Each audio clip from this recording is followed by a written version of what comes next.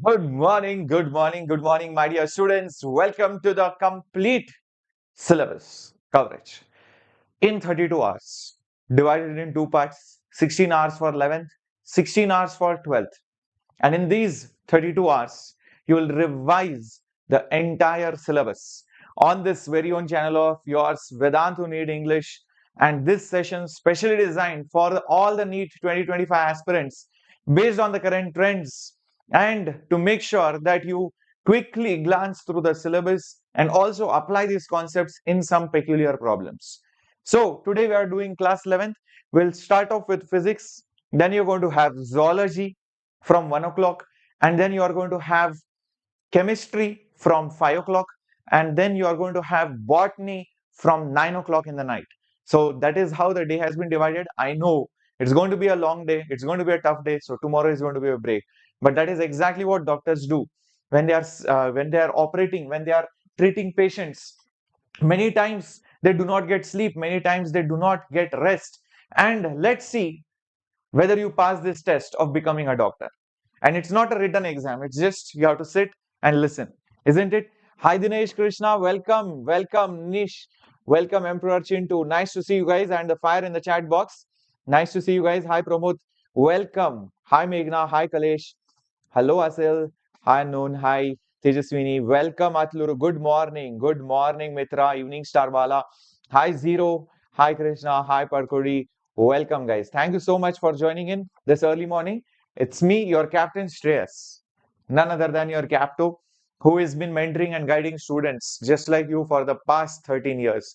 And I'm extremely proud that all my students are doing extremely well in their life. And from average, they have become above average, or if they were above average, they have become toppers. So I take extreme pride in this. And I'm really happy that you guys are here and you guys are working till the end and not giving up. Like many students think that, okay, it's not possible, let's just stop studying. Fight till the end. Thank you so much, guys. And quickly smash that like button and also hit the subscribe button. Also, remember, I'm going to give you the free resources from today's class. Well, in the description box of this particular video, just go down a lot. Okay, you will see all the offline centers link, etc. Do you see this NEETpedia? Yeah, NEETpedia is your complete resource book, which will give you all the documents like the syllabus or the mind maps, chemistry revision book, physics revision book, freely download available. Okay, NEET questions, which many students go wrong. Also, important PYQs PDF, all the important ranks and predictors for your colleges or based on your NEET scores. Also the previous year papers aligned in a very nice format, and also mock tests as well as NEET replica test. So guys, please go through this NEETpedia, and if you are having some juniors who are looking for offline courses, please let them know about Vedantu IVSAT, Instant Vedantu Scholarship Admission Test. Ask them to visit any of the offline centers. You will be able to grab this opportunity. Okay, there are many centers all around the country, right from Coimbatore, Trichy. If you are in any of these cities, please raise your hand and type your city name. Chennai, Madurai, Vizag, Adilabad, Warangal, Tirupati, Hyderabad, Vijayawada, even in Pune, everywhere, right? In Bangalore also we have now. All right. So make sure you are letting your friends know. Cool. So let's begin with the class. Coming up on your screen, first is vectors. Yeah. So this is a good enough revision for your class 11th and class 12th. After this, we will be going directly to problem solving. Okay, so I mean, after these 32 hours, immediately we'll be going to problems, questions, practice. That's it. Because after this, you should not sit and study because barely 2 weeks are there after this.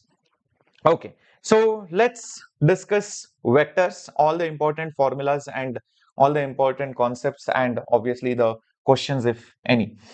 So first of all, remember, whenever we have a vector, let's say O to A, so the length of this vector is represented by the magnitude is represented by the length of this vector. I can also call it like this.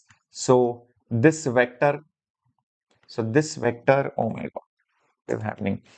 So this vector A is the same as this particular vector OA, and the magnitude of it, and the magnitude of that vector OA bar magnitude of that vector OA bar or just A bar can be written down like this, or just like this, or just like this. This is how you represent the magnitude.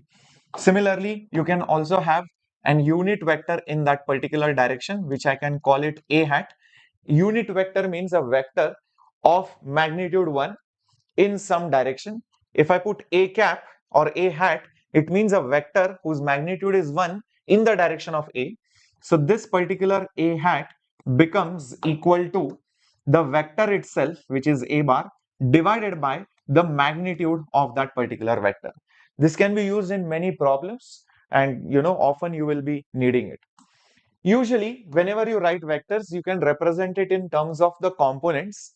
Like the vector A will have some x component, so ax I cap, and then it might have some y component, ay, in the j cap direction, and similarly az in the k cap direction.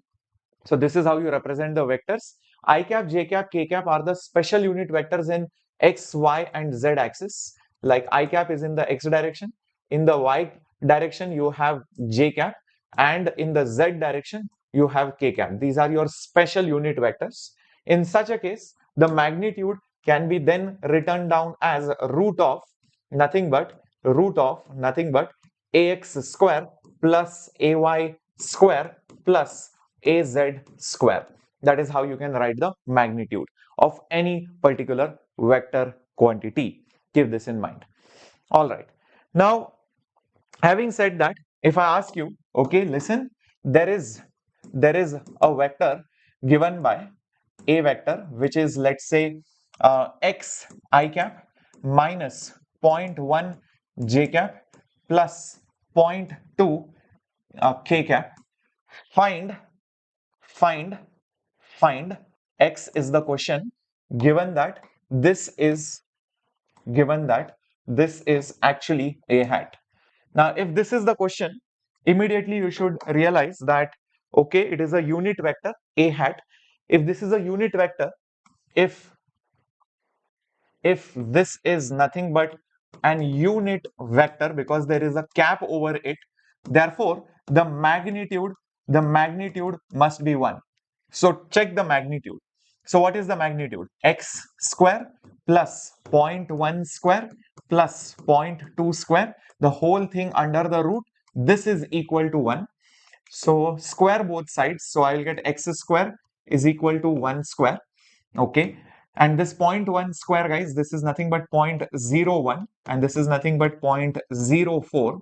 So therefore, x square will be 1 square is 1 minus 0.01 minus 0.04, which is nothing but 0.05. So this will become 0.95.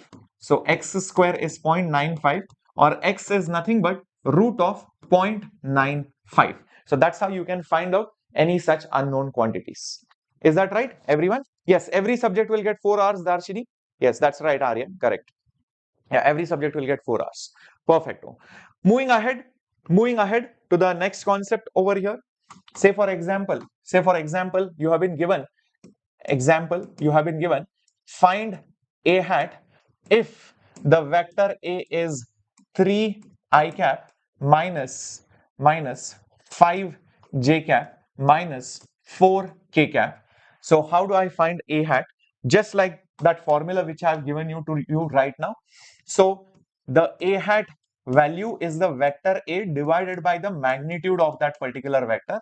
So that vector is basically 3 I cap minus 5 j cap minus 4 k cap. The whole thing divided by the magnitude.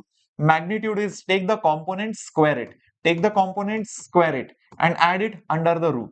So this will become 3 I cap minus 5 j cap minus 4 k cap. The whole thing divided by 3 square is 9, 4 square is 16, 5 square is 25. So this will be 9 plus 25 plus 16. So this 3 I cap will be there, minus 5 j cap will be there, minus 4 k cap will be there. What is this? 16 plus 9, 25, 25 plus 25 is 50. So root of 50.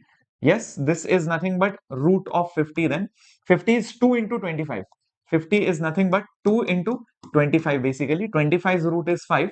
So it will become 5 root 2. So this is the answer. This is the answer. Everybody with me? Yep.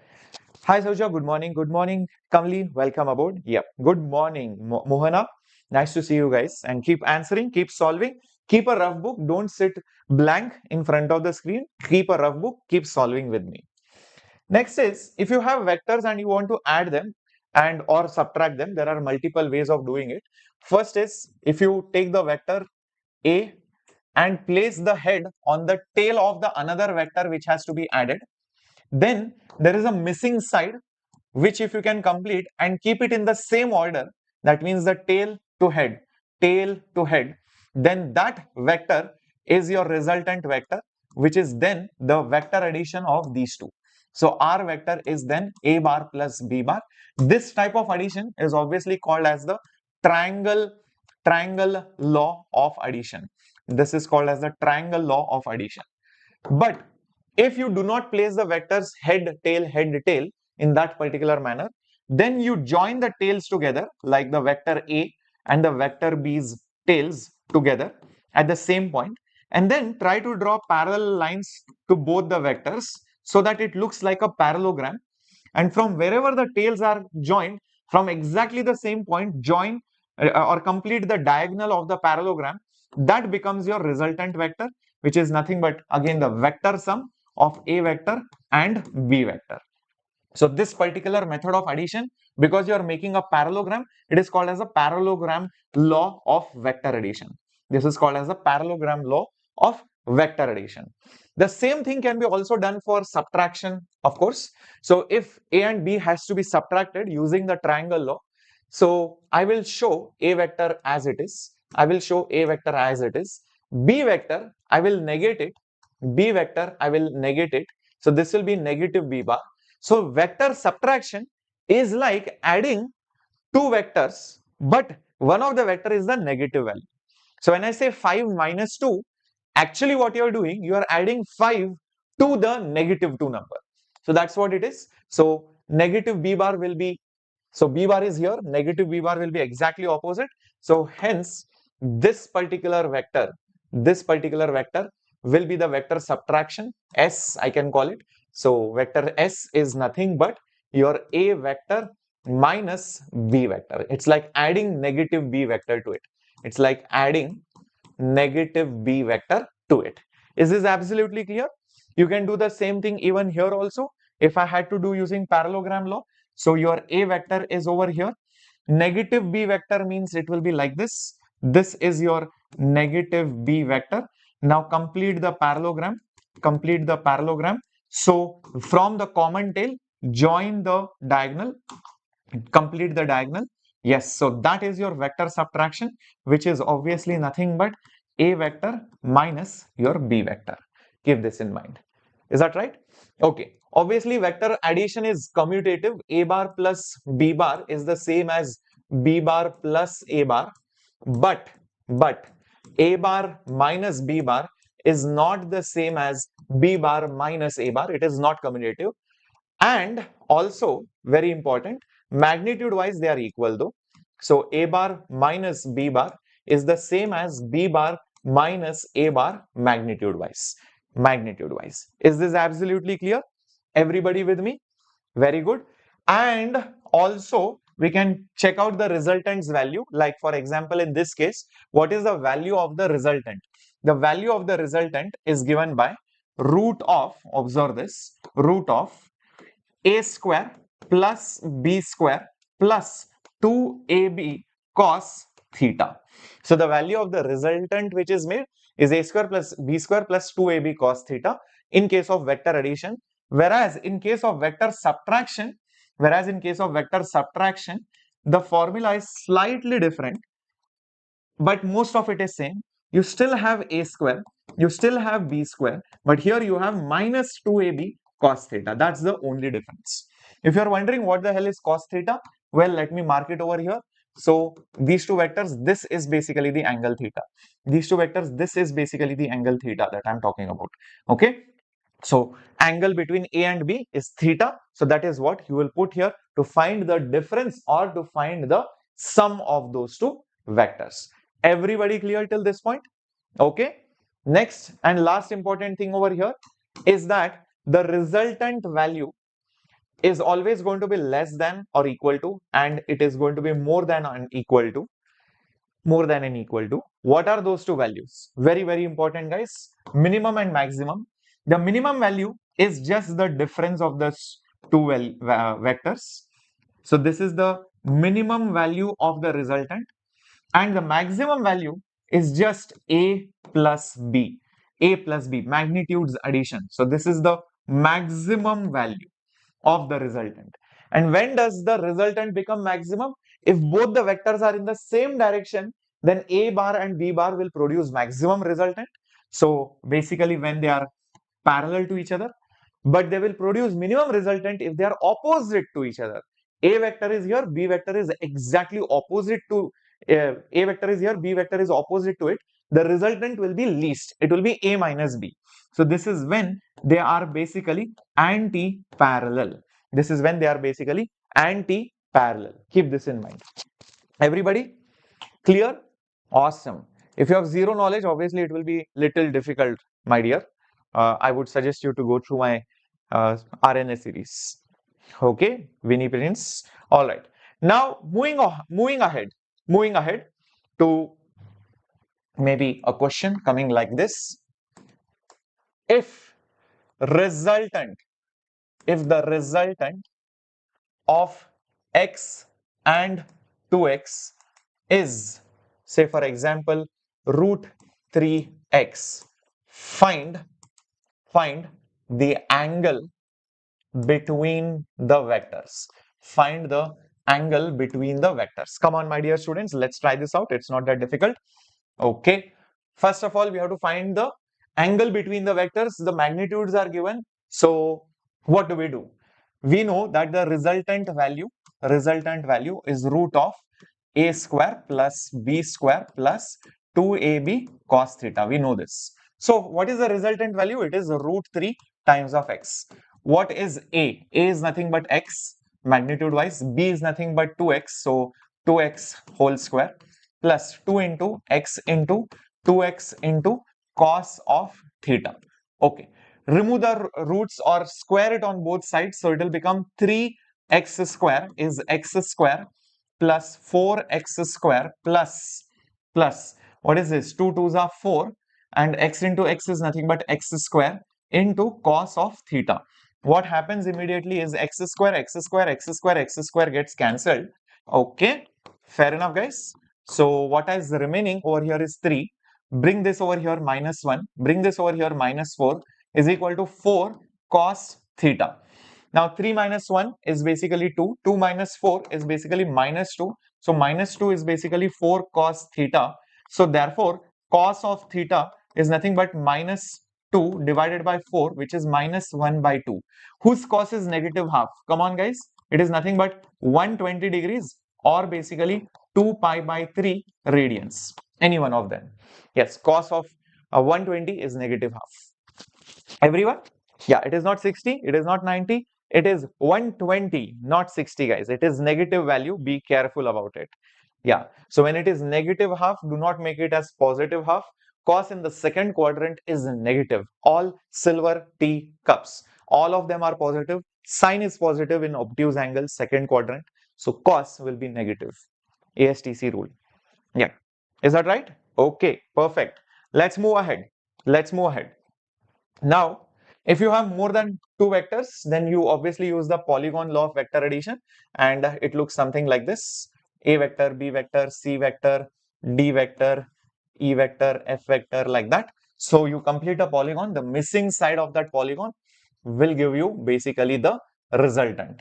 If in this particular case, while adding the vectors, it so happens that the final vector coincides with the first vector's tail, then in such a case, the net is going to be a null vector. It's a zero resultant. It's a zero resultant if it completes a polygon. So this kind of law is also called as the law of polygon. Polygon law of vector addition. polygon law of vector additions. Few things that you should keep in mind. Minimum number of non-zero unequal vectors, unequal vectors, so that the resultant is zero, so that the resultant is zero, is basically the number 3. And very simple reason for that. One vector is like this, other vector, if it is equal and opposite, they will cancel out each other, but I do not want equal. So you take another vector like this and the third vector like this, it completes a polygon. So you need 1, 2, 3, three vectors, first vector, second vector and third vector to make the resultant 0. But if it was non-coplanar, now this is in the same plane as the blackboard, so minimum number of non-zero non-coplanar vectors which are again unequal, such that the resultant is 0, such that the net vector sum is 0, is going to be 4. So it will be something like this, like a CH4 molecule, like a tetrahedron, so something like that. So is basically the number 4. So one vector here may be in this plane, one vector in this plane, one vector in this plane, and another vector in that plane. So they will cancel out each other and they will make the resultant 0. So that is what it is, something which you should be aware of. Now, just like you can add and subtract vectors, you can also multiply them, and there are two possibilities in that. So whenever you have two vectors, let's say A vector and B vector, A vector and B vector, and you multiply them and you get some answer, but that particular answer is a scalar number. Let's say it is C. And second time, let's say it is a vector number. Based on whether the product is a scalar or vector, you classify it as scalar product or vector product. So this is called as scalar product. This is called as vector product. But how do I know whether it is going to be a vector or scalar?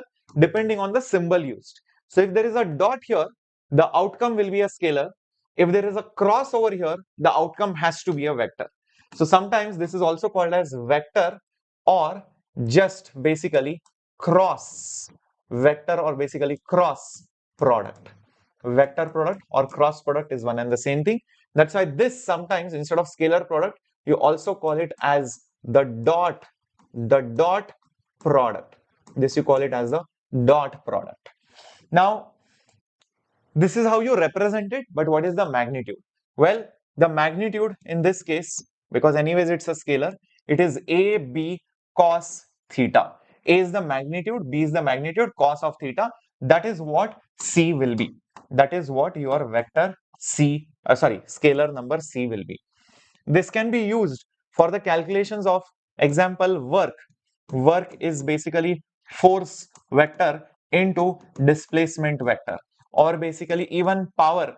Power is nothing but force dot nothing but your velocity, or even flux, electric flux is nothing but whatever your field is dot your area vector. So all these things require the application of dot product. Whereas in the case of cross product, the magnitude of this particular vector is given by the magnitude of the first, the magnitude of the second multiplied by sine theta. Since this is a vector, the direction is given by right hand thumb rule. So if vector A is over here and let's say vector B is over here, and this is the angle between them, this is the angle between them, then you take the fingers of your right hand, point it towards A, slowly bend it towards B, the thumb will pop up automatically in the direction of their cross product. So this is where C vector will be. It is perpendicular to this also, it is perpendicular to this also. So it's perpendicular to both A as well as B. So that's how the cross product is going to be. This is called as your right hand thumb rule. Right hand thumb rule. Right hand thumb rule. Always start with this vector, 4 fingers, then towards this vector in the shortest way. Don't bend it like that. Your fingers can't bend like this. The easy way is bending like that. Okay? Keep this in mind. This is obviously useful for the calculation of torque. So torque is a vector quantity which is nothing but R cross F, or basically even angular momentum. Angular momentum is a vector quantity which is R cross P. So many places are there. Even the magnetic force which is there on a charge, which is charge into velocity cross product with magnetic field. So many applications are there of vector product as well. Is that absolutely clear, my dear students? Okay, very good. Now coming to the multiplication of standard I caps and J caps, I will show it to you. So if you do I cap dot I cap, or even J cap dot producted with J cap, or even K cap dot producted with K cap, the answer is going to be always 1. Whereas over here, if you do I cap cross I cap, or even J cap cross J cap, or even K cap cross K cap, the answer will be always 0 vector. Okay, so keep this in mind. Next is if you do I cap cross J, sorry, not cross, dot, I cap dot J, or even J dot K, or even K dot I, the dot product will always be 0. But over here, use this simple technique. Write I over here, J over here, and K over here like this in cyclic order. If you go clockwise, the answer is going to be positive, and if you go anti-clockwise, the answer is negative. For example, if I do I cap cross J cap, I cross J will be K. I'm going clockwise, so it is going to be positive. I J K, positive. But let's say I do K J I, okay, K cap cross J cap, K cap cross J cap will give me I cap, but I'm going anti-clockwise, so the answer will be negative. So you can use this simple rule to find out cross product of any I cap, J cap, or K cap. Okay, everybody fine till this one? Absolutely clear? Okay. Last thing over here, my dear students, here A dot B is the same as B dot A. That means it is commutative. You can change the order. But over here, don't even do that. A cross B is not the same as B cross A, but magnitude wise they are equal, direction wise they are opposite. So if you do B cross A, B first, A next, C will come down. So actually speaking, A cross B is negative of B cross A. So they are not commutative in nature. So they are not commutative in nature. Great. Very good. Awesome. Now, you can also use dot product and cross product for some more applications. Like for example, to check perpendicularity, like if two vectors, are perpendicular, then 100% their dot product will be 0. Their dot product will be 0. You can see that I dot j, j dot k, k dot I, they are perpendicular vectors, their dot product will always be 0. Second thing, if vectors are parallel or anti-parallel, then their cross product will be 0. A cross B will be 0. Or I can also say or their components will be in the same ratio. Their components will be in same ratio. Example, see this. 2 I cap minus 4 J cap plus 3 K cap versus let's say minus 4 I cap plus 8 J cap minus 6 K cap. If you notice, 2 into negative 2 minus 4 into negative 2 plus 3 into negative 2, these two vectors have the same ratio of the components, so hence they are definitely going to be parallel or anti-parallel. Is that okay? So both of them definitely they are going to be parallel or anti-parallel if their coefficients, their components are in the same ratio. You don't have to sit and do the cross multiplication. It is going to be a it's going to be a time consuming process. All right. Here I can give you an example. Say if I tell you that 2 I cap minus 4 k cap is perpendicular to 3 I cap plus uh, plus yj cap minus k cap.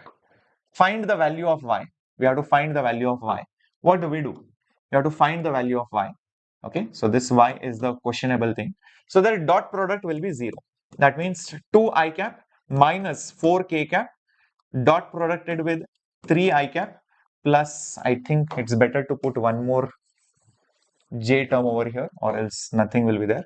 Okay, so we will put 2 I cap plus 4 j cap minus k cap. Okay, now it's fine, I believe. Okay, now let's see what is the answer going to be. So what do we do? All right. So this has to be perpendicular to each other, so that dot product will be 0. So 2 I cap plus 4 j cap minus k cap dot producted with 3 I cap plus y j cap minus k cap. This should be 0. Whenever you do cross product, sorry, dot product, always multiply. Always remember you have to multiply I cap with I cap, j cap with j cap, and k cap with k cap. Because anything else, I with j or j with k or k with I will become 0. So never ever multiply 2i with yj. No, it doesn't make sense. So what will happen? 2i cap with 3i cap. So 2i cap, I have to multiply it with 3i cap. Okay.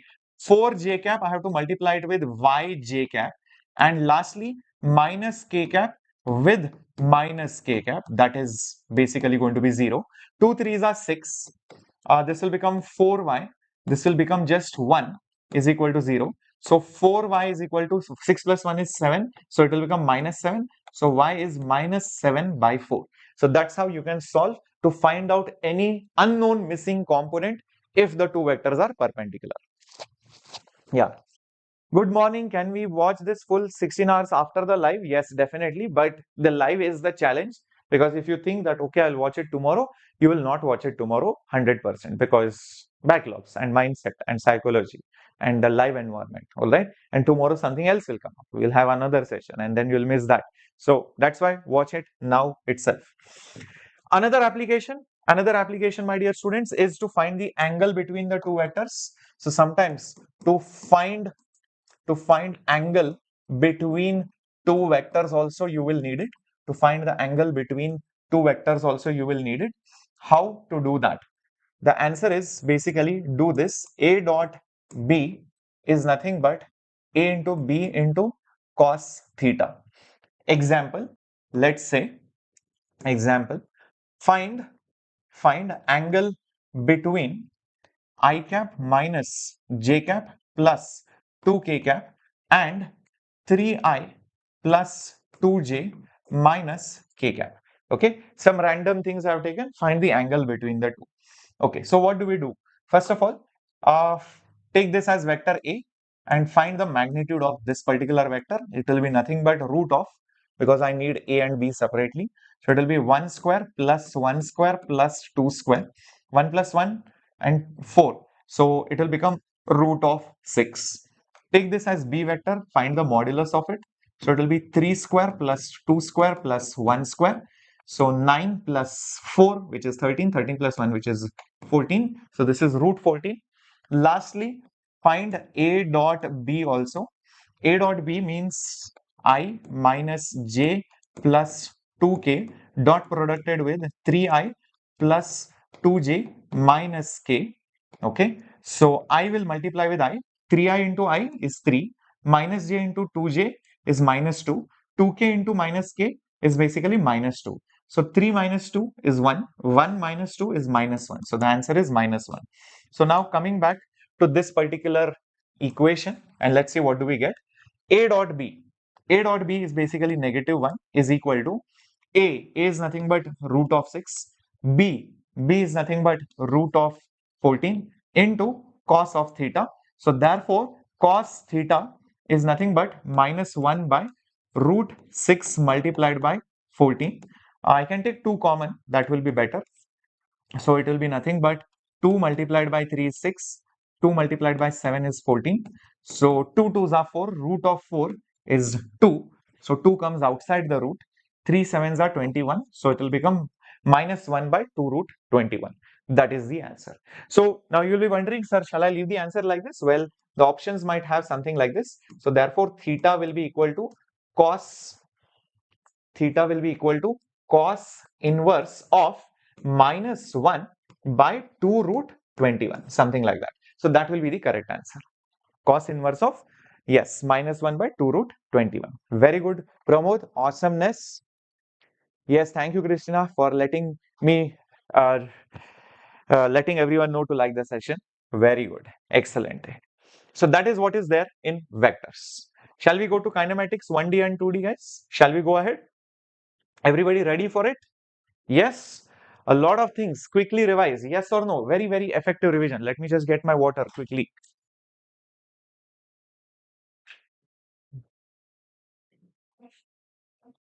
Today I need more water, so I got this, or else you might find me with small bottles.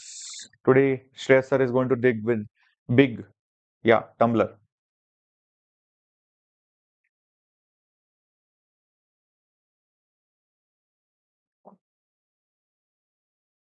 Okay, let's go to kinematics 1D and 2D, guys, quickly. Okay, now power play mode, guys. This was warm up. Now we'll go in full swing, full attention, because we have to complete 11th. Okay, quickly, let's go. Kinematics in 1D, right? So first of all, things that you will need for solving the questions, right? Position, velocity, and acceleration most of the times. And from position, if you want to go to velocity, and from velocity, if you want to go to acceleration, how do you do it? So if you want to go from position to velocity, just find the slope of position versus time graph, which is also dx by dt. If you want to go from velocity to acceleration, just find the slope of velocity versus time graph, which is also going to be dv by dt, derivative of velocity with respect to time. The exact reverse, when you go from here to here, if you want to find change in velocity, you basically integrate acceleration with respect to time from t1 to t2, which is also area under acceleration versus time graph. From velocity to x, if you want to go, you will get basically delta x, which is not x, it's not the same. It's integration of velocity with respect to time from first to the second time interval, which is also nothing but area under velocity versus time. So this delta x is also called as displacement. This is nothing but displacement. This is nothing but change in velocity. This is nothing but change in velocity. Change in position is also called as displacement. So please keep in mind, whenever you do integration or area, it's always the change in the quantity, never the quantity itself. Please bear that in mind. Okay. And only you are using these equations if acceleration is generally not constant in most of the cases. That's when you use derivatives or integration. But if acceleration is a constant value, then you are allowed to use the following equations. What are the equations? Let's quickly write them down. First is First is V final is initial velocity plus acceleration multiplied by time. Second is displacement is equal to initial velocity into time plus half into acceleration into t square. Next is final velocity square, or V square, is nothing but initial velocity square plus 2 into acceleration dot producted with displacement. Yes, there is a dot product. Many people do not know that. Last thing, displacement in the nth second is nothing but initial velocity plus acceleration divided by 2 into 2n minus 1. That is what displacement in nth second is. Just to recollect what nth second was. So if I'm traveling and I'm accelerating, so when I say 7th second example, so Here is t is equal to 6, here is t is equal to 7. So this much is basically displacement in the 7th second, the previous second. If it was 5th second, so 5 minus 1 is 4. So from 4 to 5, whatever displacement you do, that is called the displacement in that nth second. So these formulas will be very useful only if acceleration is constant. Keep that in mind. Okay, so I'll put it separately over here. Okay, otherwise you cannot use these formulas. If it is not constant, use derivatives, calculus, integration, area, slopes, all that thing will work. Great, perfect. Now let's see the peculiar formulas related to the projectile motion and all those things. First of all, uh, if you throw this mass upwards like this with some speed, it will go up, go up, go up, go up, stop before coming down like this. And when it hits the ground, it will hit with the same speed. The vertical free fall motion, in that vertical free fall motion, the entire motion is symmetric. The motion is basically symmetric. The motion is symmetric. So the time taken to go up is the same as the time taken to come down. The speed with which it goes up is the speed with which it comes down. Whatever it does while going up, it will do while coming down also.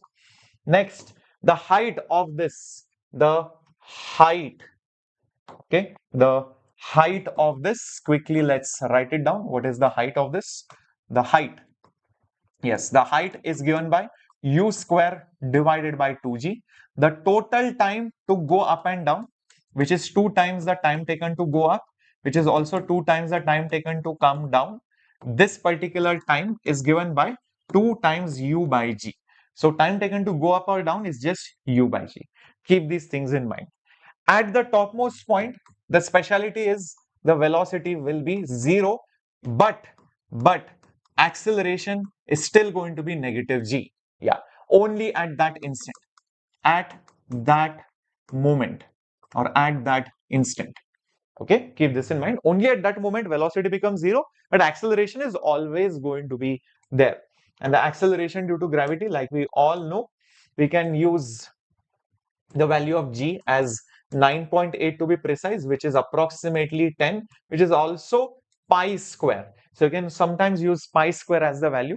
Most of the times it will help you with the calculations as well if pi is there. All right. Now, sometimes you might not throw it from below, you might drop it from the height. So if you're dropping the body from certain height, as it comes down, it will gain some speed and it will hit the ground with some particular speed, let's say v. It has come down by some height of h. This particular velocity with which it will hit the ground is given by root of 2gh. This is dropping something from some height. The time that it takes to just fall down will be root of 2h by g. Root of 2h by g. This is also very important formula.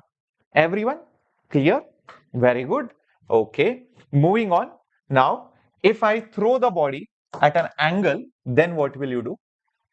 Let's have a look at that. Okay, if I throw the body at an angle, okay, so this is my ground surface like this. This body will go up like this and start coming down and maybe hit over here. Maybe this speed is u, this is basically theta. And in this entire journey, the horizontal speed never ever changes, which is basically u cos theta is going to be always a constant, But if you notice, this component, which is u sine theta, will change. It will change. Why? Because of the acceleration due to gravity, which is there in the vertical direction.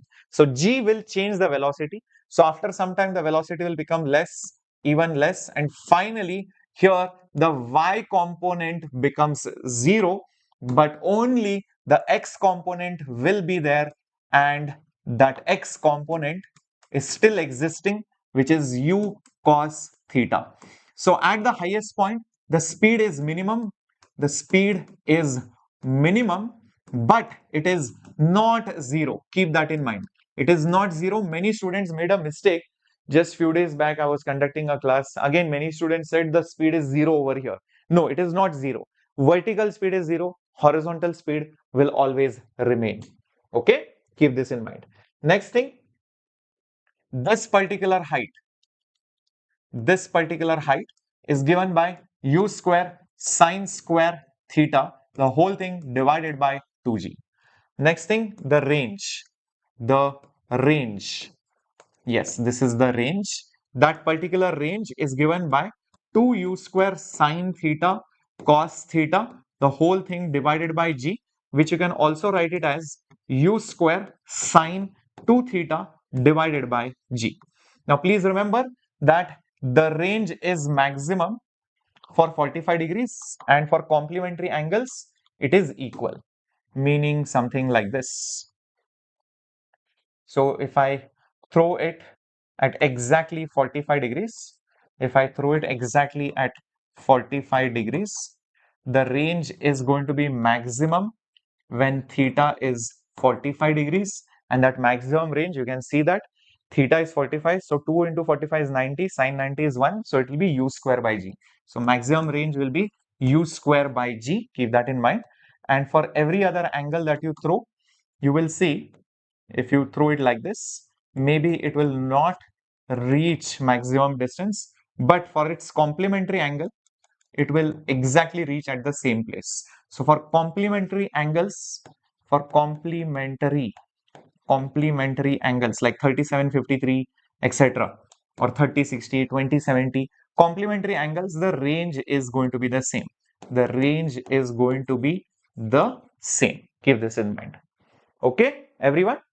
Here also the motion is symmetric, so I can still find the time, which is 2 times the time taken to go up, which is 2 times the time taken to go down, and this total time is 2u sine theta divided by g. That is what the total time of flight is. Everyone till this point absolutely clear? Everyone? Very good. Awesomeness. Now, there is a very similar thing here also. A very similar thing here also, just like we had vertical free fall motion where things was going up and coming down versus just being dropped. Here you have horizontal projectile where from a hill you throw a body like this, and let's say you're throwing it from some height. You're throwing it from some height from the ground. This is your ground, and you're throwing it u like this. So this is also called as horizontal projectile. Horizontal projectile. So all those questions involving plane, a plane is moving at some altitude with some speed, it drops the bomb. All these questions are exactly based on horizontal projectile. Or a Pandu is standing on the top of a tower and throwing a ball towards Champa. So all these questions, guys. So you will see that it will go like this and hit the ground over here, and it will have again two components. The horizontal component will never change, it will always be u only the vertical component will come now. The vertical component will be just like before. It's as if you're dropping something, same thing will be there here. So this velocity will be root of 2gh. So the resultant velocity, of course, will be like this. The resultant velocity, this will be the net velocity, which will be the combination of these two. If you ask me the time taken to fall down, it will still be the same as just dropping it. Yeah, it will not be different at all. So the time taken to fall will still be root of 2h by g. No difference at all. Yeah, there is another thing over here, which is the range, which will come. So this is basically your range from the foot of the tower, or from the foot of the hill, or from the point where you drop the bomb from the plane versus where it lands. So that range will be that horizontal speed into the time taken to fall. So u is this same u which I am mentioning over here, versus the time taken to fall, versus this particular time taken to fall. Okay, so it's the multiplication of this number with this number, you will get the range, because horizontal speed never changes. It's constant. So distance is speed into time. That's all. Distance is speed into time. Okay. Fair enough, guys. Everybody? All right. Yeah. Sir, YouTube, the streaming time is 12 hours. Is it? Okay, let me check. But no, this 32 hours is not continuous. It's 16 plus 16. 16 plus 16. Okay. Very good. Okay. Cool. Awesomeness, guys. Now, let's do a quick question, guys. Let's do a quick question. Find the product of time of flight for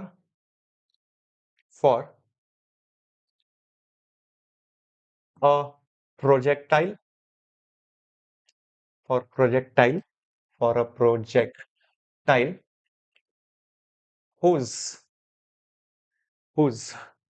range is half the maximum. Okay, very nice question, guys. Let's have a look at it. Okay, let's have a look at it. Find the product of time of flight for a projectile whose range is half the maximum. First of all, what is the maximum range possible? I know it is just u square by g, and that is at 45 degree. So my range is right now, as per the question, half of the maximum range. So it will be nothing but u square by 2g. Is that right? So using the formula for range, which is nothing but u square sine 2 theta, the whole thing divided by g. U square, g cancels. So therefore, sine of 2 theta, g went, u square also went, is nothing but half. So that means 2 theta must be how much? 60 degrees. Sorry, 30 degrees, my bad. 2 theta must be nothing but 30 degrees. So therefore, theta is how much? 15 degrees. So it is basically 15 degrees for which you are getting the same range. Is that right? You're basically getting the same range. One angle is 15 degrees. So the angles are nothing but 15 degrees and 90 minus 15, guys, which is nothing but 75 degrees. So for these two angles, you are getting half the max range, half the maximum range. Everybody fine till this point? Shall we proceed further? Everybody? Yeah. So the question says find the product of time of flights for which the range is half the maximum range. We know that maximum range occurs when you throw it at 45 degree. So this is maximum range. I am throwing it at such an angle. That it is exactly half the range. So what is that angle? We'll first find out, and from that we'll find out the time of flights. And remember, there will be always two such projectiles possible for half the range. Two such values possible for half the range. Complementary angles. Okay. Now let's proceed further. What is the product of time of flight? So T1 into T2 will be 2u sine theta, which is 15, divided by g, multiplied by 2u sine 75 divided by g. So 2 2s are 4, u's are u square, g's are g square, perfect, into sine 15 and sine 75. Can we do something about it, guys? So 4u square by g square. Think about it. Sine 15 and sine 75. Think about it. Sine 15, let me keep it as it is, multiplied by sine 75. Isn't it same as cos 15? Cos 15 will be same as sine 75 degrees. Complementary angles like sine 30 is cos 60, right? Sine 37 is cos 53. So sine 75 will be cos 15, the complement of it. Oh, so sine theta cos theta is there. So I have got an idea now. How about writing this 4u square as 2u square by g square?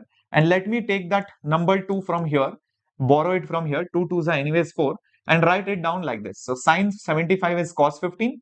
This 4 I split it into 2 into 2. Why did I do it? 2 sine theta cos theta is sine 2 theta. So 2u square by g square and this is nothing but sine of 2 multiplied by 15 degrees, which is 30 degree. What is sine 30, guys? It is half. So 2u square by g, 2u square by g square, sorry. Sine 30 is nothing but half. 2 cancels, and I'm left with just u square by g square. U square by g square is the product of times T1, T2. Is that clear, everyone? Perfect. What a nice question. What a nice question. Did you love it?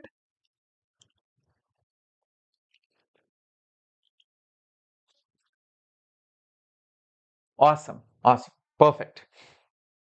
Now, let's go ahead. Let's go ahead. Sometimes there can be questions on the equation of motion also, where the projectile is going like this. Maybe angle is u, speed is u, angle is theta, and they can ask you the coordinates at any location, at any instant. So this is y, this is x. So the x coordinate will always be ux multiplied by t, which is nothing but u cos theta into t. Similarly, y will be uy into t minus half gt square, because there is acceleration here, which is u sine theta t minus half gt square. So this is in terms of time, but y and x are also related to each other like this. Y is equal to x tan theta minus gx square, the whole thing divided by 2u square cos square theta, which can be also written down as x tan theta 1 minus x divided by the range. This particular thing is called as equation of trajectory of projectile. Equation of the trajectory of the projectile. So this is also a very important equation. Yep, very good, guys. Awesome. So keep all these things in mind. This will be very, very, very, very useful. Okay, please keep these things in mind. Right. Now, in two-dimensional motion, many times you might get questions on rain man or boat problems. I'll tell you one simple way. For rain man problems, what you need to do, keep this equation in mind.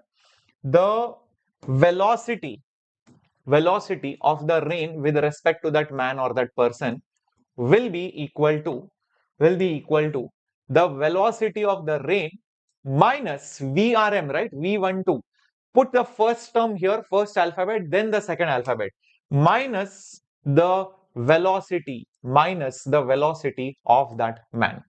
So for example, there is a person like this and who is walking in this direction. So this is the velocity of that man, and maybe the rain is falling like this.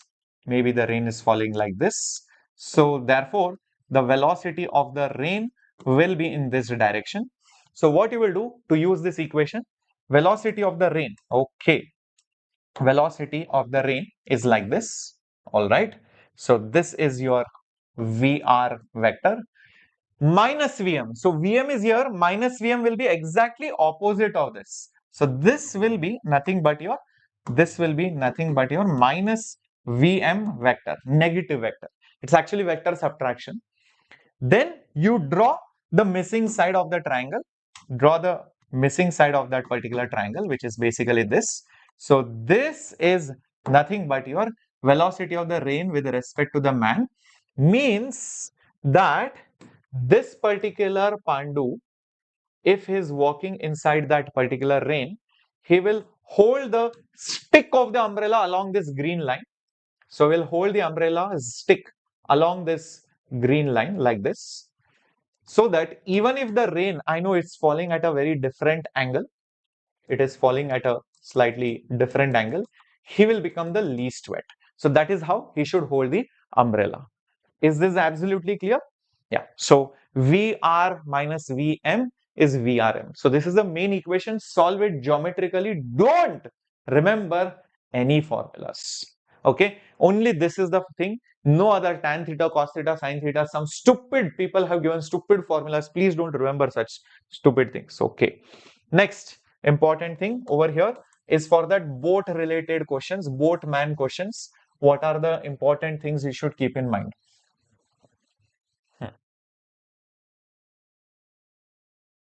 Here, the main governing equation, I'll tell you what it is. It's the velocity of the boat or that swimmer, whatever. It's the velocity of the boat or that swimmer from the bank, frame, or basically, if you don't want this word, I can put it as with respect to the bank, with respect to, with respect to the bank, with respect to the bank. I will call it V is equal to velocity of the boat in still water. That means with respect to the water, which usually I'll give the symbol U, plus the velocity of that river or the water itself. That means I will call it W. So if the, say for example, these are the banks of your river. This is one bank, this is another bank, and the distance between these two banks is like this. Okay, so this is the distance between the two banks. So if the boat is trying to go like this, is trying to swim, the person is trying to swim like this, or the motorboat is oriented in this direction. So this is the velocity of the boat with respect to the water, but the boat itself is in the water itself is moving, so the water will drag him somewhere over here. So this will be the velocity of the water itself. So you will get definitely a resultant velocity. You will get a resultant velocity. So this is your net velocity, my dear students. So this is your resultant velocity. So in the end, what will happen? You will go along this line and you will land somewhere over here. You will reach somewhere over here, guys. Yeah. And if you see the directly opposite point, it was here. The directly opposite point was here. So wherever you go and land, eventually, if you measure that particular distance, that is called as the drift. What is it called? It is called as the drift, my dear students. Yeah. The time taken to cross, is always the distance, which is nothing but d, distance by only the vertical speed, that means Vx, or you can also use Ux because W does not have any speed over here. You can also use sorry, not Ux, it is Uy, my bad. This was not Vx, this was Vy or Uy. The vertical component helps the boat or the swimmer cross the river. So only take the vertical component. Time is distance by speed. Either this or this, one and the same thing. Lastly, the drift. The drift which you encounter, is the horizontal speed, which is nothing but Vx multiplied by the time taken to cross. That is basically your drift. There are two special scenarios over here. So you want to cross in the minimum time. So when you want to do that, then what happens is, if this is the bank, your strokes or the boat will be oriented exactly perpendicular to the flow of the river. So the river will be flowing like this. You will be headed like that. And your resultant, of course, will be here. You will end up doing some drift, which is okay. But the second scenario is where you want minimum drift situation.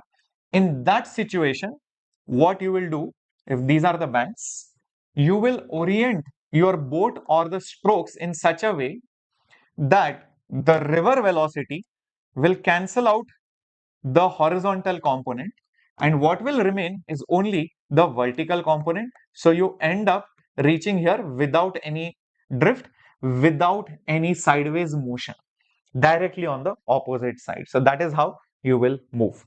Everything else has to be solved using geometry, Pythagoras, trigonometry, whatever is needed. Okay, so keep these two conditions in mind. For crossing in minimum time, your strokes will be at 90 degree. For crossing it, in minimum drift, you will angle it in such a way that this right angle triangle is formed. You can use trigonometry like sine theta, cos theta. You will know the reverse speed or the resultant speed or your speed. So you can use sine cos theta and you can find the answer. Okay, cool guys. Shall we go ahead? Yep. Shall we go ahead? Okay. Let's go to laws of motion and friction. Let's go to laws of motion and friction, my dear students.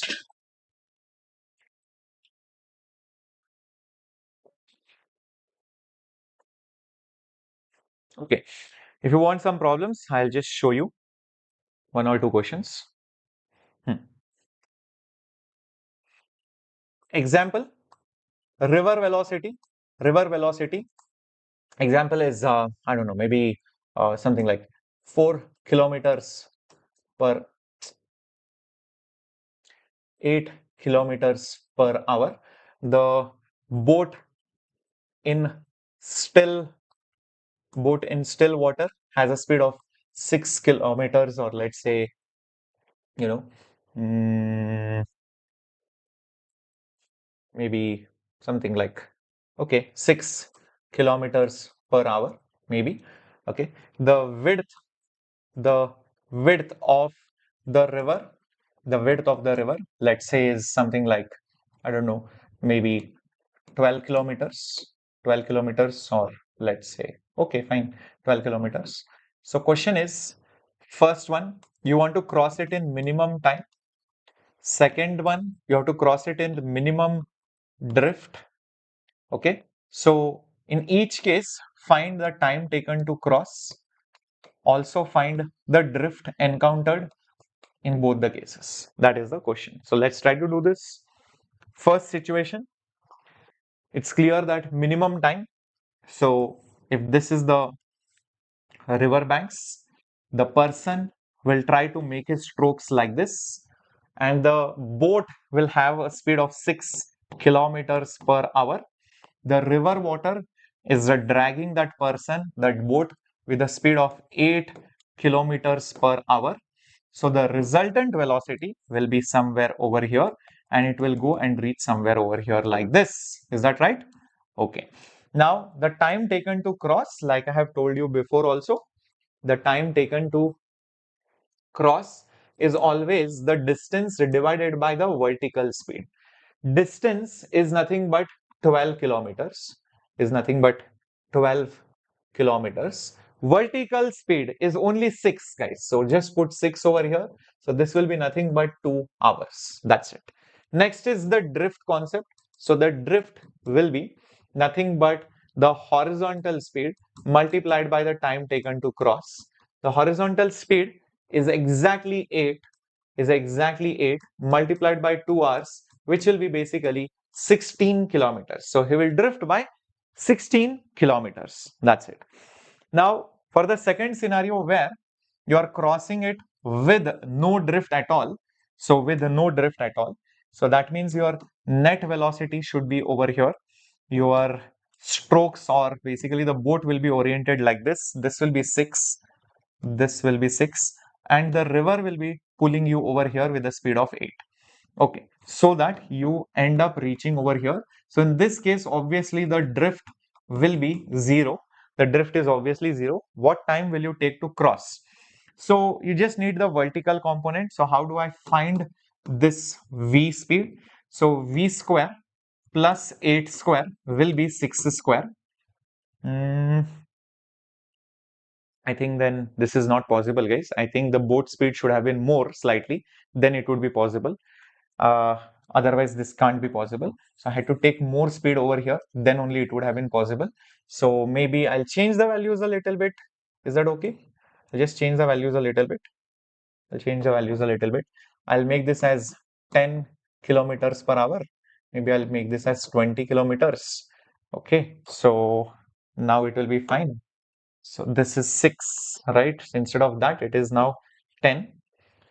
So here also this will be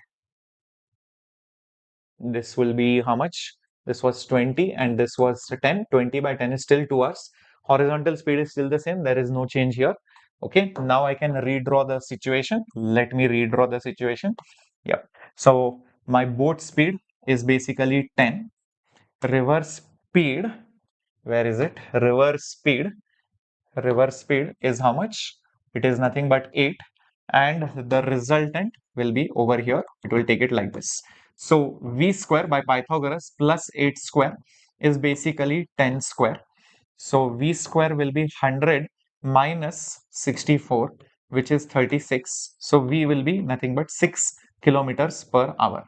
Okay, so v is 6 kilometers per hour. Drift obviously is 0 in this case, and the time taken to cross will be distance by vertical speed. So distance is 20, vertical speed is just 6 only, so it will be nothing but 10 by 3 hours. So 10 by 3 hours or 3.33 hours. 10 by 3, which is 3.33 hours. Is that okay, guys? That's how you solve these kind of questions. Okay, let's go to laws of motion now. Let's go to laws of motion. In laws of motion, remember some basic things that you need to always do, which is like drawing the free body diagram. So whenever you draw the free body diagram, please keep these things in mind. Always show external forces. Always show external forces. Never ever ignore internal forces. Ignore internal forces always.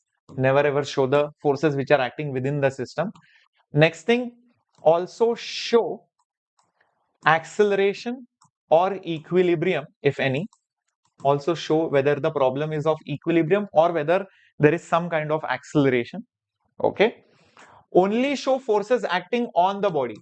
So this is also very important. Do not show forces or acceleration of other bodies. Obviously, if you are drawing the free body diagram of a mass, show the forces on the mass, not some other mass. For that FBD, show the forces on that mass. Makes sense. And lastly, obviously, split the components if required. Split the components if required. Okay, and then use Newton's laws. And what are the Newton's laws?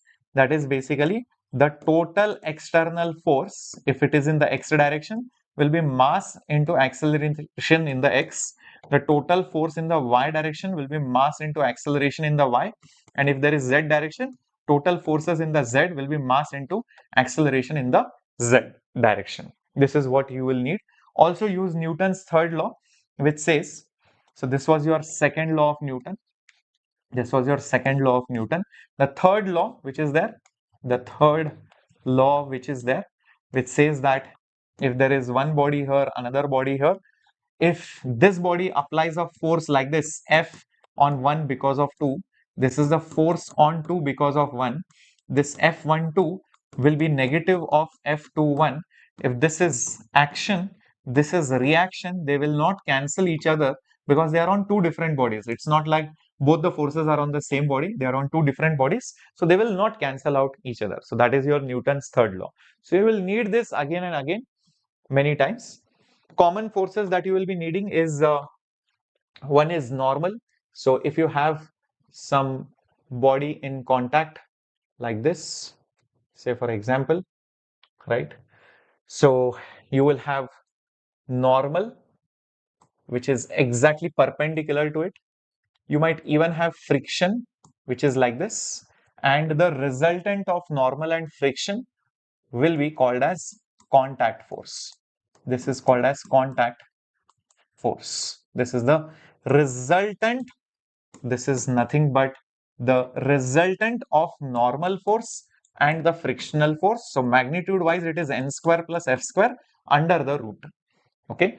Now keep this in mind. If normal is 0, then it has lost contact with the surface. So if it maintains contact, normal has to be more than 0. It maintains contact. Many questions will be there. It has lost contact, etc. Maintains contact means normal is more than 0. It can never be negative. Okay. Now this friction, if you talk about, this friction can be of two types. This friction can be of two types. One is called as your static friction, the other one dynamic or basically kinetic friction. Now static friction is a adjusting force. It applies when the surfaces are relatively at rest, so very important. So acts when no relative motion but tendency to move, but tendency to move. This acts when there is relative motion and opposes it.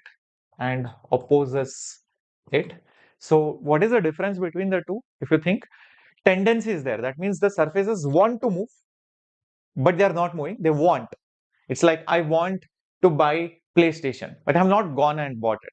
So tendency is there to buy it. So the moment the thought is there to move, friction will act static in nature. But when it actually does, so I now go out of the house, I go on my bike and buy the PlayStation. When I'm actually doing it, that's when kinetic friction will come. Got it? So that's the difference between the two. Okay. So you will see that this particular static friction will have a least value of 0 and it will have a maximum value of Fs max. This is going to be basically self-adjusting in nature. This is going to be self-adjusting in nature, but kinetic friction is on the other hand going to be a constant force, and that value of constant is dependent on one property of the surface which is called mu k multiplied by the normal force. Mu k is coefficient of kinetic friction. Here the limiting friction Fs max, is given by another quality of the surface which is mu s multiplied with n, mu s into n.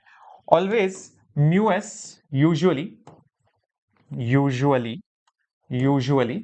your mu s is more than mu k, but also mu s is very close to the value of mu k, which you always call it as mu.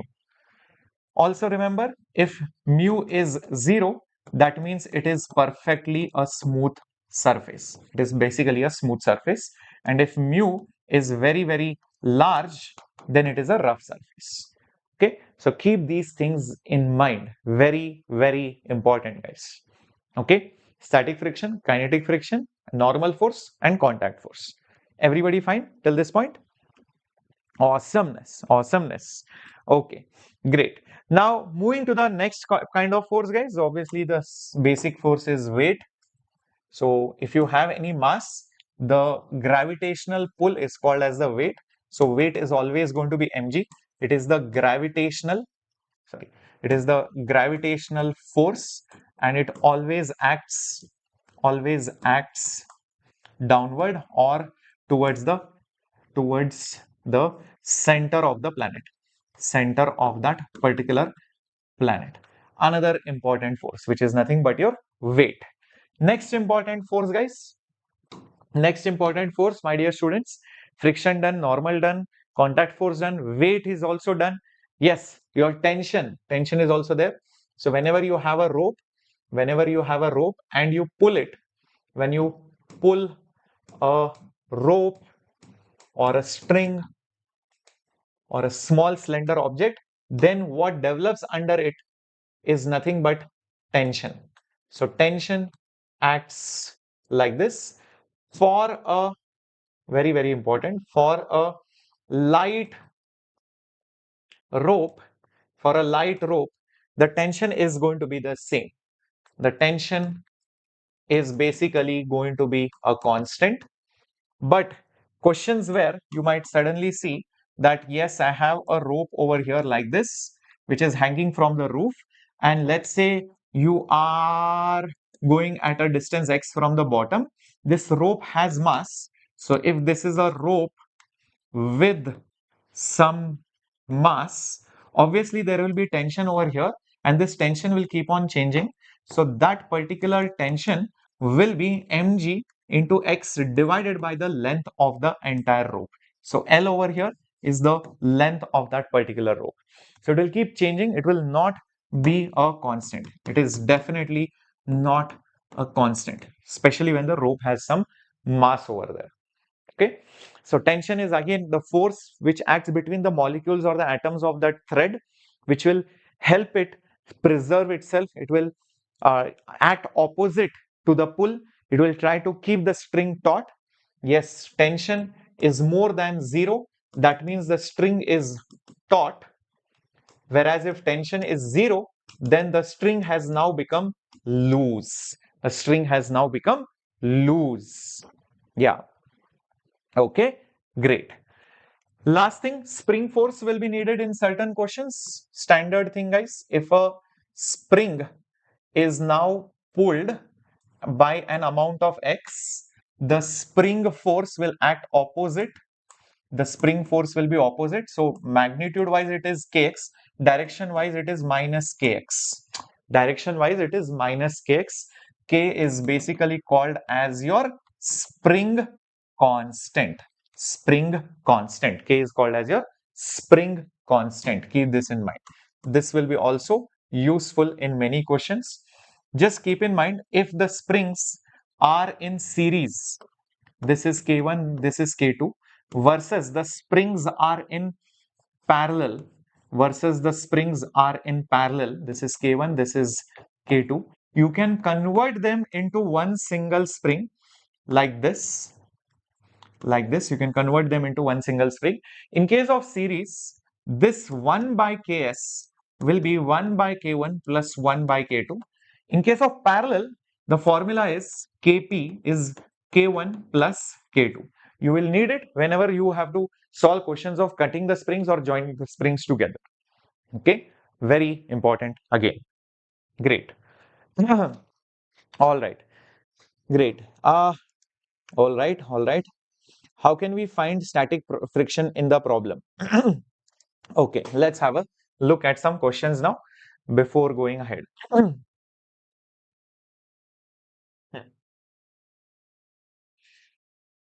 Okay, but before that, one last force, guys, and that is basically your pseudo force, which is also useful in your lift problems. So if you have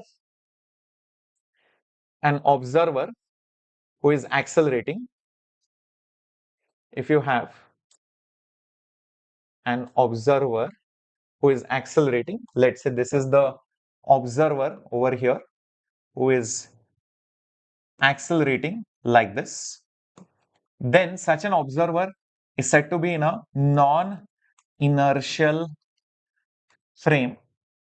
And in a non-inertial frame, Newton's laws of motion are not valid, So if he is drawing the free body diagram of something, let's say maybe a champa over here, okay, there could be multiple forces on that particular object. Multiple forces could be there. Okay, multiple forces could be there. And maybe that champa is having some kind of acceleration, maybe somewhere like this, maybe somewhere like that, who knows, maybe somewhere over here. So this is the acceleration of the body relatively to the frame. Then it is illegal to say that that means it will not be equal to, because Newton's laws are not valid. If I add all the forces, that will not be equal to mass into acceleration. All the forces addition will not be mass into acceleration. So to make it equal, what I need to do is, apart from the regular forces, I need to add one extra force, which is called pseudo force, exactly opposite to the acceleration, like this. So this will be my pseudo force, exactly opposite. So plus the pseudo force. This now will be equal to your mass into acceleration. Will be now equal to mass into acceleration. This pseudo force means a fake force. It is non-existent. It is just on paper. Is magnitude wise the mass of the body which you are observing. the mass of the body which you're observing, so this guy is mass, into acceleration of the observer, into acceleration of the observer. Direction wise, it is always opposite to A. Keep that in mind. So direction wise, it is always opposite to the frame's acceleration. This is extra force which will be used to make Newton's law valid. So in those questions where you have a lift,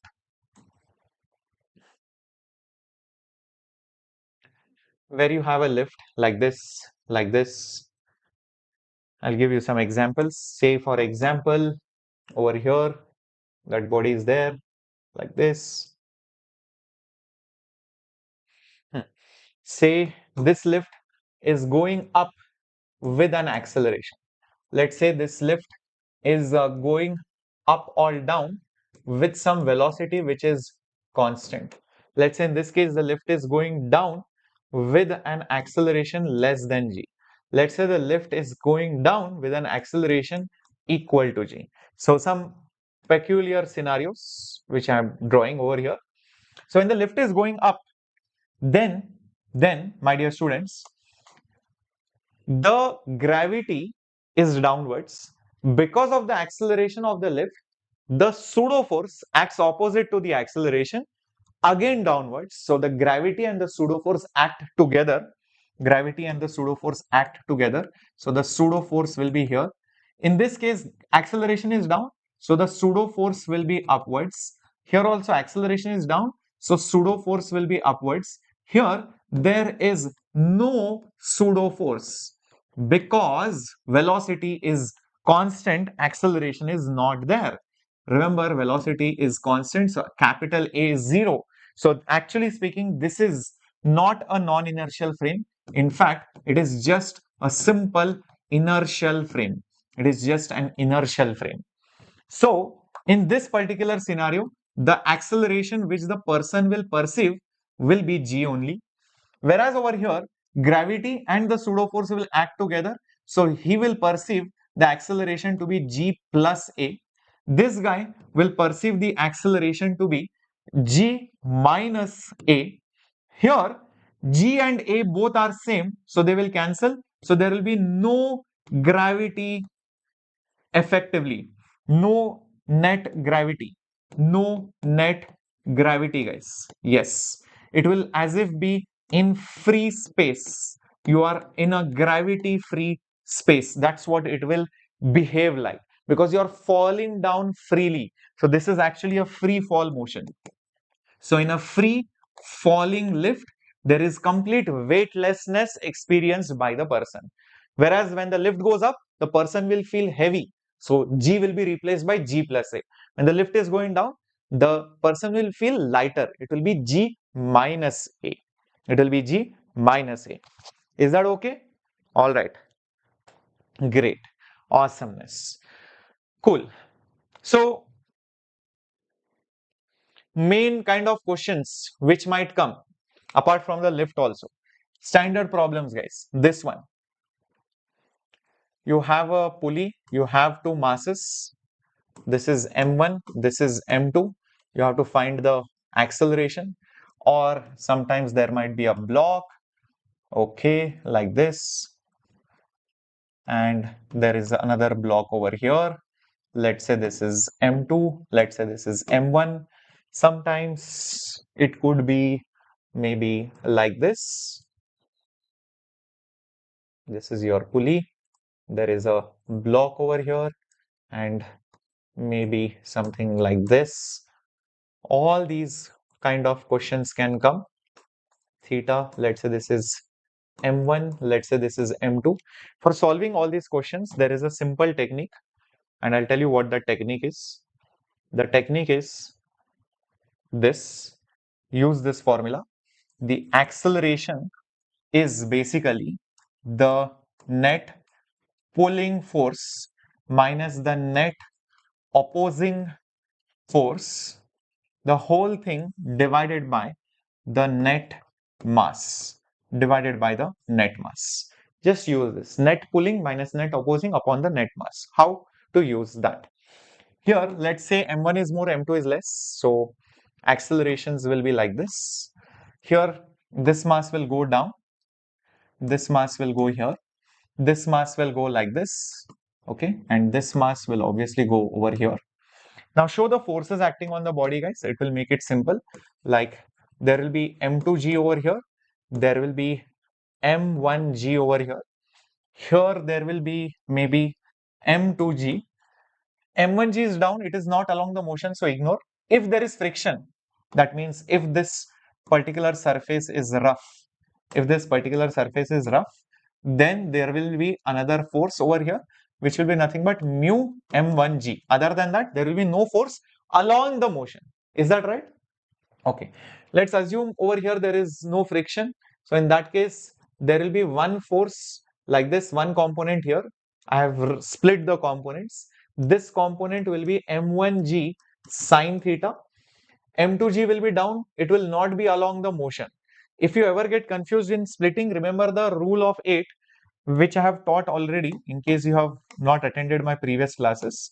So whenever you have anything which has to be split, okay, and maybe it is on a inclined plane like this, it is on an inclined plane like this, the rule of 8, what is that?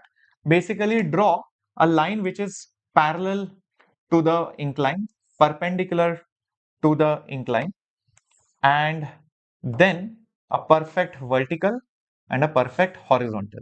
You will see 8 parts over here now, 8 parts being made. Now it is very easy to split anything. So say for example, this was mg, and I know the inclination, and I know the angle of inclination is basically theta. So if this is theta, leave one space, the next angle will be theta. Leave one space, the next angle will be automatically theta. Leave that part, the next angle will be theta. Leave that space, again you are back. So now it is easier to split.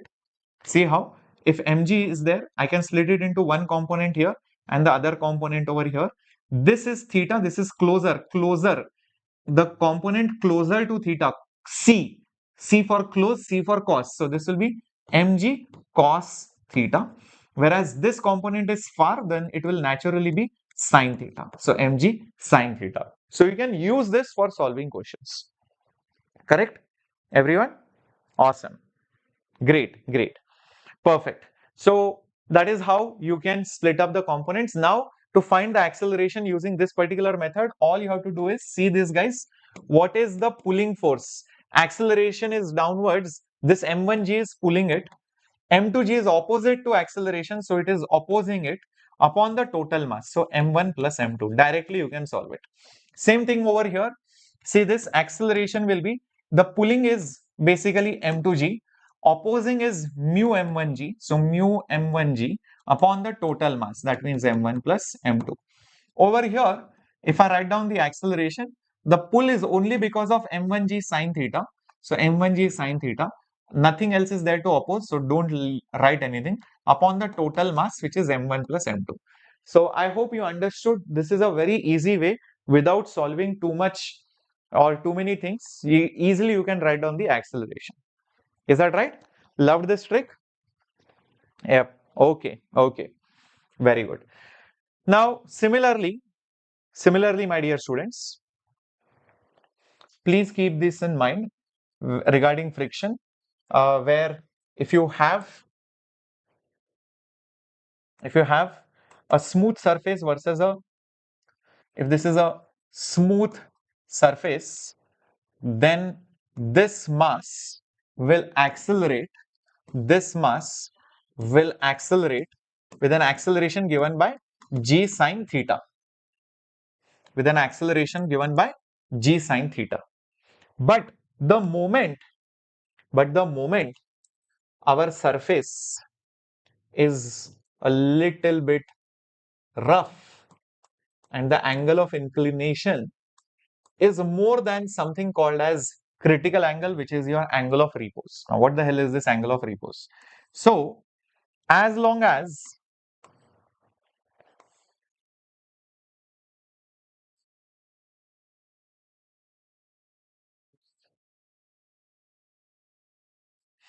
this is called angle of repose, where the object kept over it is just on the verge of slipping, then that inclination is called angle of repose. But if theta is less than alpha, then 100% it will not slip. It will not slip. And to find the angle of repose, the simple formula is nothing but the coefficient of static friction is nothing but tan of alpha. That's it. Tan of alpha is coefficient of static friction, will give me the angle of repose. So if it is more than that, obviously it will slip. Obviously this particular box is definitely going to slip down, and that acceleration will be g, take common, sine theta minus mu cos theta, because there will be friction also. See, what happens over here is there is only normal, there is mg sine and there is mg cos, but here there is normal, there is mg sine, there is mg cos, and there is also mu mg cos theta. So all these forces together will give the acceleration of g sine theta minus mu cos theta. Many questions are there on that using kinematics. Without friction, it falls with 2 seconds. With friction, it takes 5 seconds. What is the coefficient of friction? Or what is the ratio of the times? All those type of questions will involve this particular theory. Is that right? Yep. Very good. Awesomeness. Let's go to circular motion, my dear students. Yep. We're already on to circular motion. Work power energy will also start. Yes, I think we will be able to complete many things.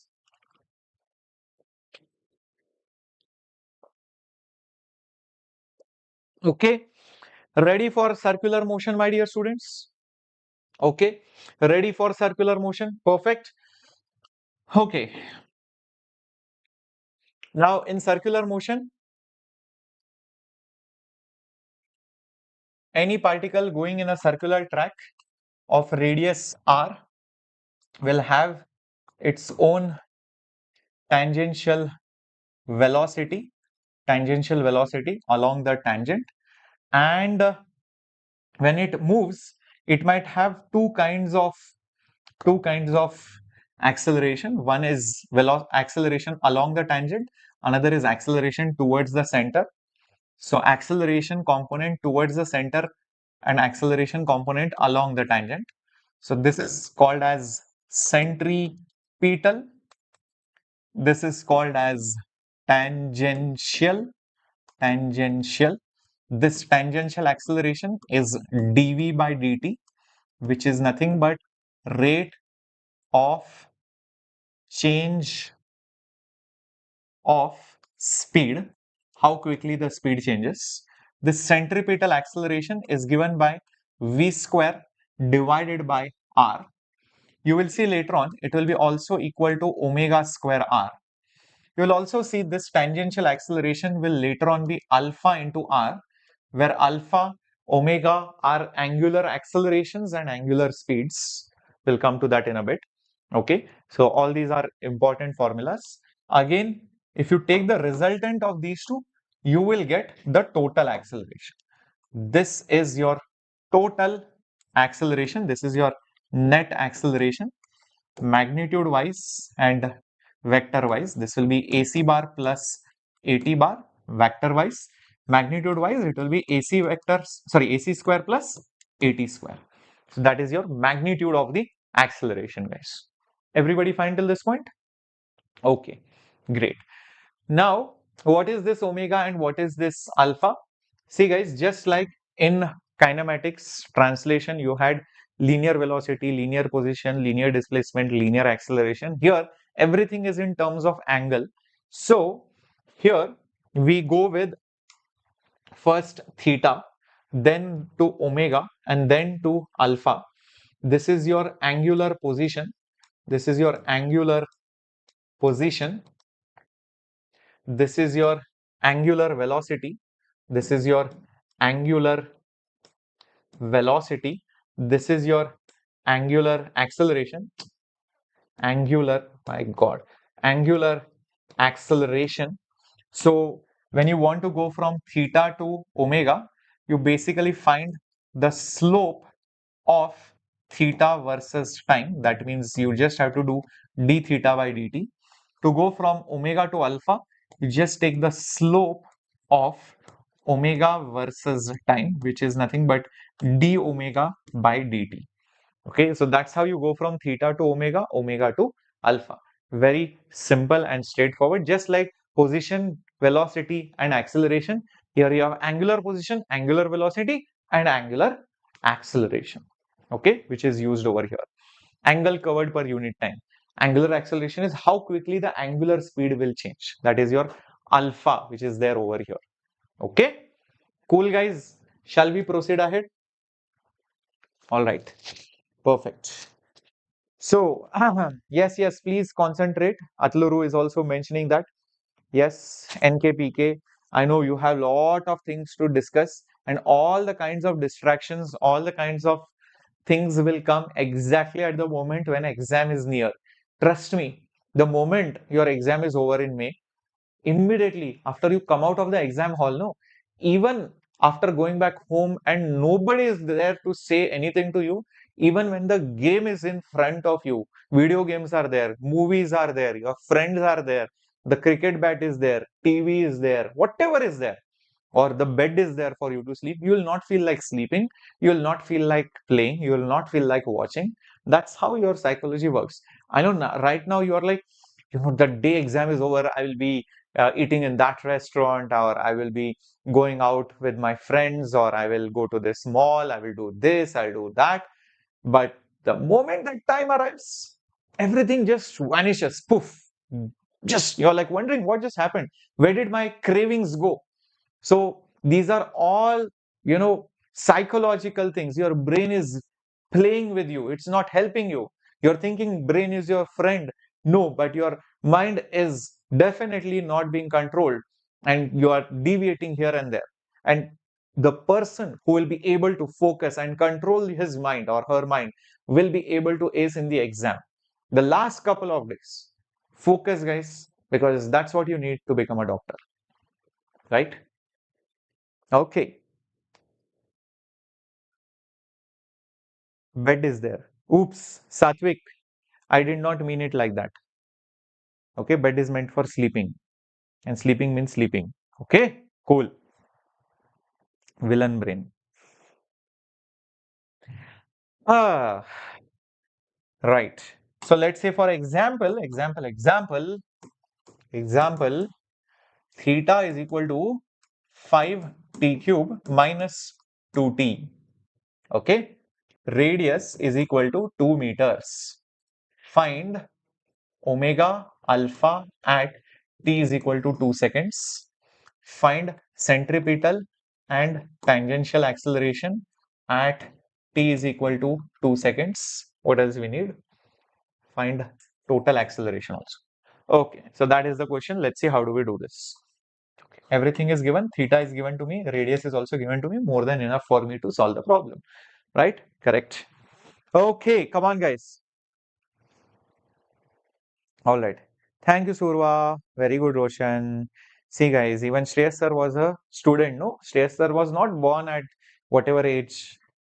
See, the problem with you guys is you think parents were always parents. Parents were also kids one day.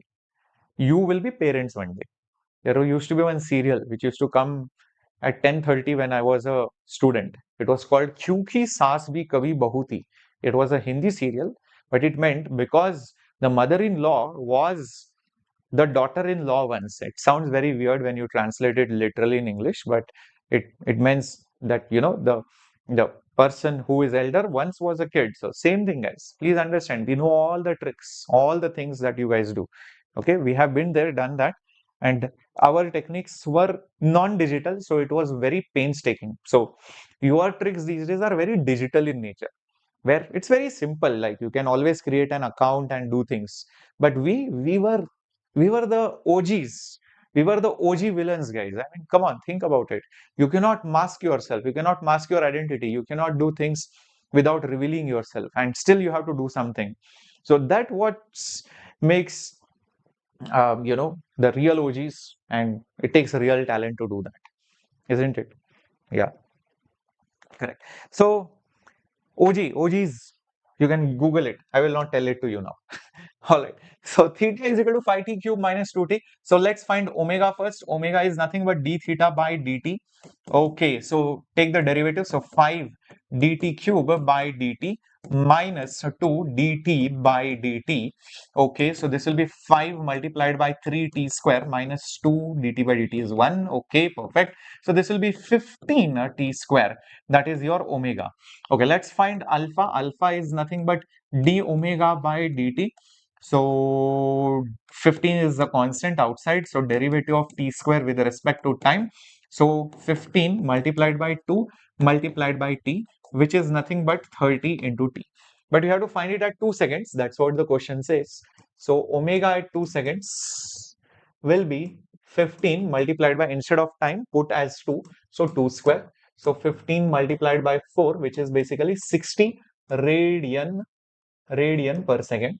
Okay, alpha 2 will be here 30 multiplied by 2. Coincidentally, it is also 60 in number, but this is having a unit of radian per second square. It is alpha. Keep that in mind. Okay, yeah, great, great. Pramod is saying definitely this is going to be a short. Oh, definitely. Okay. All right. So let's have a look. Let's have a look at the next part, which is AC and AT. How do I find AC and AT? AT is alpha R, I know that. So A tangential will be alpha into R. Alpha is nothing but 60. Radius is 2. So this will be 120 meters per second square. Okay. Similarly, AC will be omega square into R. AC will be omega square into R. What is omega? Omega is 60. So 60 square multiplied by R. So 3600 multiplied by 2, which is 7200 meter per second square. So centripetal and tangential done. If total is asked, it will be root of AC square plus AT square. So that will be nothing but 7200 square plus 120 square. So you do the math and you will get the answer, but you get the idea. Okay, so that's how you can find anything. Also keep in mind over here, where did it go? This velocity, right? This particular velocity is nothing but omega into r. So v is omega r. A tangential is nothing but alpha multiplied by r. Alpha multiplied by r. So you can always do these manipulations wherever it is required. Now, going ahead, that same circular motion, there could be multiple forces acting on that particle. There could be multiple forces acting on that particle. Maybe here, maybe here, maybe here, maybe here, maybe here, maybe here. So there could be multiple forces acting on that particle. But what you do is you find the resultant of all these forces. You find the resultant of all these forces. Maybe the resultant is here. Chumma, I'm putting some random thing.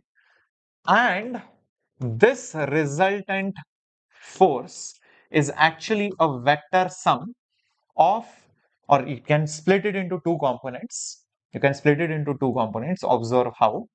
One component, one component is over here. Observe this. One component is over here. The other component is exactly tangential. This component, I'll call it FC. This component, I will call it tangential. So this is your tangential force.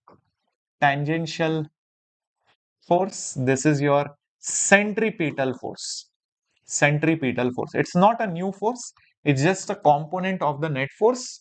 And the net force is a resultant of all the forces. So never ever show centripetal and tangential force in the circular motion problem, because centripetal force or tangential force is not a real force. Gravity, string force, spring force, normal, friction, contact, these are all actual forces. Keep this in mind. So omega is 58. What did I do?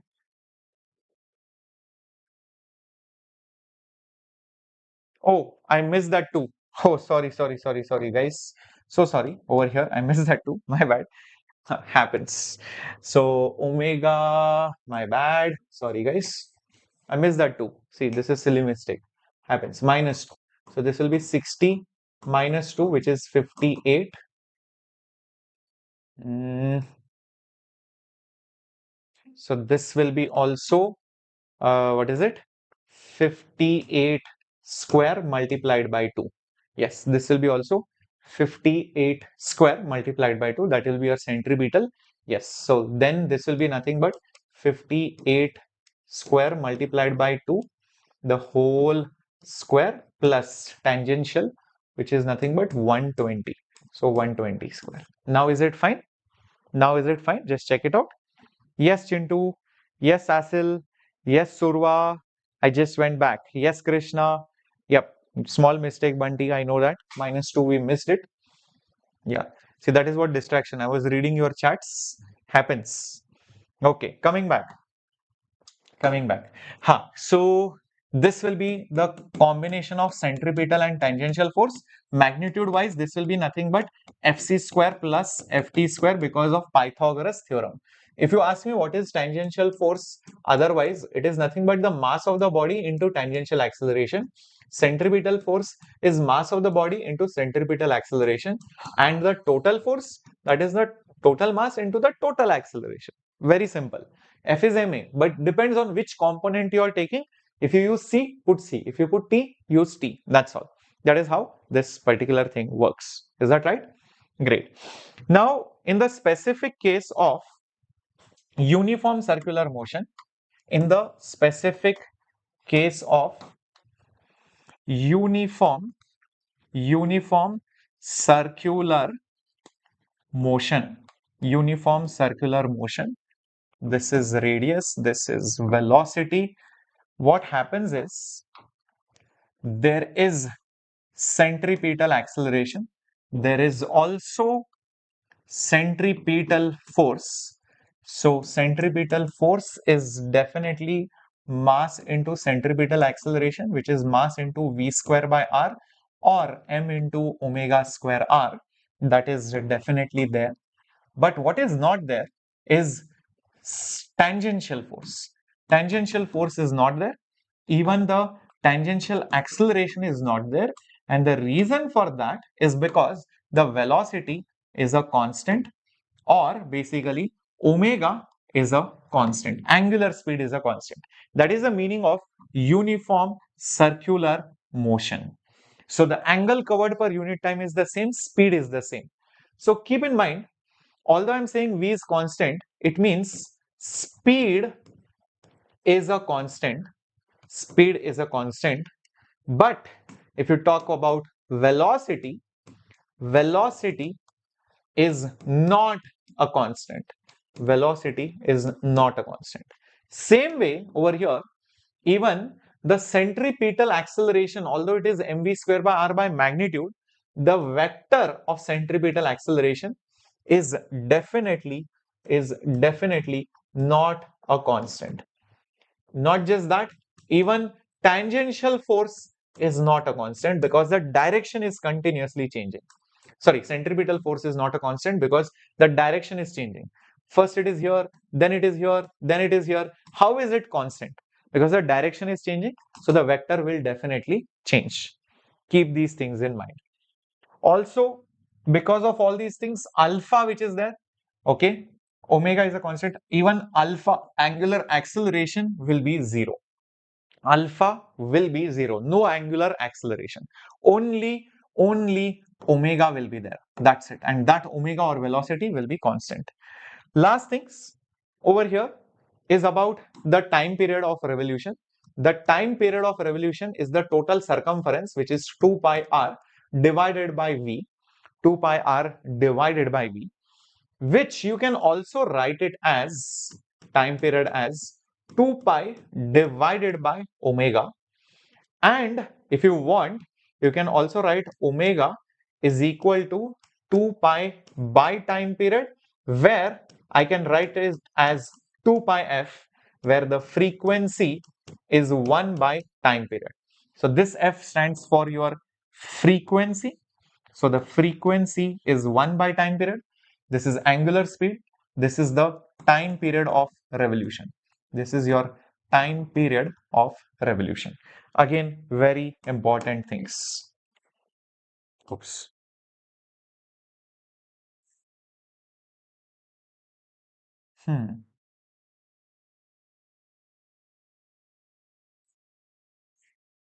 Okay, cool guys. Fine. Till this point, absolutely clear. Every single point has been discussed. Every single concept has been discussed. Nothing has been left. Okay. Now you might get some questions on cars going in a curved road, etc. All those type of questions. So let's have a look at them also.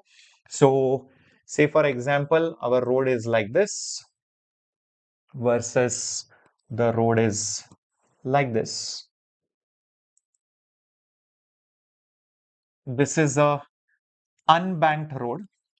Unbanked road. This is a banked road. And let's say there is a vehicle over here going like this versus over here.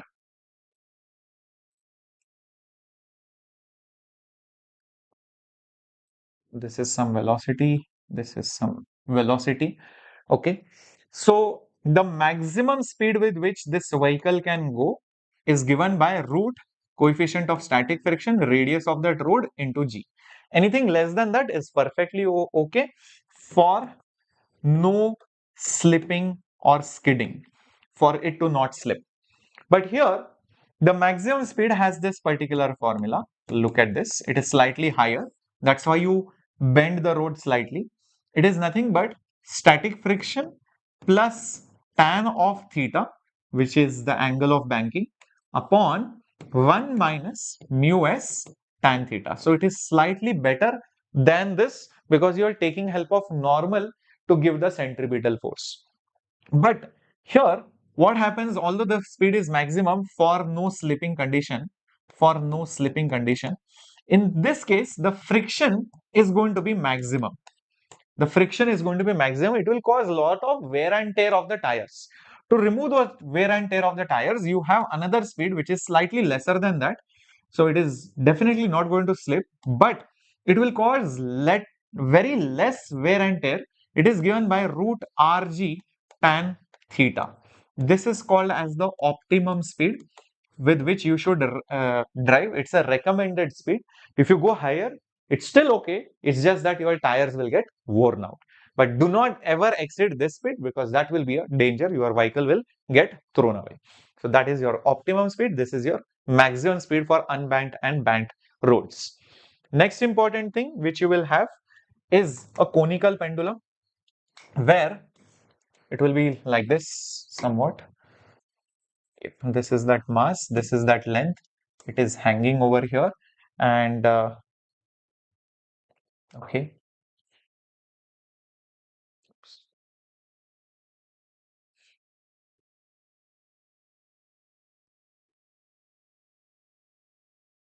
Yeah, so it will go somewhat like this. It's not that great, the diagram, but it's okay.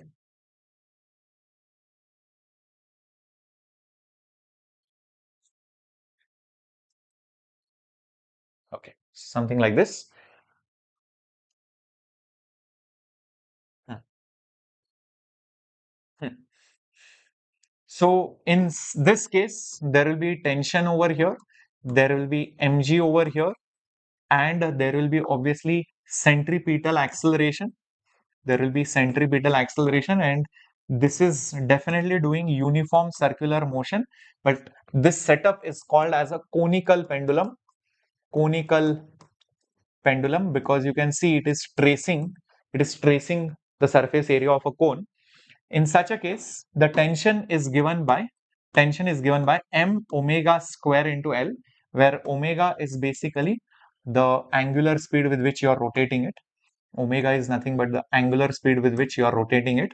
Also, the angle which it makes is given by cos of theta is nothing but over here. you will have, if omega increases, theta will increase.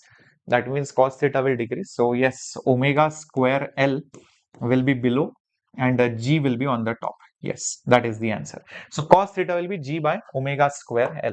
That is the formula which you should keep in mind in case they ask how much angle does the thread make with the vertical line. Many times these questions have got repeated. So please keep this in mind. Okay.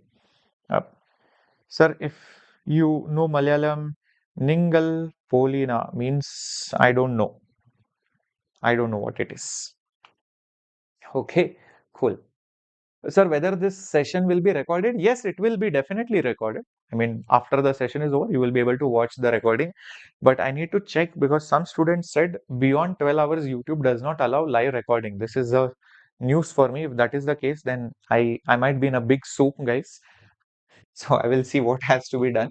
Okay, so we'll figure it out. Don't worry. After my class is over, I'll talk to the backend team. Okay, I don't want that the lecture goes away. I will cry if this happens. All teachers, four teachers will come on the stage and they will cry together. We'll all cry together if that happens. Okay, and you also join. Okay, so this is for your conical pendulum. There is also vertical circular motion, which you should again remember. Vertical circular motion related questions, guys. Vertical circular motion. So there are two situations over there. First is when you have a string. Second, when you have a rod.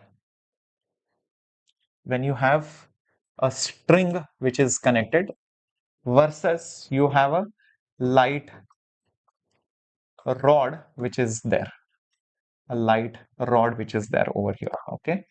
So what is the difference? You need a bare minimum speed at the bottom so that even after it reaches on the top, it still should have a decent amount of tension so that the string is tight. So at the top, the velocity should be more than equal to root GL so that the tension over here is more than equal to 0. That means it is still going to be taut. And for that to happen, the speed at the bottom should be even larger. And that speed at the bottom for a string is root of 5GL. It is root of 5GL. Is that right? Awesome. Yes, please go with Tattva notes at this point of time. Don't go with NCRT. That is a wrong move. NCRT, if you have underlined and few points, fine. But other than that, understanding part of thing will come only from Tattva or modules. NCRT can use it for only critical important lines, not otherwise. Okay, for understanding purposes, use always textbooks. Here, when you reach the top, the speed can be as low as possible. It can be negligible because it will never slack. It will never ever slack. It will never ever become loose because it is a rod. Rod can never slack. Only strings can slack. So the velocity at the bottom is slightly lesser than before and it is root of 4GL. Instead of root 5GL, it is root 4GL. Okay, everyone? Very good. Yes, sir. Okay, fine. No problems. If that happens, we will split it up into two classes. No worries. We'll split it up into two classes. Don't worry. Okay, great. Problem solving sessions from, after this is over, then only we'll start. All right. Great. Now, this is done. This is done. This is done. Okay. Yeah, circular motion, anything is remaining, guys? No, nothing is remaining. Okay, cool. So let's go ahead to work power energy related concepts quickly. Work power energy related concepts. First of all, if this is a body on which there is a force acting and the body displaces over here like this is angle theta. So basically the work done by the force W is given by the dot product of the force with the displacement, which can be also written down as Fs cos theta. Now, the value of theta will determine whether the work done is positive or negative or whatever. So first case force is acute, second case force is making 90-degree, third case it is making obtuse angle, acute 90 and obtuse angle. So you can see those angles over here.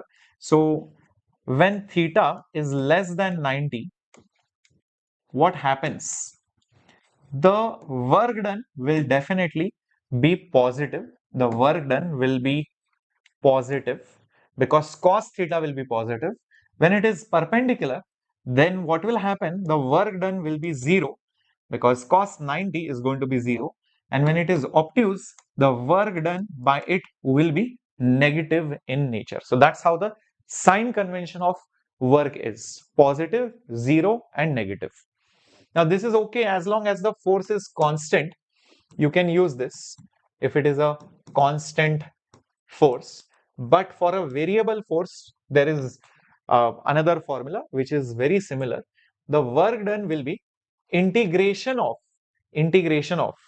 from the initial location to the final location, force with dot product with your displacement, small displacement, F dot ds, integrate it. Yes, if you want, you can also expand it like this. You can also expand it like this as three integrals. Here you will have fx. Here you will have force y component. You will have z component of the force. Here you will multiply it with dx. Here you will multiply with dy. Here you will multiply with dz. Again, this will be from x1 to x2, x coordinates. Here it will be from y1 to y2. Here it will be from z1 to z2. Please remember, this is also the area under the force versus displacement graph.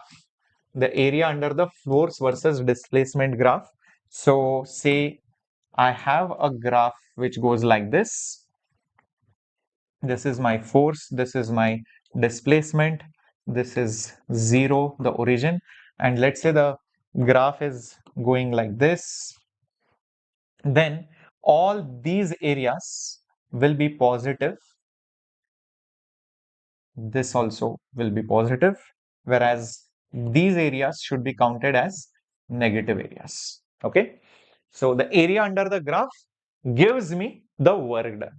Very important. Again, keep this in mind. Awesome. Now once you calculate the work, it can be related to the kinetic energy of that body. So which gives me the work kinetic energy theorem. Work kinetic energy theorem. The energy possessed by the body is called kinetic energy, which is half mv square, which is also the square of the momentum by 2m. You might have used this result many times in modern physics, which is root 2 mk. 2m with k is p square, so p is root 2 mk. This is a very commonly used result. Coming back to the work kinetic energy theorem, it says the total work done by all internal and external, everything, literally all the forces, is nothing but the final kinetic energy minus initial kinetic energy. So this means if there is positive work which is done, then the kinetic energy increases because the final will be more than the initial. If the work done is 0, then the speed, or basically the kinetic energy, remains same. It will not change. And if there is negative work done, then the kinetic energy is definitely going to reduce. So it reduces, the speed will reduce. So this sign will tell me whether kinetic energy is going to increase or whether it is going to decrease. This is called as your work kinetic energy theorem. Now, the work is also useful to calculate something called as power. So power is nothing but the rate of doing work. Power is rate of doing work. So I can just say P is derivative of work with respect to time, but I can also write it as F dot V. F dot V, that is also okay. Many times you will have this kind of question where there will be a pump, okay, there will be a pump which is going to draw water and eject it at the top, something like this. Okay, so some water will come out with some speed over here, and it is taking that water from some reservoir or some lake or some tank like that, and you are raising it up by some height h. So what is the power of the pump? If the mass flow rate of the water which is entering inside and which is also going outside, the mass per unit time is given to you. Mass which is flowing per unit time is given to you, which is basically dm by dt. So in that case, how do you calculate the power of the pump? So the power of that particular pump is nothing but the total work done. First is for the gravitational energy, second is for the kinetic energy of the water, and the whole thing divided by the time. So when you do that, this will be nothing but mgh. Kinetic energy is nothing but half mv square. The whole thing divided by time. What you will get is mass per unit time, which is exactly what is there over here, gh plus half, again mass per unit time into v square. So that will give you the power of the pump. That will basically give you the power of that particular pump. Very, very useful for solving problems. Is that okay, guys? Very, very important. Yep. Awesome. Awesome. Okay. Great. Next, the values of potential energies and the mechanical energy conservation principle. So, whenever you take a mass to some location such that the height difference is h, then the change in the gravitational potential energy is mgh. Horizontal displacement doesn't matter. Horizontal displacement and path taken doesn't matter. Doesn't matter. Whereas in the case of spring, if there is a spring like this and you extend it or compress it by some amount sx, then the spring potential energy stored is half k into x square. Half k into x square is the spring potential energy stored. Now, this potential energies are used for calculations for energy principles and all of that, where you conserve the mechanical energy. Conserve mechanical energy in that particular question, which goes like this. The initial kinetic plus initial potential will be final kinetic plus final potential. So this is your initial mechanical energy, and this one is your final mechanical energy. And this is only valid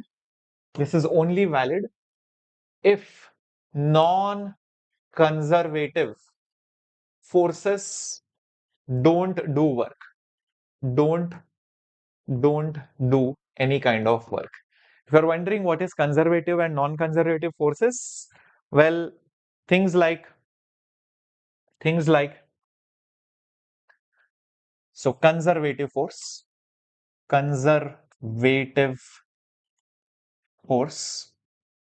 examples: gravity, electrostatic, spring force, right? Even your elastic forces, they are all conservative forces. So in such cases, what happens is, if you start from a point and come back to the same point, then the total work done in a closed path is always zero. Not just that, if you go from one point to the other via this path or via some other path, doesn't matter, the work done in this path is the same as the work done in the other path. So it is independent of the path. as long as your starting point and your ending points are the same. So it doesn't matter, only for conservative forces. But non-conservative forces, definitely it will matter. So non-conservative conservative forces, examples like friction is there, air drag is there, viscous force is there, so many forces. Viscous force, liquid friction is called as viscous force, tension is there, normal is there. All these are basically your non-conservative forces. There the work done is not zero in a closed path and the work depends on the path. Okay, so that will not obey these principles. Now another interesting property about conservative force is that you can always associate potential energy with it. You can always consider some potential energy with it, and you will see that any kind of change in the potential energy du will be negative of that work done by that conservative force. Work done is force into displacement, so you can also write the conservative force as negative du by dx or du by dy or du by dr. This rule is only for conservative forces. It is never used for non-conservative forces. Only for conservative forces. Friction, air drag, viscous, you will never see it with this formula. Okay, very important formula. Du is negative work done by electric, conservative, spring, elastic, gravitational. Same way, gravitational force is negative rate of change of energy. This term which you see over here, this particular term, it is also called as potential gradient. This is also called as potential gradient. Keep this in mind. This is also called as potential gradient. Okay, cool guys. Right. So things like, say for example, you have something over here and this surface is, let's say, rough. Okay. This mass is left from here. This is, let's say, height h, versus another situation where this same mass, it is left from this height and maybe it compresses a spring over here of constant K. So how much will it compress by here? How much will it move on that rough surface? This is having a coefficient of friction mu. Two very similar problems, but situations are different. What is different is that here all the forces are conservative, spring, gravity, everything, all surfaces are smooth. So here energy mechanical energy will remain constant. But over here, as you can see, friction is there. Definitely mechanical energy will not be a constant.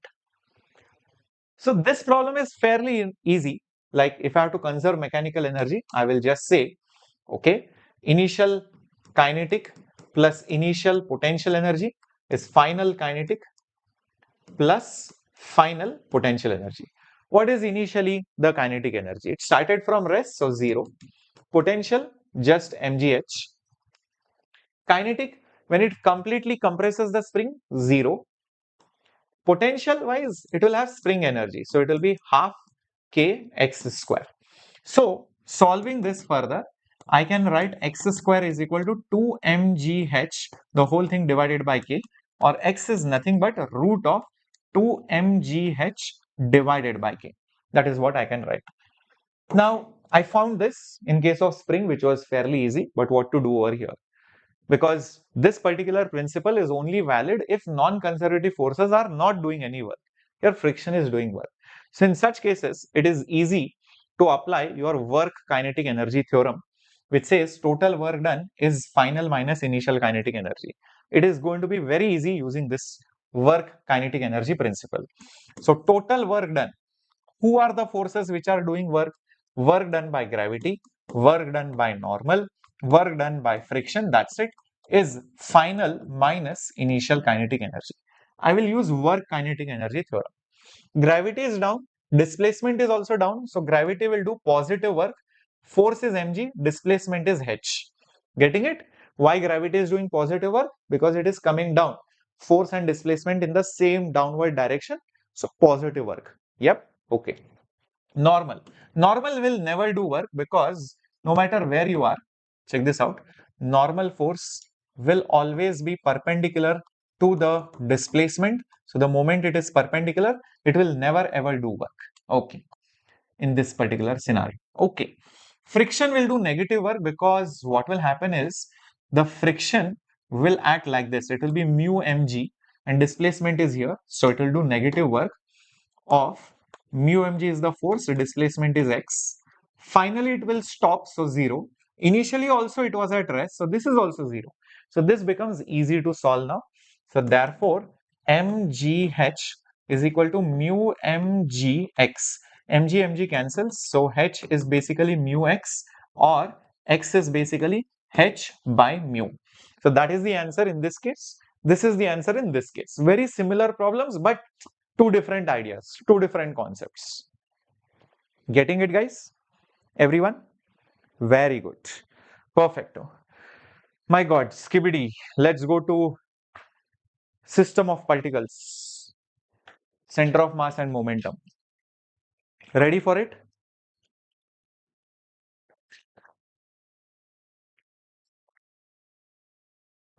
Ready, guys? For system of particles, center of mass, collisions. Important formulas. Quickly. Center of mass. Center of mass of particles has the formula RCOM. First mass, first coordinate, second mass, second coordinate. Like that, how many ever masses are there? Whole thing upon first mass, second mass, third mass, all the masses together. But if it is a continuous body, see, this is okay if one mass is here, one mass is here, one mass is here, one mass is here. This is M1, this is M2, this is M3, this is the nth mass. So the center of mass will be over here. So this is your center of masses coordinate. But what if it is a continuous system? What if it is a continuous body?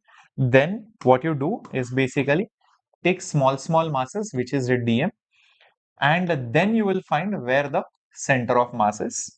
Meaning the for continuous bodies, for continuous bodies, for continuous bodies, the r, the coordinate of the center of mass is integration of r dm divided by the total mass. That is what you will do to find the center of mass of continuous bodies like spheres, cubes, cones, etc. So it's an integral formula. Standard formulas you should know, guys. Standard formulas you should definitely know. For symmetrical objects, it is exactly at the center, like this, or maybe the triangle, or maybe just the circle, or maybe even the ellipse. All these things, the center of mass will be at the geometrical center. Like it will be here, here, here, or here. So center of mass for isotropic homogeneous solids is going to be at the geometrical center. Isotropic means whether you go in x or y and z, masses densities are same. It's not like here the density increases, here the density decreases. So if it is same in all the directions, it is called isotropic. Homogeneous means it is a continuous thing. It is not like it's the same everywhere. It's not different. So that is the meaning of homogeneous. So it is always going to be at the geometrical center. But the problem happens when it is not symmetric so easily. So then things like okay, say for example this one, let's say this is your cone. So if it is a solid cone versus whether it is a hollow cone, depending on that, where is the center of mass from the base. For a solid cone, that is going to be h by 4. For a hollow cone, it is h by 3. It is h by 3. What is h? H is the height of the cone. H is basically the height of the cone. Similarly, let's say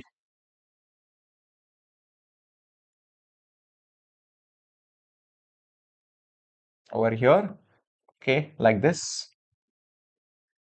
Okay, so this is your hemisphere.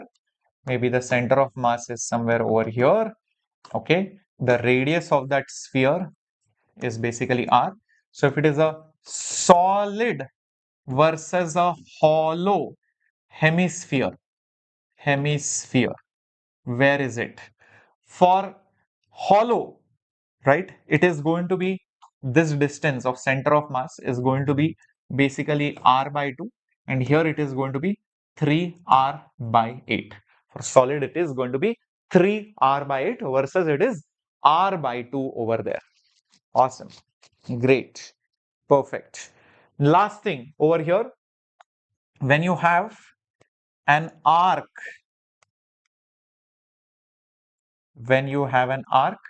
versus you have a solid sector like this. This is the piece of a pizza. The center of mass, where will it lie? So center of mass will be somewhere over here versus the center of mass will be somewhere over here. This distance, assuming the radius of this is r, this total angle is theta. Radius of this is r, this total angle is theta. So this particular distance is given by r sine theta by 2, the whole thing divided by theta by 2. Theta is in radians. Here it is the same thing, r sine theta by 2, the whole thing divided by theta by 2, and then it is 2 by 3 over here. There is just the number 2 by 3 over here. That's it. When you put that number 2 by 3, it is going to give you for the solid sector.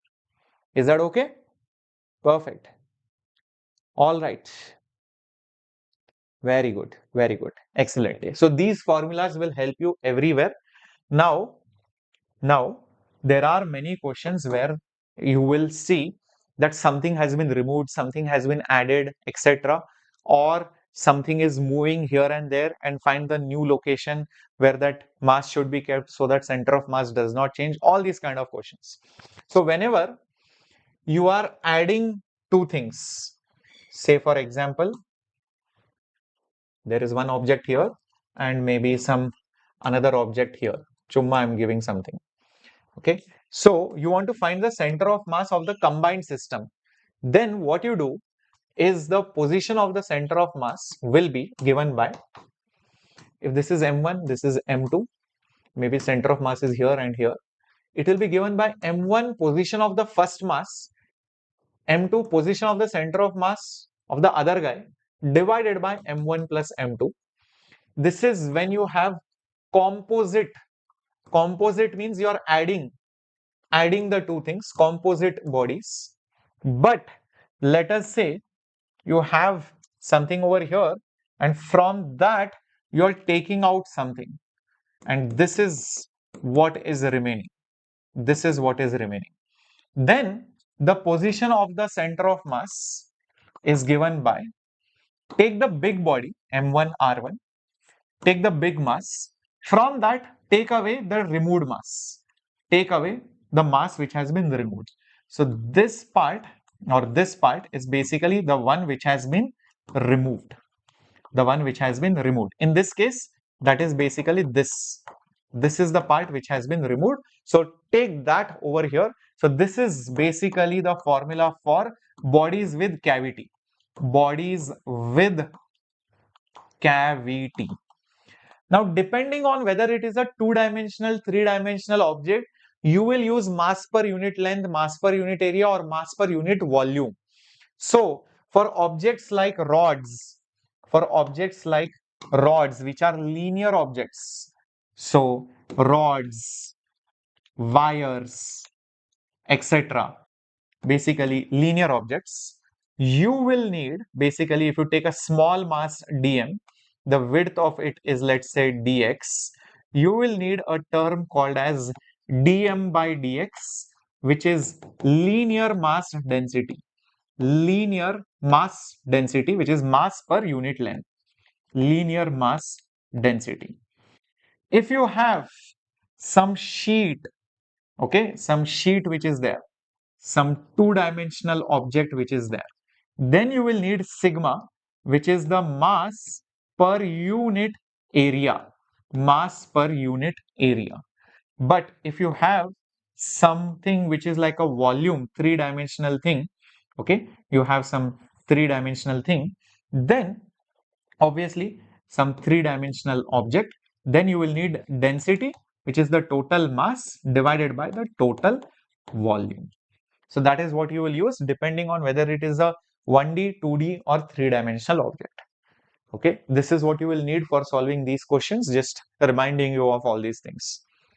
Next thing, those boat problems, or somebody is moving from one side to the other side on a plank or whatever. So you might have this boat of some mass maybe, and maybe there is one person over here. Let's say I call this M2, another person over here, maybe M3, maybe another person M4, or maybe just one single person.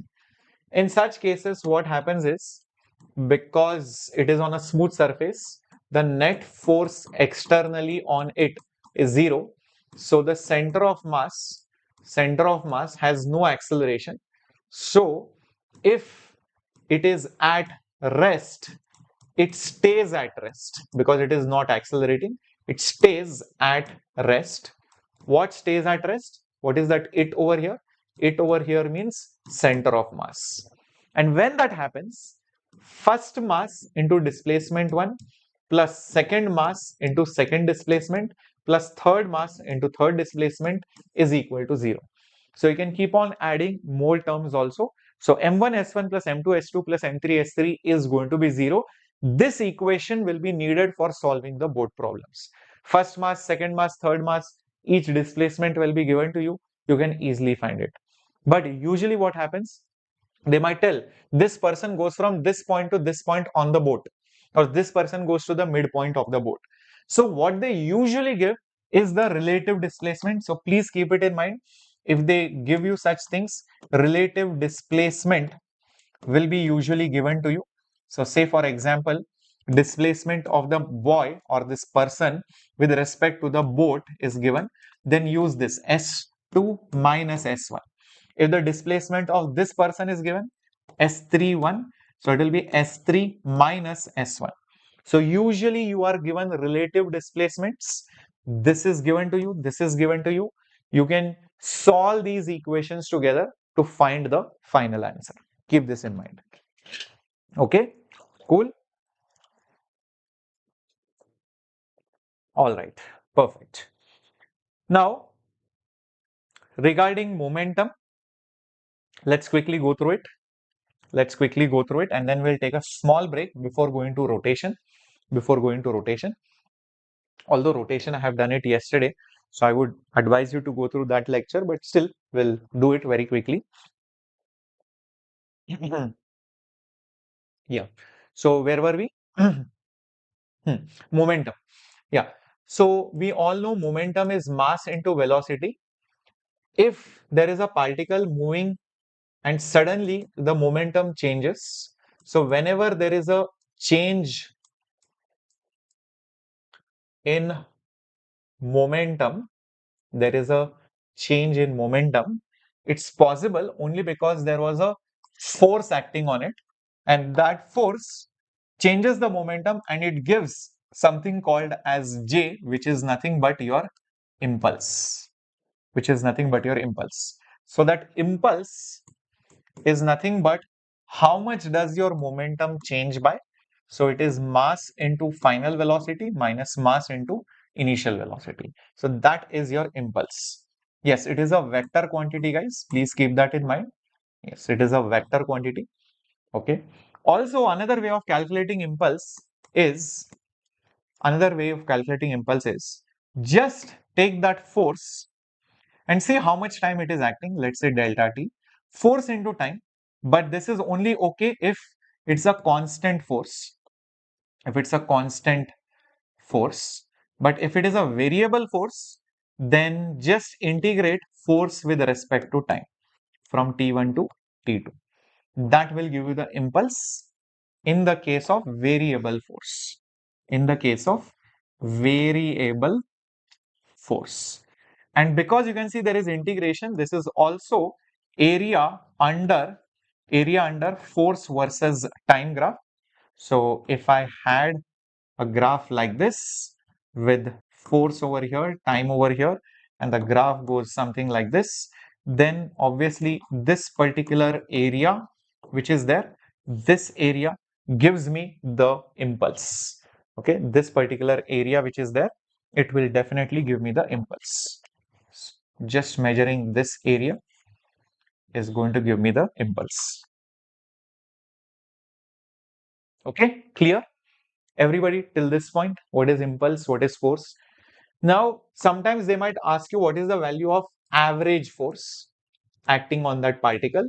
So whenever they ask you average force, all you have to do is whatever impulse you got, J, divide it with the time interval. That's enough. Divide it with the time interval. So let's say this was my time interval and I want to find what is the average force. So see, average value will be somewhere over here. I don't know, Chuma, I'm saying average might be somewhere over here. So this could be most likely the average value of the force. So that average value of the force will be the total impulse upon the time interval. That's it. Or you can also write it as the total change in momentum upon the total time interval. That is also going to give you average force. Many times they will give you such questions. Bullets are coming out of a gun. Each bullet is having so much mass, so much speed. 100 bullets come per minute. What is the average force? Find the change of the momentum. Initially it was 0. Finally there is some momentum. And how much bullets came in how much time? Divide it by that time. That's it. Enough. You are going to get the average force. So those questions are solved using this formula. Okay. Now there comes problems of collision where you might have some mass colliding with something else, and after the collision they might go like this. So in collision, explosion, etc., or problems. Okay, in collision explosion problems, obviously conserve the momentum. So conserve the momentum, always conserve the momentum. If external force is 0, and it goes like this, m1, or basically initial momentum totally is final momentum totally. If there are two masses involved, so it will be m1 u1 plus m2 u2 will be equal to m1 v1 plus m2 v2. That is what it will be if two masses are involved. And from this, you also have this particular coefficient of restitution, which will be useful. So coefficient of restitution given by the symbol E, which is always the relative speed after the collision,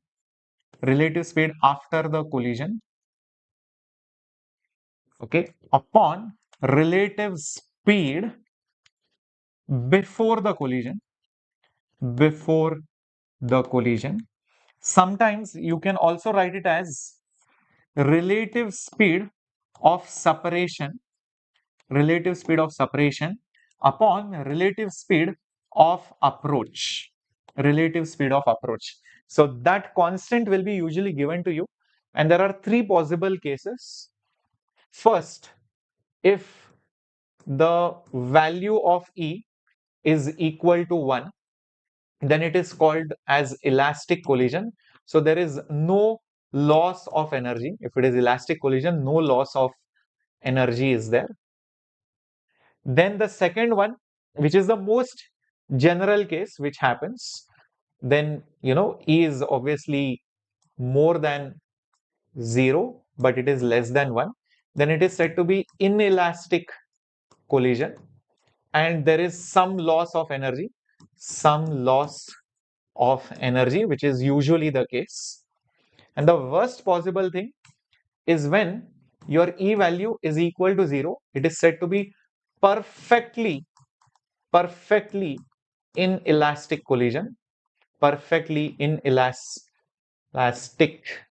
collision, perfectly inelastic collision. In such case, maximum loss of energy is there. Maximum loss of energy is going to be there. Not just that, the bodies will stick to each other. They will stick to each other after the collision happens. So very important for solving those questions. Now, there are some special cases in collisions which it is better you remember it. Like for example, if you have a surface, this is a normal, and there is a ball which comes and hits the surface and it rebounds like this. It hits like this with some speed, rebounds with some other speed. This is the angle of incidence, this is the angle of reflection. Then I is not R. In fact, tan of I by tan of R is nothing but E. Yes, this is what happens. The coefficient of restitution, if it is E, tan of I by tan of R is equal to E. This is very important for solving problems of collisions of two dimensions. Very direct result. Another direct result of two-dimensional collision is, imagine you have a ball which is moving with certain speed and it hits a stationary ball like this. So after the collision, what happens is, or during the collision, if you see how their contact is, one is here, the other one is obviously here, the other one is here. They will exert impulses on each other. They will exert impulse on each other, and eventually you will see they will go in two different directions. Like this one will go here, maybe like this, and this particular one will go like this over here. And you will see, if this velocity is v1, this is going to be perpendicular to this particular velocity, which is, let's say, v2. Yes, they move in perpendicular directions, provided it is elastic collision.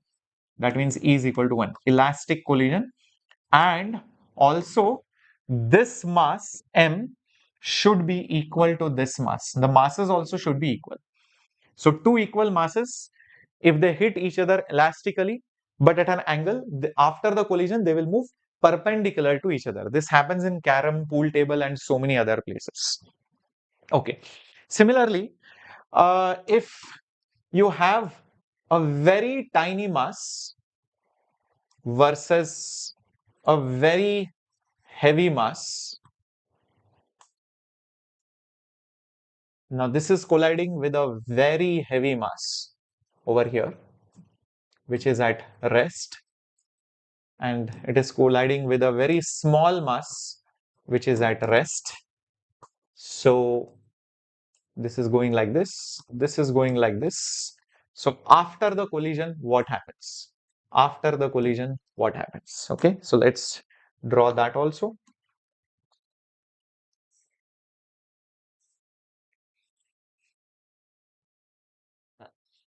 So after the collision, you will see that this mass will just come back with the same speed, the tiny mass, and here that big mass continues to go with the same speed because it is very heavy, so nothing will happen to it. In this case, this big mass which is there, which will still be almost at rest, nothing will happen to it, it's very heavy. This mass over here will go with double the speed. It will go with double the speed. So these are the four special cases which will help you solve the problems. Okay, four special cases. So that's what is there in your momentum collisions. Now we'll go to rotational dynamics also. Rotational dynamics, I think I have the PDF of yesterday. I'll just open it. so that it will be easier for us to revise quickly. I'll just go through the PDF before we go ahead. Yeah. See, what I told you is that, okay, this was all same things. I'll just come to the main point, rotation, motion. Yeah. So I told you that in rotation versus translation, what happens is there are similar terms. If you study it together, it is always better. Like in translation, you have, in translation, you have displacement. In rotation, you have angular displacement. In translation, you have linear velocity. Rotation, you have angular velocity. In translation, you have acceleration. Here you have angular acceleration. So length of the arc is r theta. Same way, velocity along the tangent is r omega. Acceleration along the tangent is r alpha. So very similar terms are there if you notice over here. And even the kinematic equations which you studied in linear motion are applicable even in rotational motion. Just that here it will become final velocity for angular. Here it will become angular displacement. This A will become angular acceleration. Same equation here also. Final velocity square is initial square plus 2 angular acceleration into displacement. This is valid if acceleration is constant, angular acceleration. So all things are very similar. And now, just like you have force is mass into acceleration, you have torque is, which is equivalent of force in rotation, is moment of inertia into angular acceleration. Yes, moment of inertia, equivalent of mass in rotation is called moment of inertia into angular acceleration. Is that right? Correct. Then, next, just like in translation, force was rate of change of momentum. In rotation, torque is rate of change of something called as the angular momentum. So what is this angular momentum? We'll come to that. But before that, torque is the reason why something rotates and changes its state of motion. And it is given by the position where the force is applied multiplied by the force in a cross producted format. It's a vector product. Magnitude wise, RF sine theta. Yes, torque is R cross F. You can find a direction using right hand thumb rule. So torque is R cross F. Remember, I just told you about angular momentum. Torque is the rate of change of angular momentum. That angular momentum is nothing but, just like momentum was mass into velocity, angular momentum will be equivalent of mass, which is moment of inertia into angular velocity, I omega. I is the property of a body, moment of inertia, resistance to change the state. You can also write it for a single mass which is moving with a velocity as R cross P. Just like you wrote R cross F for torque, you can write this as R cross linear momentum or RMV sine theta, because P is nothing but mass into velocity. Then kinetic energy also has their equivalents. Like you can write kinetic energy as half mv square for translation. For rotation, it is half I omega square. Moment of inertia instead of mass, angular speed instead of velocity. Work is force into displacement. Here it is torque into angular displacement. Power is force into velocity. Here it is torque into angular velocity. Is that right? And you can also conserve energy. You can say initial energy is equal to final energy even in rotation. There is no harm in that. Okay. And you can also conserve angular momentum just like you conserve linear momentum if there is no outside torque. So initial angular momentum will be the final angular momentum. You can still use it. Angular momentum is I omega. So I omega will be constant. So if I increases, omega decreases, I decreases, omega increases. So angular momentum can be conserved here also in rotation.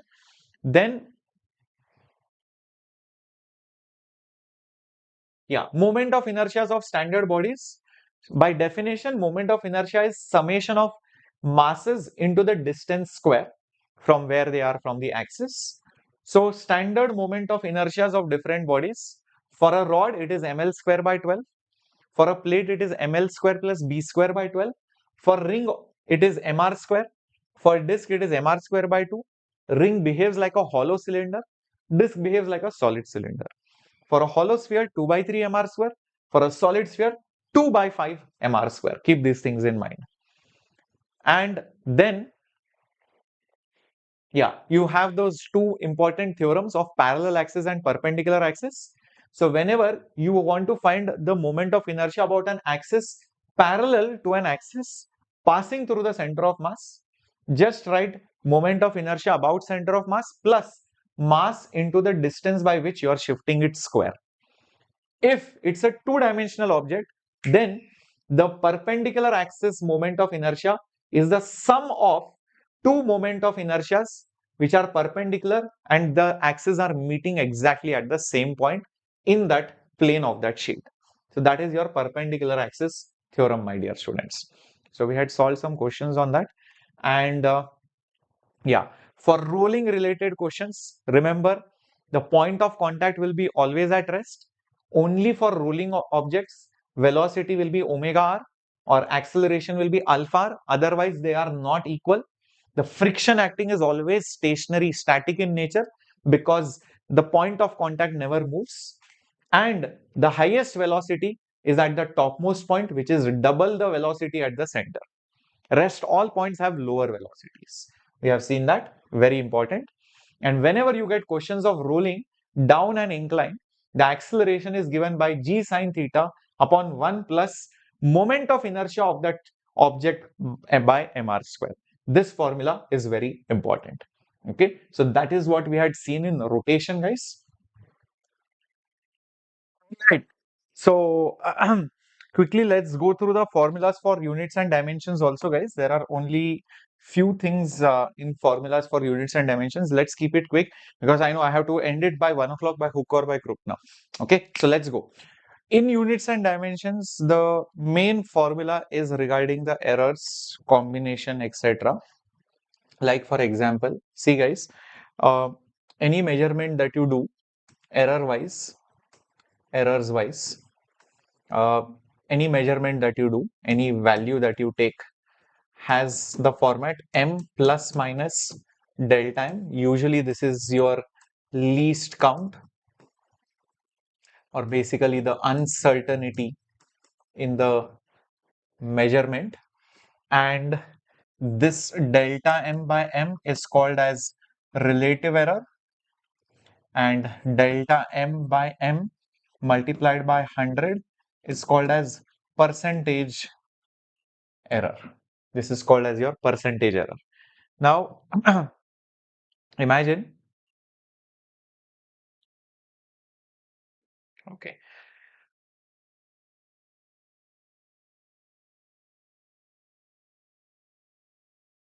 now imagine you are basically adding two quantities. Let's say this is quantity 1 with some error, and this is another quantity with some another error. Now, when you add them versus when you subtract them, what happens? Observe carefully. Whenever you add these quantities, both these things will also get added. So it will be m1 plus m2. This will be plus minus delta m1 plus delta m2. But in the case of subtraction, there is a small change. This will be m1 minus m2. But over here, the absolute uncertainties will still add. So be careful. There is plus over here, not minus. Okay, when subtraction is there. So that is what you should keep in mind whenever that kind of question comes. But only in the case of multiplication, division, or anything else, you will always express the quantities in this format. Your final quantity will be some constant p1 raised to x, p2 raised to y, p3 raised to z. Example, kinetic energy is half mv square. I can write it as half m raised to 1 v raised to 2. Or another example, speed is displacement by time. So it is displacement raised to 1, time raised to minus 1. Or basically time period of a pendulum, 2 pi root L by G is 2 pi L raised to half G raised to minus half, like that. So in that cases, what you do is always take the concept of relative error. So delta P by P, relative error, forget the constant. Always take the modulus of the power relative error of the first quantity plus modulus of the power relative error in the second quantity plus modulus of the power into relative error in the third quantity. So that's how you find the errors in case of multiplication, division, or any such power formulas. Very, very important again. So these are the main things which you should do in case of units and dimensions. Apart from that, another thing which you should know is any physical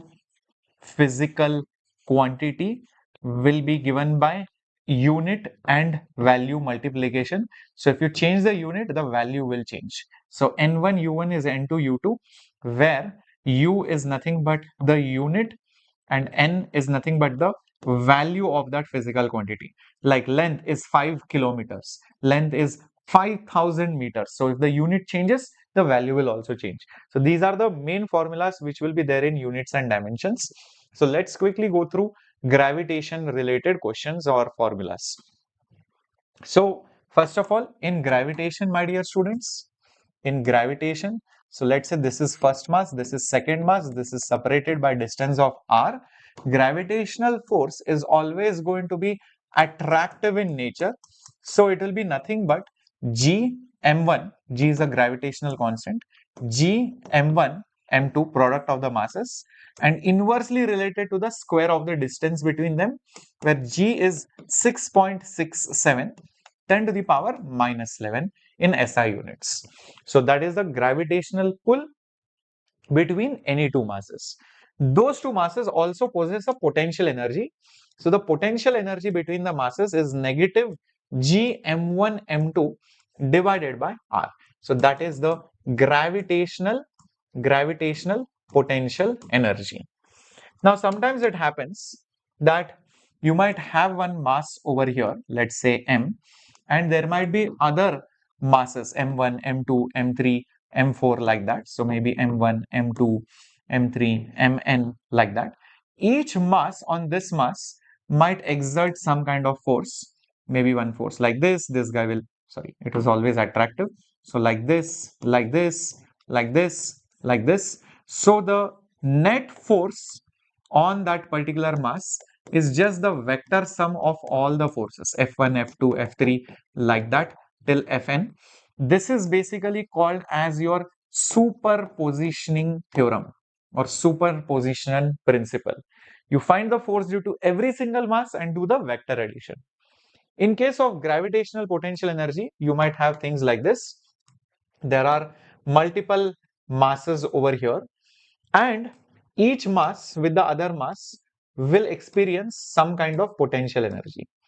Each mass with the other mass will experience some kind of potential energy, something like this.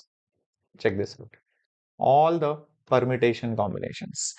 So the potential energy of the system is the sum of all the possible pairs,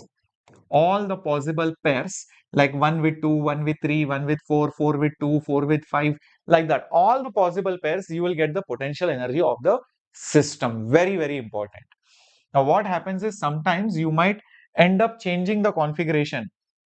So, if the system configuration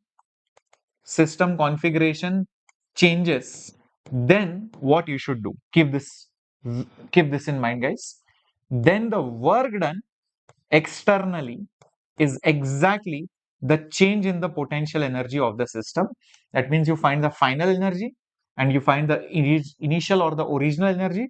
So whatever is the difference will give you the work done by the external agent, which is also negative of the work done by the gravitational force. So usually you will find these questions, 4 masses are there, 3 masses are there, the sides are increased or halved.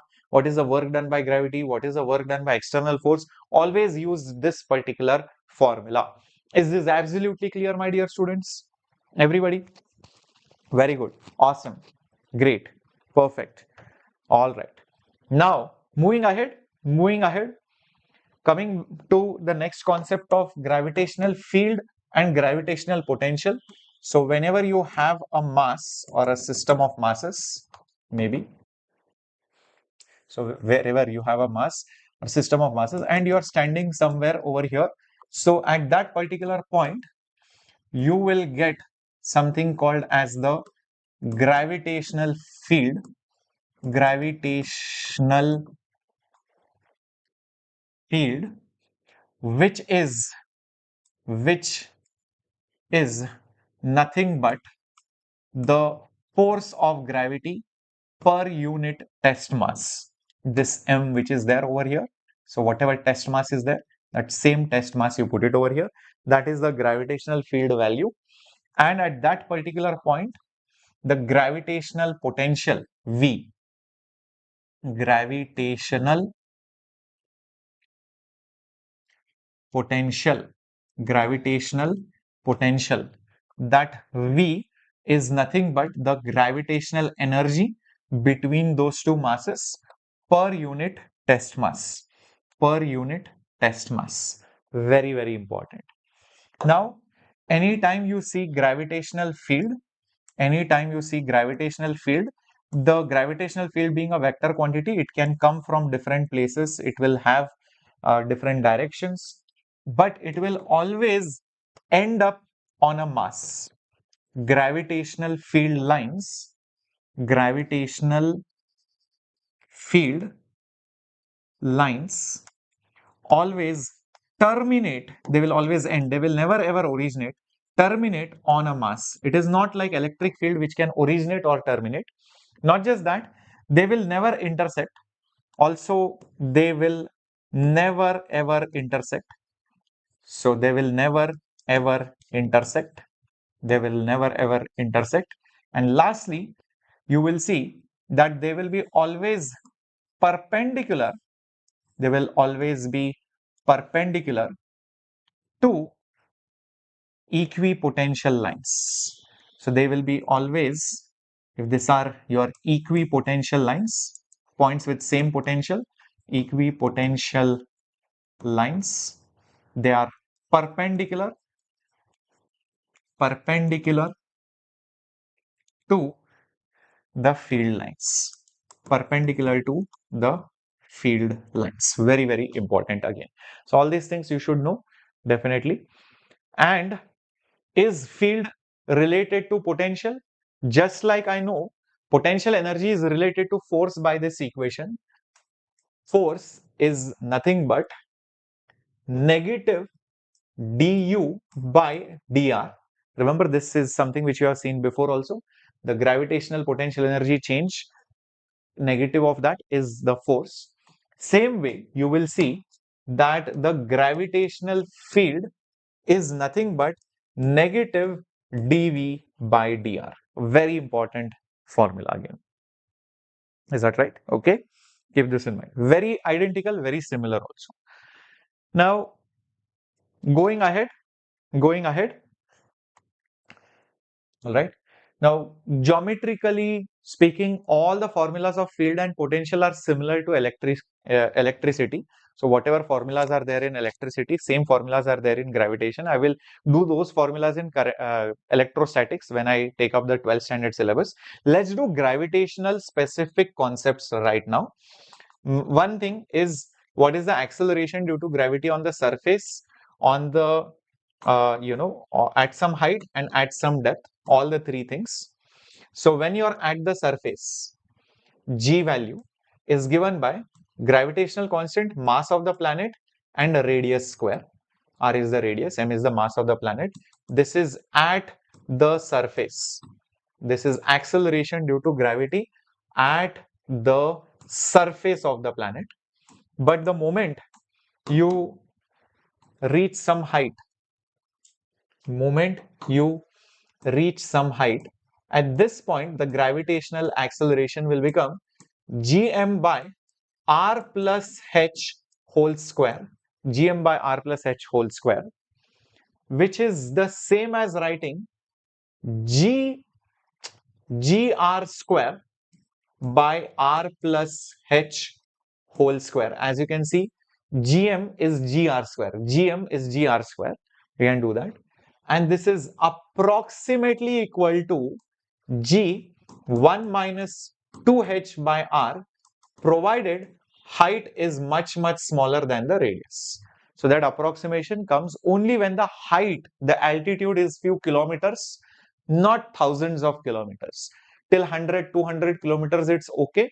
But the moment it exceeds, go with the exact formula. Please remember, this is approximate formula. Now, the exact opposite when you go inside. So let's say this is the depth D, and from the center it is at a distance r. Then the gravity inside the earth is given by gm. Take capital R cube and put small r over here. Yes, this is one way of writing it. This is one way of writing it. But if you don't like it like that, the other way is take g, which is on the surface, and put 1 minus d by r. That's it. That is also going to work. This same g which is on the surface, just like this g you used over here. Okay. So very, very important formulas, guys. Gravity inside, gravity on the surface, and gravity at some height. Now, if the earth is spinning, and that considerations have to be taken. So if rotational effects are considered, then the new gravity will be whatever is that old gravity minus omega square r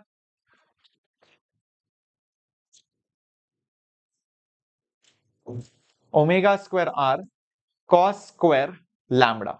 This will be cos square lambda. Yeah. Now, what is this omega? What is this r? This r is the same radius of the earth. Omega is basically the rotational speed of the earth, and this lambda is basically the latitude angle. Yes, so it is basically your latitude angle. So if your earth is like this, and this is your equator, then you are at any place, so this becomes your latitude. From the equator, what angle are you making? That is latitude. At equator it is 0, at poles it is 90 or minus 90 degrees. So keep these things in mind also. Okay. Now, next thing is, imagine you have a planet, and from that particular planet, you are throwing something with such a speed that it never returns back. So the speed is large enough so that it reaches infinity. Then that speed will be more than or equal to the escape speed. So the escape speed of that particular planet is given by root 2 gm divided by r, root 2 gm divided by r. And if that escape speed happens to be more than or equal to the speed of light, this is the speed of light, then that planet has turned into a black hole. Sometimes the questions will be, what should be the mass or what should be the radius so that the planet becomes a black hole? That means it is never going to escape the planet's gravity. Always it will come back. So the escape speed itself is more than the speed of light. That becomes, the black hole. And please keep in mind that the angle of projection never matters. The angle of projection doesn't matter, no matter how you throw it, even at 30 degree, 90 degree, 50 degree. Also, the mass of the projectile also doesn't matter. The mass of the projectile also, you don't have to worry about it. Okay, got it? All right. Yes, awesome. Now, next thing in this is basically the satellite part. Yes, after escape velocity is the satellite part. So say for example, you have the planet, and this is the orbit in which the satellite is moving with some speed over here. This is basically your h. This is basically r. This is the mass of the planet.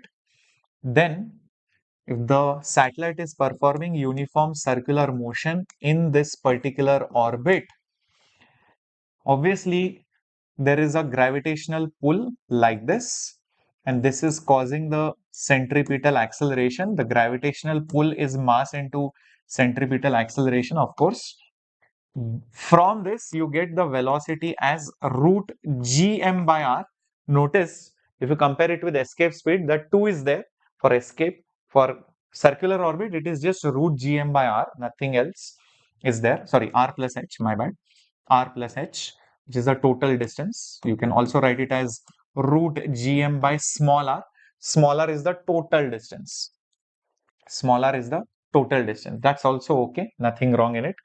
The time of revolution is 2 pi root r cube divided by gm. R cube divided by gm, that is the total time period of revolution. Very, very important again. And now, what is it? Yes, kinetic energy and potential energy. Kinetic energy, potential energy, and total energy. The total energy of the satellite is given by minus gmm by 2r. This total energy is actually negative of the kinetic energy, and it is also 2 times, or potential energy is minus gm by half of it. So it is potential energy divided by 2. Yes, whatever potential energy of the satellite you get divided by 2. Yep. So you can write total energy as negative kinetic energy or potential energy as double of the total energy, either ways. So these formulas, again, keep this in mind. Okay, very, very important. And then special cases, like if it is a surface satellite, then what is the speciality about it? For a surface satellite, h is much, much smaller than r. So the time period will be 2 pi under root r cube by gm, which comes out close to 84 minutes. And the speed will come out to be root of gm by r, which comes out close to around 7 kilometers per second approximately. Then you have geostationary satellite, geostationary or geosynchronous satellite, geostationary satellite. For that, the time period has to be 24 hours. That is the speciality of it. That means the angular speed of rotation and for the satellite is the same. So it is always going to be in front of you. It feels it is stationary. That is why it is called geostationary. Okay, it is not actually stationary, it feels like it. So that is the main criteria. From the time period, you can find the height or speed and all of that. I think the speed approximately comes out as 3 kilometers per second approximately, if you solve it. Keep these things in mind. Last thing here is the Kepler's laws. The Kepler's laws of satellite. Okay, the first thing being that heavy mass is always at the focus. That heavy mass is always going to be at one of the focus, whereas the planet's orbit is always elliptical in nature. The planet which is revolving, right, that is always going to be elliptical in nature. That is the first thing. Next thing, okay, gravitational force will be always like this towards it. This is the gravitational force. Next thing, if you see how much area it covers in some time interval, here when it is close, it will cover more distance versus when it is far away.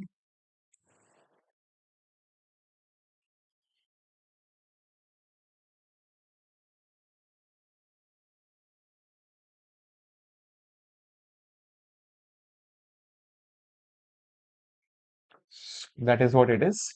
So it covers equal, it basically sweeps the planet, the line joining the planet and the sun sweeps equal areas in equal times, and you can write dA by dt is going to be nothing but angular momentum divided by 2m. Angular momentum divided by 2m. This is very important. This is basically telling you that angular momentum is a constant, m is also constant. So dA by dt is also going to be a constant. So it sweeps equal areas per equal intervals of time. So that is another important result which you should know in Kepler's law. And the last one is regarding the time period. So the square of the time period is proportional to the radius cube, is proportional to the radius of the orbit cube. If it is circular in nature, if it is circular in nature, but so if it is circular in nature, then the radius and the time that it takes to complete is proportional to the cube of the radius. That is the third law of Kepler. But if it is elliptical, then it is proportional to the semi-major axis. So although you don't have to remember it, but still I can mark it over here. So from the center to here, this is the center of the ellipse. This was the center of the ellipse. This is called as the semi-major length. So if it is considered elliptical, then t square is proportional to semi-major length cube if you consider elliptical orbit. Otherwise, for usual cases, you can just take it proportional to r cube, which is fine because if you see the satellite formula, if you square both sides, this will become t square proportional to r cube. Rest all things are constants. So it is exactly matching with our result. Okay, so that was regarding your gravitation, guys. That was regarding your gravitation. Okay, next, let's go to properties of fluids, solids, everything quickly. Properties of solids, fluids, everything. Everyone? Great. Ready, guys? Ready, guys? Quickly. Okay. In solids, always you have stress, concept of stress, strain, and the concept of modulus. So whenever you apply forces, the body will get deformed, and there are three possible deformations. There are three possible deformations. Let me show them to you.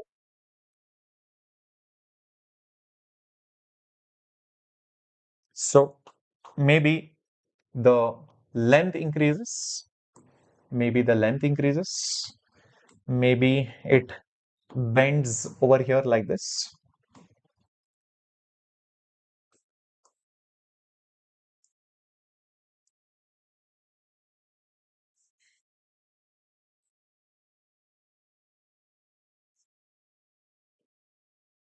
So this has moved like this by x, this has compressed like this by delta V, this has elongated by some amount x. The original length was L. Here the height was h between the layers. Original volume was V. There are three possible deformations. One is called longitudinal deformation. Longitudinal deformation. Second is called shear deformation. Third is called volumetric deformation. So these are the only three possible deformations in any solids. Longitudinal means you change the length, shear means you slide the lengths, and volumetric means you change the volumes or the densities. So what are the basic formulas? First of all, to elongate it like this, you will apply a force like this. To shear it like that, you will apply force parallel to the surface. Here, what you do is you apply pressure, and in fact you change the pressure by some amount. So the force which acts on this particular cross sectional area versus this area, which will be way different. Okay, so this particular area will be way different, guys. This area I will call it A over here. So first thing is the force which acts perpendicular to the surface upon the area is called longitudinal stress. This is the stress which you get. The force which acts parallel to the area, that is called as shear stress. The pressure which is going to change the volume, the pressure change which is there, that pressure change itself is called as the volumetric or the bulk stress. Sometimes volumetric, sometimes it is also called as bulk phenomena. This can be also called as bulk stress. So just change in pressure, don't divide by area. Already the units are of Pascal, Newton per meter square, Newton per meter square, Pascal, Pascal, Pascal, everywhere. Next thing is your strain. Symbol is E. So this is longitudinal strain. Longitudinal strain. This is the change in length which you get per unit original length. Here, this is shear strain. Shear strain. Change of that surface's displacement, how much it has displaced by upon the separation between the layers. If you put this particular angle over here as theta, it will be also tan theta. Lastly, over here, the volumetric strain is given by change in volume by original volume. Now, when you take the ratio of these numbers, stress by strain, you get modulus. Here you get Young's modulus, Young's modulus, Young's modulus, which is just given by this shear stress, this particular, longitudinal stress, my bad, longitudinal stress divided by longitudinal strain, divided by longitudinal strain. Same way over here, if you divide both of them, you get modulus of rigidity or rigidity modulus, rigidity, rigidity modulus, rigidity modulus, which is nothing but the shear stress, the shear stress divided by the shear strain, divided by the shear strain. Here you get the bulk modulus, bulk modulus, bulk modulus, which is nothing but, again, same thing, the bulk strain will be here, the bulk strain will be here, and on the top you will have your stress, volumetric stress or bulk stress, whatever you want to call it, just the division of two. So keep this in mind, very, very important, guys. And if you want, you can also substitute the values like for this, but be careful over here when you substitute this, just put this as delta P. But when you put it over here, please put the modulus value, because modulus means it should be the mod value literally. So delta V can be positive, negative, delta P can be positive, negative. So to make the ratio proper, we will put minus delta V by V so that the ratio will be always proper and positive. So whenever you substitute in the bulk modulus formula, please put that minus sign, else you will get a wrong answer. Just substitute minus sign only for the third formula. Otherwise, it is not needed at all. Last thing over here,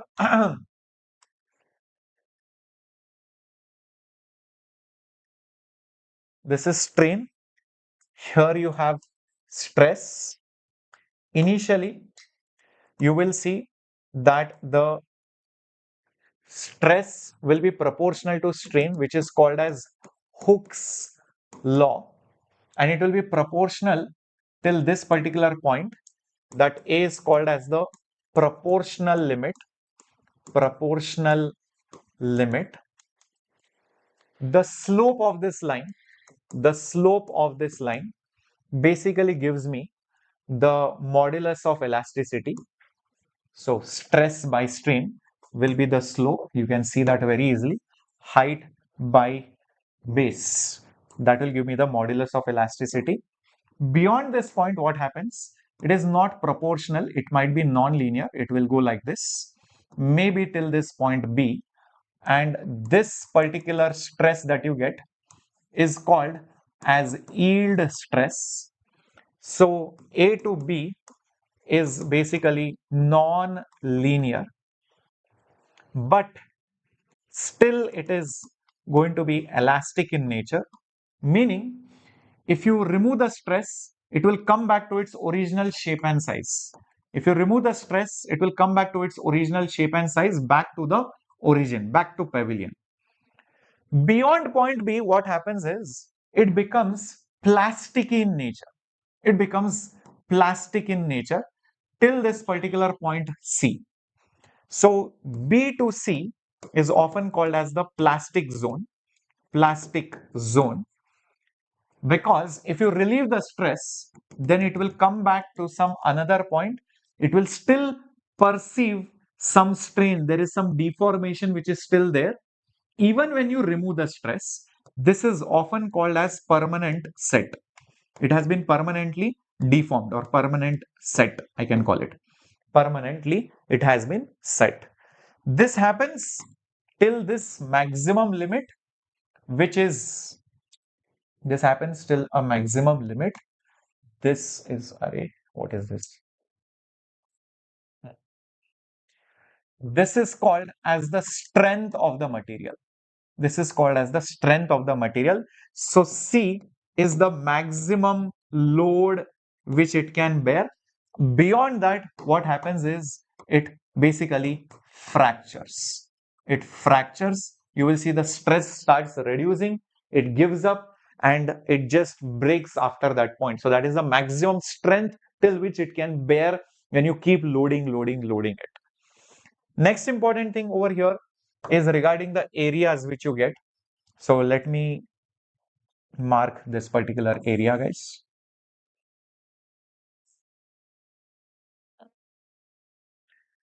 So the area under stress versus strain graph, what does it give you? It gives you elastic energy which is stored, per unit volume, and that formula is half multiplied by stress multiplied by the strain. Half stress into strain is going to give you the elastic energy stored per unit volume. Very, very important, guys. Very, very important. Half stress into strain is the energy stored per unit volume. Okay, all these things are fine. Some, yeah, nothing else is there over here. Yes, okay. Now, let's go to the remaining properties of matter like viscosity and all of those things. Surface tension, all those things are there. Let's go through that. And then we have thermal physics. Quickly, let's wind it up, guys. Okay.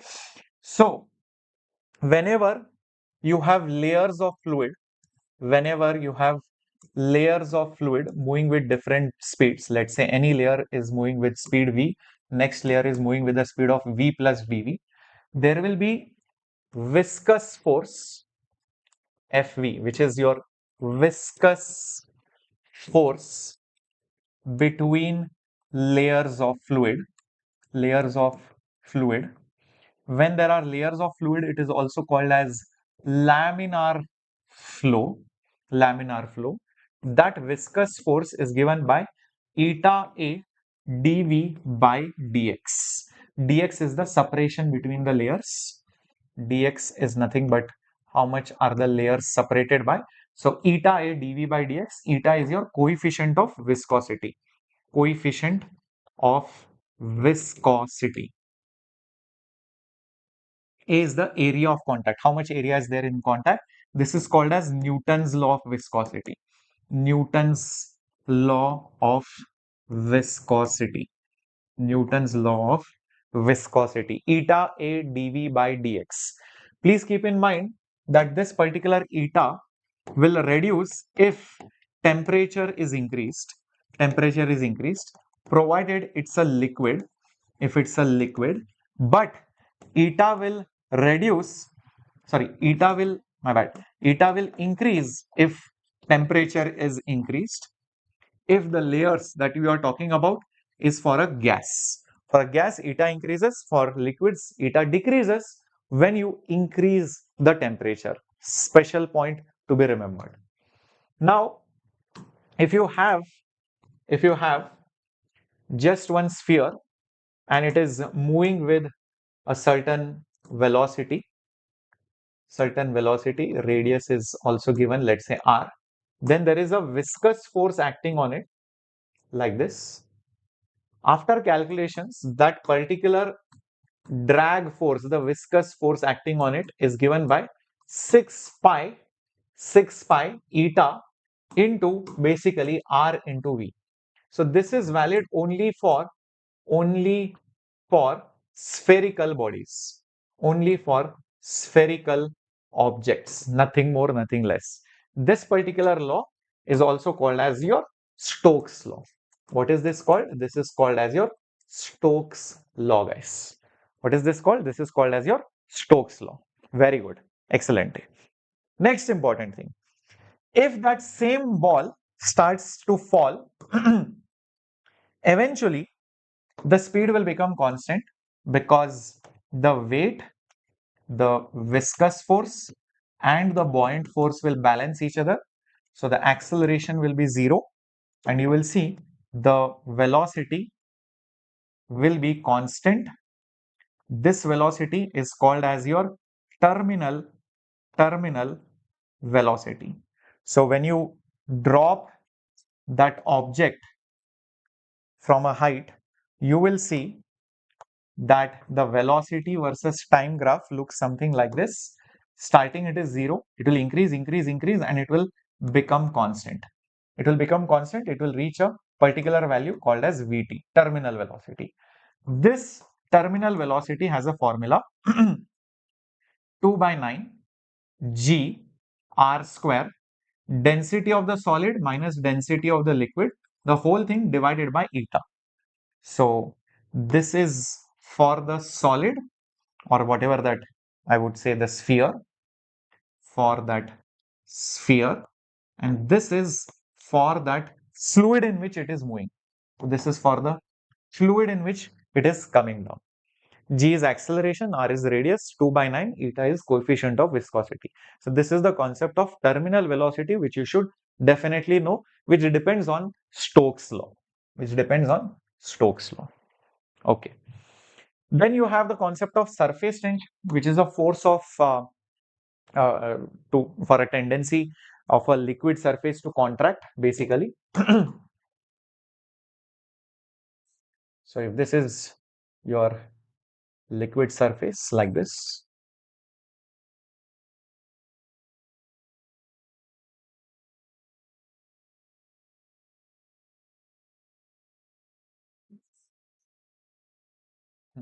so if you take any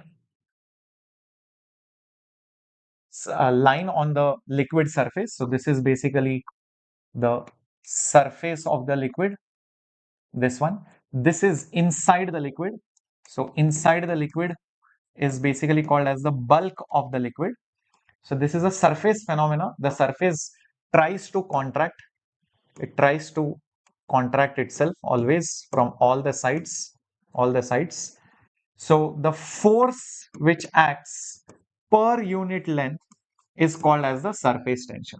This S is called as the surface tension of that particular liquid. Now, if you take a film-like thing, if you take a wire frame like this, and let's say you have a movable rod in this particular manner, and let's say this film is there over here, then that force which acts is not just S into L, it is into 2, because there are two surfaces, one in the front, one in the back.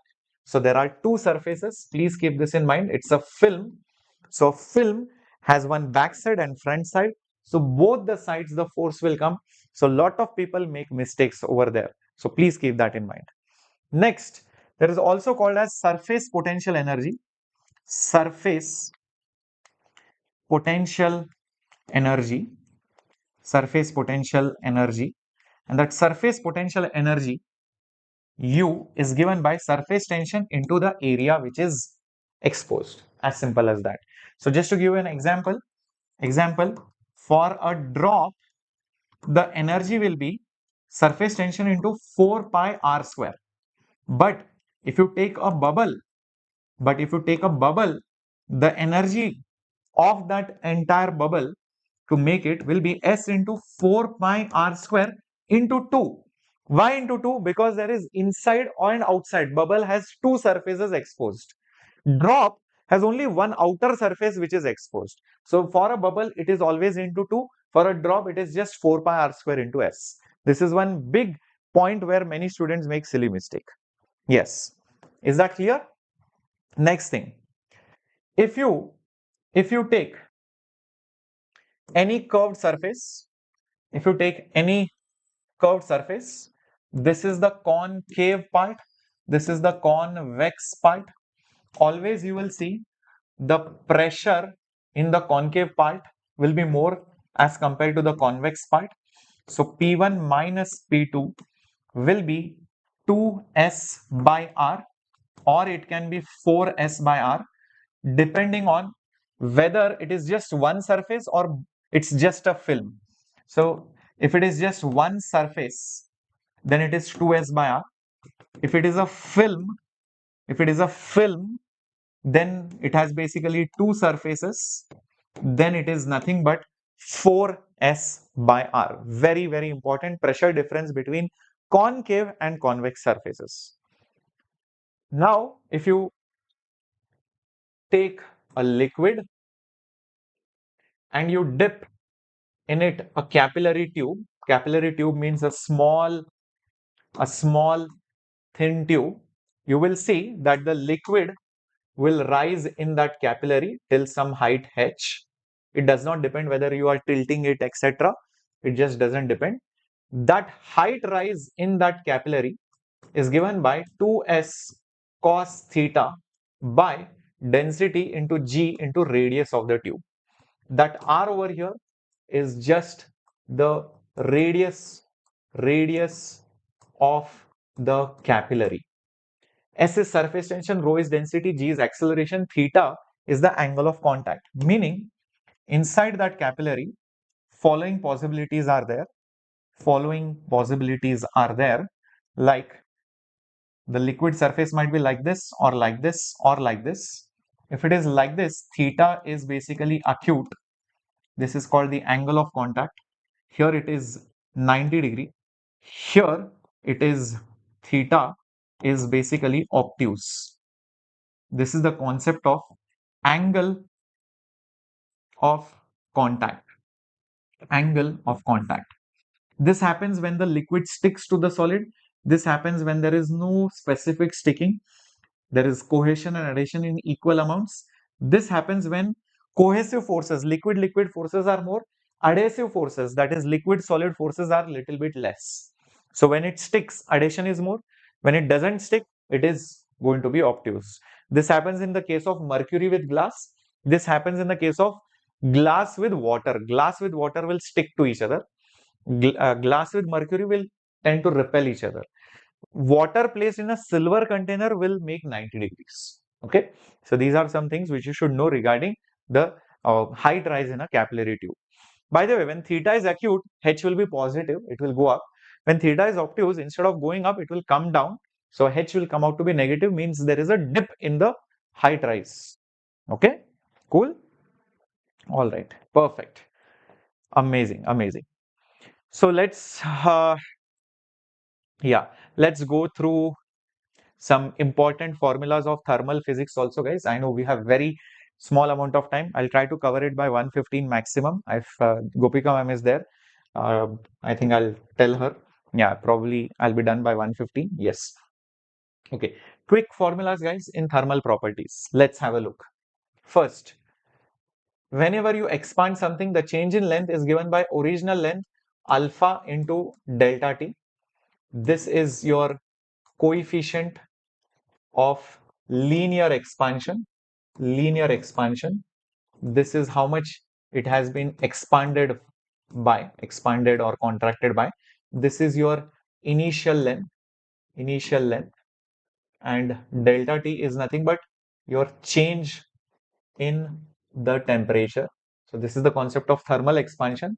The area will also change. It will be original area into beta into delta T. Here, beta is nothing but 2 times of alpha. Keep this in mind. Also, change in volume is given by original volume gamma into delta T.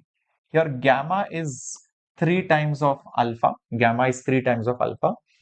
Sometimes the container itself might expand. So you might get something called as apparent expansion. It's not the actual expansion. So you'll get apparent expansion. In that case, you might have some original reading. You will have apparent gamma into delta T. This gamma apparent is nothing but gamma of the liquid minus gamma of the container. So what you get is the relative expansion. Relative expansion because the container itself might expand and contract. So you are not getting the true change in the volume. Okay, so you have to accommodate for that as well. Then you might have two surfaces. In between that, you might place a rod and you might heat it.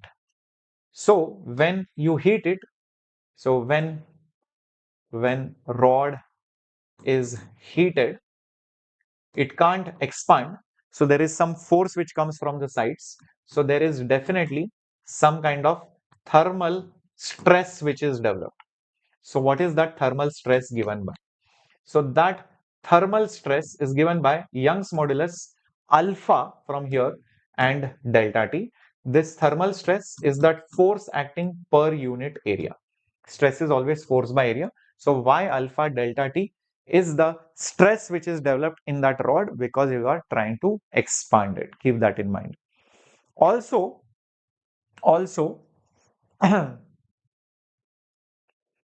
then the next formula is regarding, yes, we'll come to KTG and all of that now. Yes, but before that, this particular thing.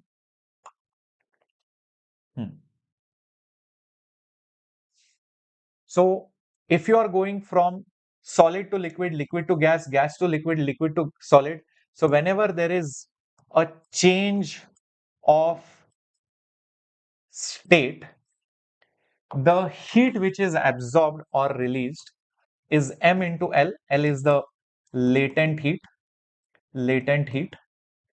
Just to give an example, from ice to water, the amount of heat which is involved is 80 calories per gram. And if you are having water and you are taking it into steam, then it is 540 calories per gram. Keep this in mind. This is heat which is supplied to melt, evaporate, condense, or solidify it. But within the same state. Oh, by the way, whenever there is change of state, please keep in mind it is always going to be an isothermal process. Temperature never changes. So it is always isothermal process. Till the ice completely melts, the temperature will be 0. Till the water completely boils, the temperature will be 100 degrees Celsius. Always. So within a state, whatever heat you supply, that will now change the temperature. That will now change the temperature. So if it is solids or liquids, the formula you use is MS delta T. This is specific heat capacity of that. Usually you use it for liquid or for solids. But if it is a gas, then you use, instead of mass, you use NC delta T. This is molar specific heat capacity. Usually you use it just like this was for liquids or solid. This is for gases. Obviously, this is the number of moles, just like this was the mass. So S is used generally for solids and liquids. This is used mainly for gases. Keep this in mind. Okay, cool. Now, if you multiply M and S, you get another quantity. which is capital S. Capital S is small m into S. This is just then called as heat capacity. This is then just called as heat capacity. Yes, that is called as heat capacity, mass into S. So you can write capital S into delta T. That capital S will be called just heat, not specific. Specific is always per unit mass, per unit change in temperature and all of that. Okay, keep that in mind. Now, this specific heat capacity of gases can be different, and I'll give you a table, very simple table, guys. Quickly, let's go through it. I've given this table multiple times, but still, I think it's always good to revise it.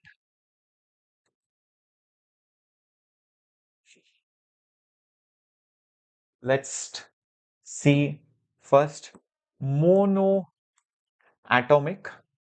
example helium, neon, etc. Then diatomic, like H2, N2, or even polyatomic linear molecules like CO2, and then you have non-linear polyatomic, example like CH4, etc. Okay, so the first things first, in each of these molecules, what are the degrees of freedom? For monoatomic, there are three translation and zero rotation, nothing of rotation. For diatomic or polyatomic, three translation are there and there are two rotational degrees. But at a very specific condition, what happens is you additionally get two vibrational degrees at high temperatures. Usually the temperatures are not high, so we tend to ignore those vibrational degrees of freedom. Next thing, for non-linear polyatomic, you will get three translational and three rotational degrees of freedom. That is what you will get. That is regarding the degrees of freedom, guys. If you ask me, what is the value of Cp and Cv? We can start writing it down. Specific heat capacity at constant volume is the degrees of freedom R divided by 2. So if it is 3, so it will be nothing but 3R by 2. Here, the degrees of freedom are 5, so it will be 5R by 2. Unless it is at a high temperature, plus 2 will come, so it will become 7R by 2 at high temperatures only. Then for polyatomic, 6 degrees of freedom are there, so it will become 6R by 2, which is nothing but 3R. So that is the value of CV, specific heat capacity at constant volume, that you will get. Next is Cp. Now, how Cp, you can write it as Cp is nothing but Cv plus R also you can write, or you can also write it as, I'll put it over here, Cp, you can write it as Cv plus R, which is Mayer's relation, or you can also write it as gamma R upon gamma minus 1. Either ways, both formulas are fine. So if you add one extra R to this, 3 plus 2 is 5. So this will become 5R by 2. This will become 7R by 2. This will, in that high temperature case, will become 9R by 2. And this will then become nothing but 4R. So that is the Cp value. That is nothing but the Cp value. Last thing is the gamma. Gamma is nothing but specific heat capacities ratio, adiabatic ratio, Cp by Cv. Also 1 plus 2 by degrees of freedom. Both ways you can get it. So if you divide both of them, you will get the number 5 by 3. Here you will get the number 7 by 5. Here you will get the number 9 by 7. And here you will get the number 4 by 3. Okay, this is only for high temperatures, not otherwise. So keep that in mind. This is 9 by 7 only at high temperatures. Is that right, everyone? Very good. Last thing, we can also add energy of a gas molecule. Energy of a gas molecule. We can also add energy of a molecule, which is degrees of freedom into half kT. This is based on the principle of law of equipartition of energy. Law of equipartition of energy. Okay. So what and all do we get over here? So degrees of freedom is basically 3. So here you will have 3 by 2 kT.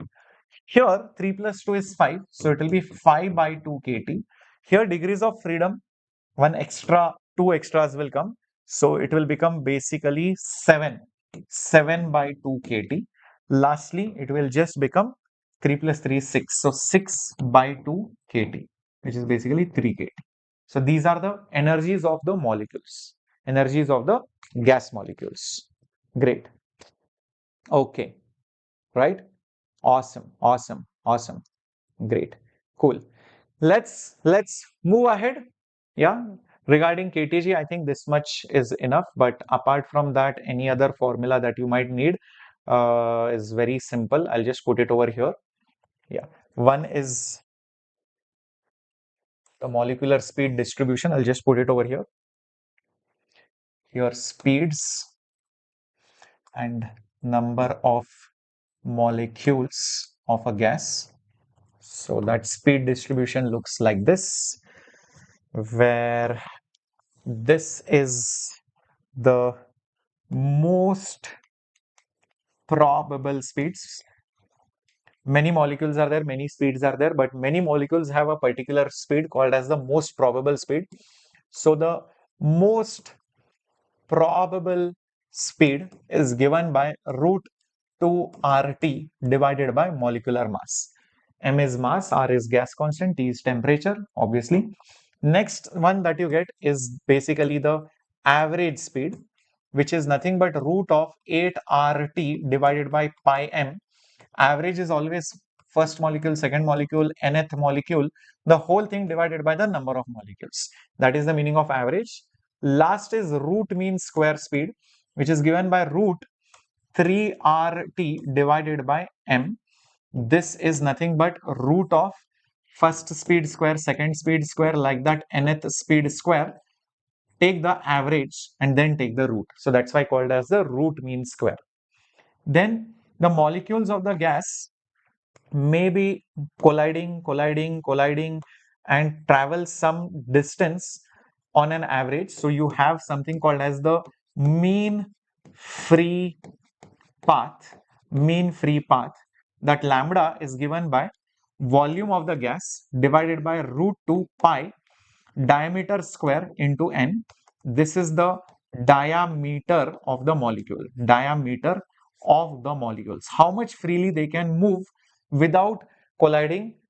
So on an average, that is called as the mean free path. You also get the main kinetic theory of gas equation, which is pressure into volume is 1 by 3 number of molecules into mass of each molecule into RMS speed square. Here, that value of n when divided with Avogadro number gives you the number of moles, and this mass can be obtained by molecular mass divided by Avogadro number. So this is nothing but your molar mass. This is molar mass. This is nothing but mass of a molecule. Mass of a molecule. Keep this in mind. You can also get this equation in terms of temperature. If you put RMS speed over here and rearrange it, you will get PV is equal to number of moles into R into T. You can also write this as pressure into molecular mass is density into R into T. Either way, so all these equations are related to ideal gas. So these are only for ideal gases only. These are all different ways of writing ideal gas equations. Cool, guys? Everyone? Perfecto.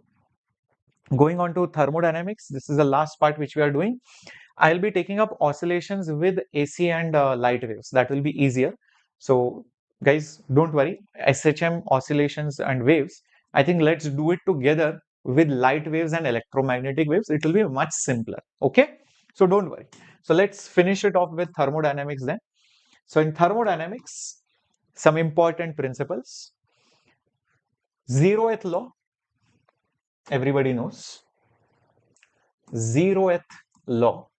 says that if temperature of A is equal to temperature of B and temperature of C is also equal to temperature of B, then temperature of A is equal to temperature of C. So it talks about thermal equilibrium. It talks about thermal equilibrium, my dear students. And always heat will flow from hot side to the cold side. Here, this is not in equilibrium. This is not in thermal equilibrium. But when this body and this body have the same temperature, then there is no heat which flows. Then they are said to be in thermal equilibrium. So this is in thermal equilibrium, but this is definitely not because the heat is still flowing. That is what 0th law talks about. The first law of thermodynamics, the first law of thermodynamics gives you basically energy conservation, nothing else. It's just based on the conservation of energy, conservation of energy, my dear students, conservation of energy. It says whatever heat is there will be delta U plus work done. Now, what are the formulas? Let's have a look at it. First, regarding heat, already mentioned Q is mc delta T, ms delta T, all those things, formulas are there. So for a gas, usually Q is nothing but nc delta T.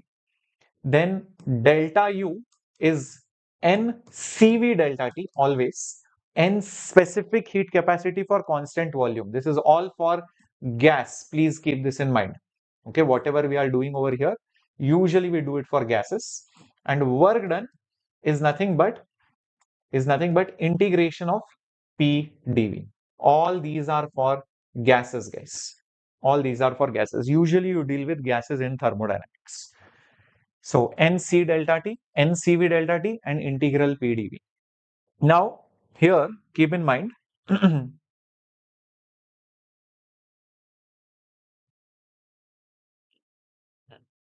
now, okay, now here keep in mind, if internal energy increases, then it is positive.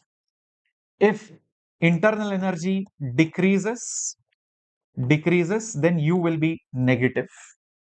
Similarly, heat is absorbed, then it is positive. If heat is released, then it is negative. Lastly, if it expands,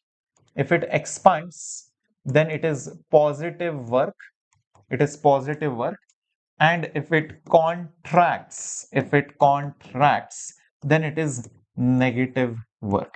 Keep these things in mind. In chemistry, this formula is slightly different only because the sign convention is different in chemistry. So I'll just mark it over here.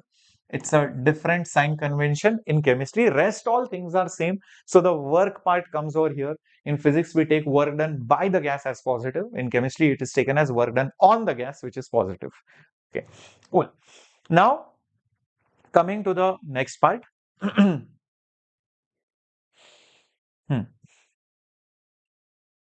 Just giving you the final table now.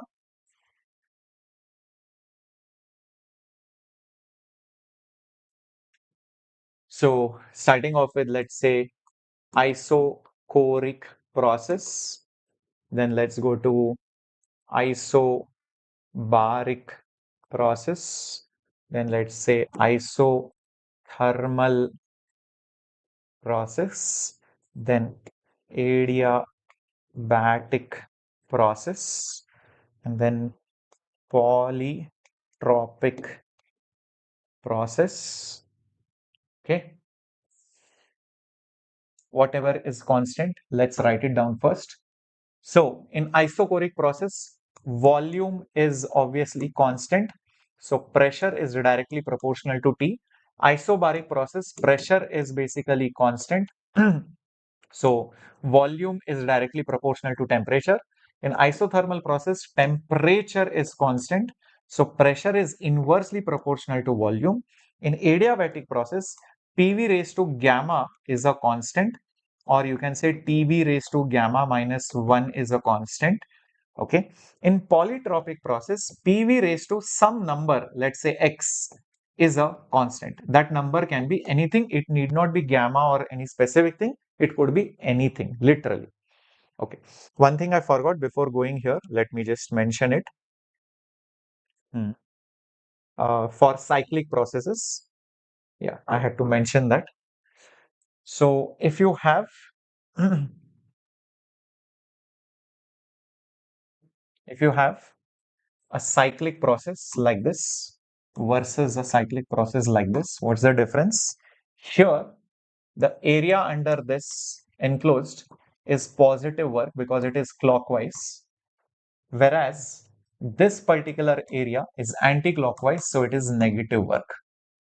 Provided this is volume, this is pressure, volume, this is pressure.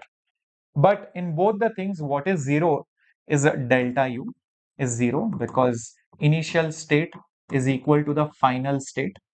This is all for cyclic processes. So you will notice that whatever heat is there will be the work because delta U is not there. Because delta U is not there. So whatever heat is there is basically the work. Heat is not going to be there. Is that clear, everyone? Very good. Okay, coming back over here, guys, to this particular thing. What is it? What is delta U in every case? What is everything? Okay, so let's start with delta U. Isochoric delta U internal energy change is NCV delta T only. Isobaric also NCV delta T. I just had told you right over here. It is nothing but NCV delta T irrespective of the process. So just come back over here. Okay. Isothermal, no change of temperature. So no internal energy change. Adiabatic, it is NCV delta T. Polytropic also, it is NCV delta T. Okay. Fair enough, guys. All right. Okay. Next, let's go to work done. Work done for isochoric, brilliant, it is zero, no change in volume. For isobaric, it is just P delta V, which is also NR delta T. Pressure is constant, or you can also write as NR delta T, one and the same thing. Isothermal, it is NRT log of final volume by initial volume, or you can also put P1 by P2, one and the same thing, which is the same as NRT log of P1 by P2. In chemistry, there is a minus sign. Adiabatic, well, it is, what is it? NR delta T divided by 1 minus gamma. That, or you can also write it as P2V2 minus P1V1 divided by 1 minus gamma. That is also okay. For polytropic, also it is the same thing. It is again NR delta T, but instead of gamma, it is X, which is the same as P2V2 minus P1V1 whole thing upon 1 minus X. So be careful about the signs here. If you miss something, you will get a wrong answer. Next one over here. Array, what is this? Next one is heat. So for heat, what is the formula? For heat, isochoric, it is just NC for that process delta T. For isobaric, it is NC for that process. For isothermal, guys, work done will be the heat. So it will be the same thing. So just it will be the value of the work done only, which is right over here because delta U is 0. Remember, Q should be numerically equal to delta U plus work. Okay. What about adiabatic? It is big fat 0. No exchange happens.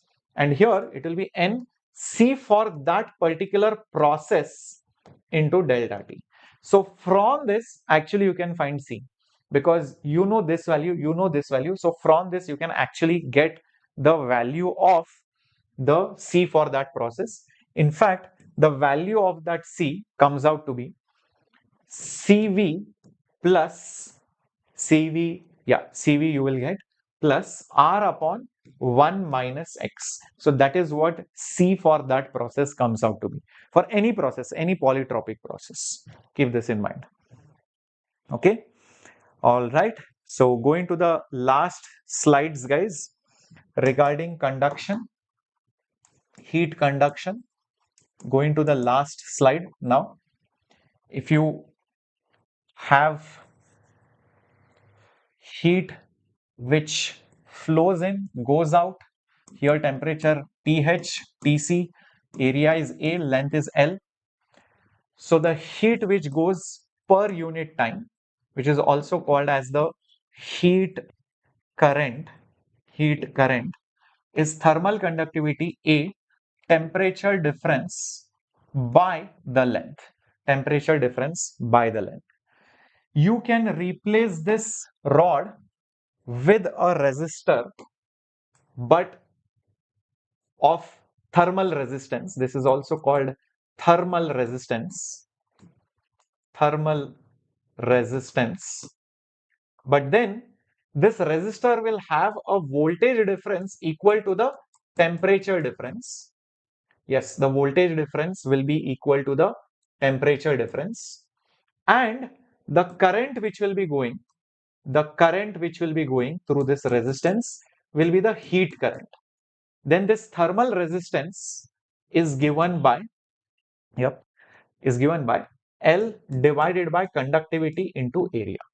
So you can use the concept of series parallel resistances, Kirchhoff's laws, even for heat conduction problems. A very important formula for conduction. Regarding radiation, when you talk about radiation,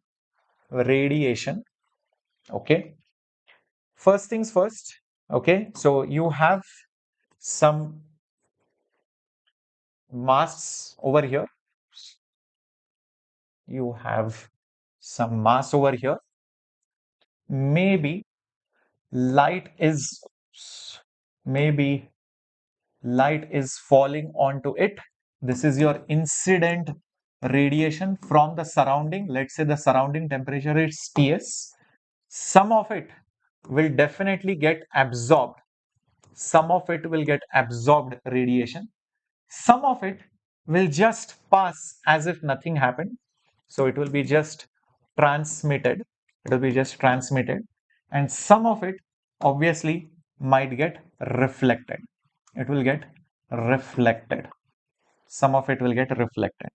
So I can say whatever heat is falling per unit time, which is incident, is nothing but some amount will get transmitted. So dq by dt for whatever is transmitted plus some amount of heat got absorbed. So dq by dt of whatever absorbed plus whatever is getting reflected. So plus dq by dt of whatever is getting reflected. You also have these coefficients. You can write absorption coefficient, transmission coefficient, etc. All their sum will be 1. Yes, this is absorption coefficient plus reflection coefficient, all these things. What are these numbers? A, T, R. R is how much is reflected as compared to incident. So, this particular number will be how much is basically getting reflected upon how much is nothing but incident on it. How much is incident on it. Same thing, absorption coefficient is nothing but how much is getting absorbed upon how much was incident on it.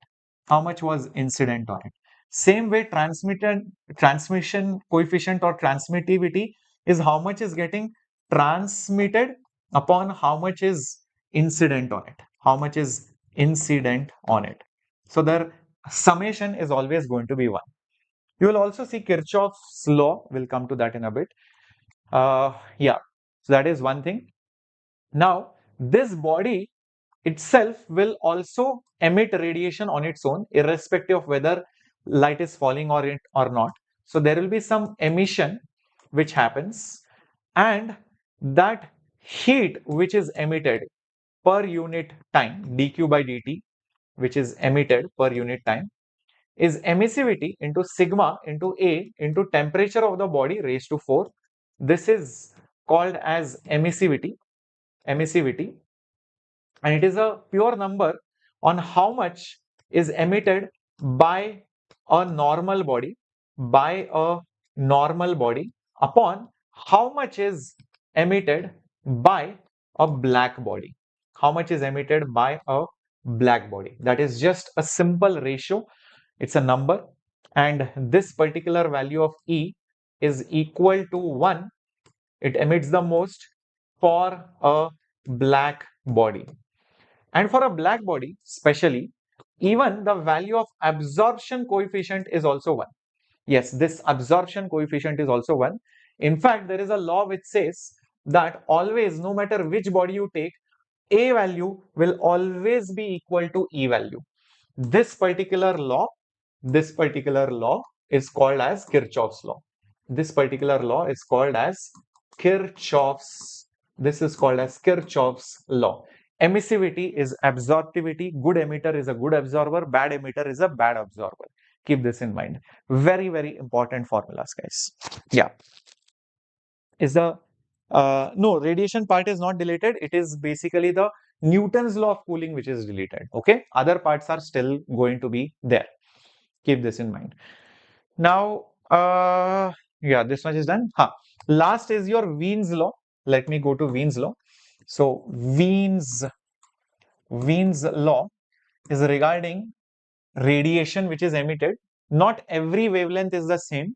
There is one wavelength which is maximum in amount.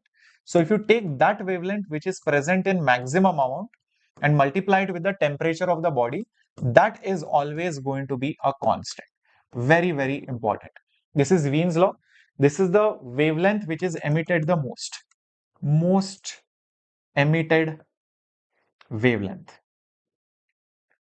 This is always going to be a constant. Okay, so keep these formulas in mind. This will be very useful. A very important slide regarding your radiation. Yeah. Right. Cool. So we have done, guys. What beautiful notes. You will be getting the PDF also. Now it's time for Gopika ma'am. Yeah. We'll be doing oscillations or waves in the next part.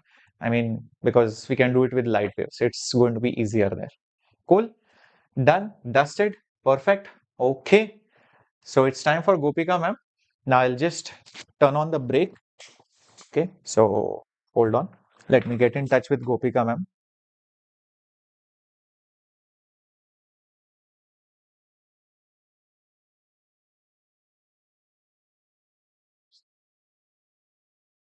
Shreyas's class will come after I end my stream. Okay. Chalo, let's start the class. So first chapter we are going to do is biological classification. Here we are going to do the major portions. So as and when you keep understanding, please keep putting thumbs up. No stop in the thumbs up. I will not be looking at all of your messages, but I will be able to see your thumbs up. Okay, that much vision I don't have. Okay, come on. Let's do biological classification. So first itself I have taken highlights of NCERT because this is the most easy way to do the chapters. Okay, this is the most easy way to do chapters. So we are going to do a mix of NCERT. Okay, a mix of NCERT, a mix of images, everything all together. Okay, so according to the biological classification, Linnaeus gave two kingdom classification. Now ma'am, was that the first ever classification? Not exactly. Aristotle's classification came, which spoke about how he classified plants and animals, but his classification was merely based on what, students? Morphology, that I am looking at it. Okay, this is a herb, this is a shrub, this is a tree. So that means I will just put them under plants. But his classification on animals was based on presence and absence of RBC. So if it was absent, he would call it enema, and if it was present, he would call it enema. So this was the classification. So we could say that Aristotle's classification was first ever scientific classification. Then came the most relevant classification, which will come for you as a question.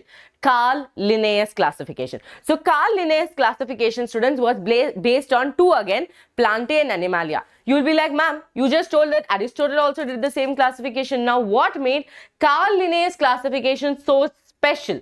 Let me tell you. Students, Animalia and Plantae he put. But what did he do? The main problem with this whole classification was that he understood that presence and absence of cell wall, I will just separate two things and put. But Aristotle was like, no, I am going to go by looks, morphology I am going to talk about. Here what happened, this system did not distinguish between eukaryotes and prokaryotes. Now what is the question that you are going to get? Feedbacks or the drawbacks of two kingdom classification or Carl Linnaeus classification, right? Okay, so look here.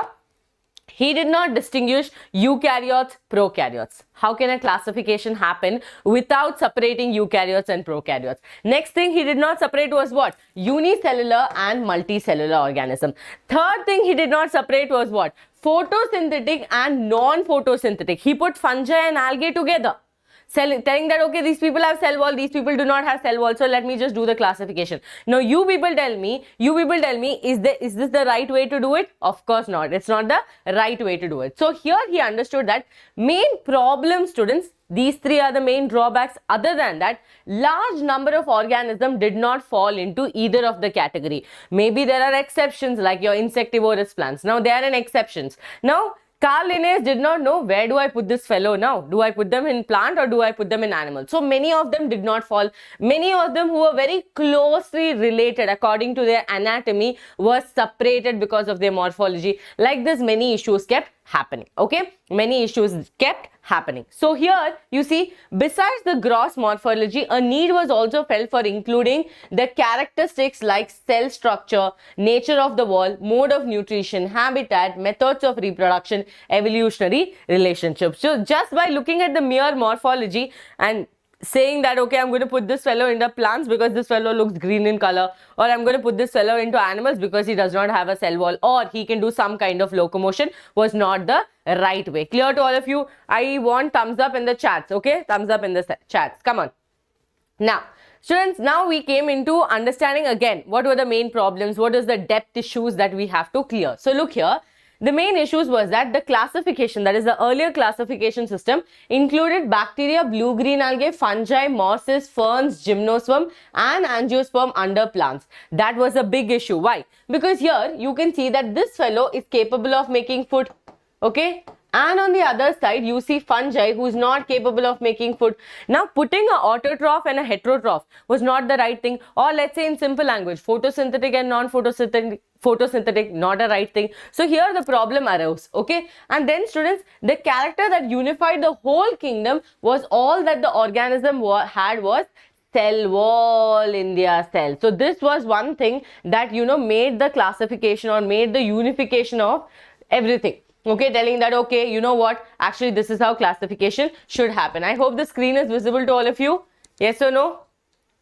Okay, screen is visible, I am visible. Okay, now this placed together. So this placed together, which widely differed, I told you.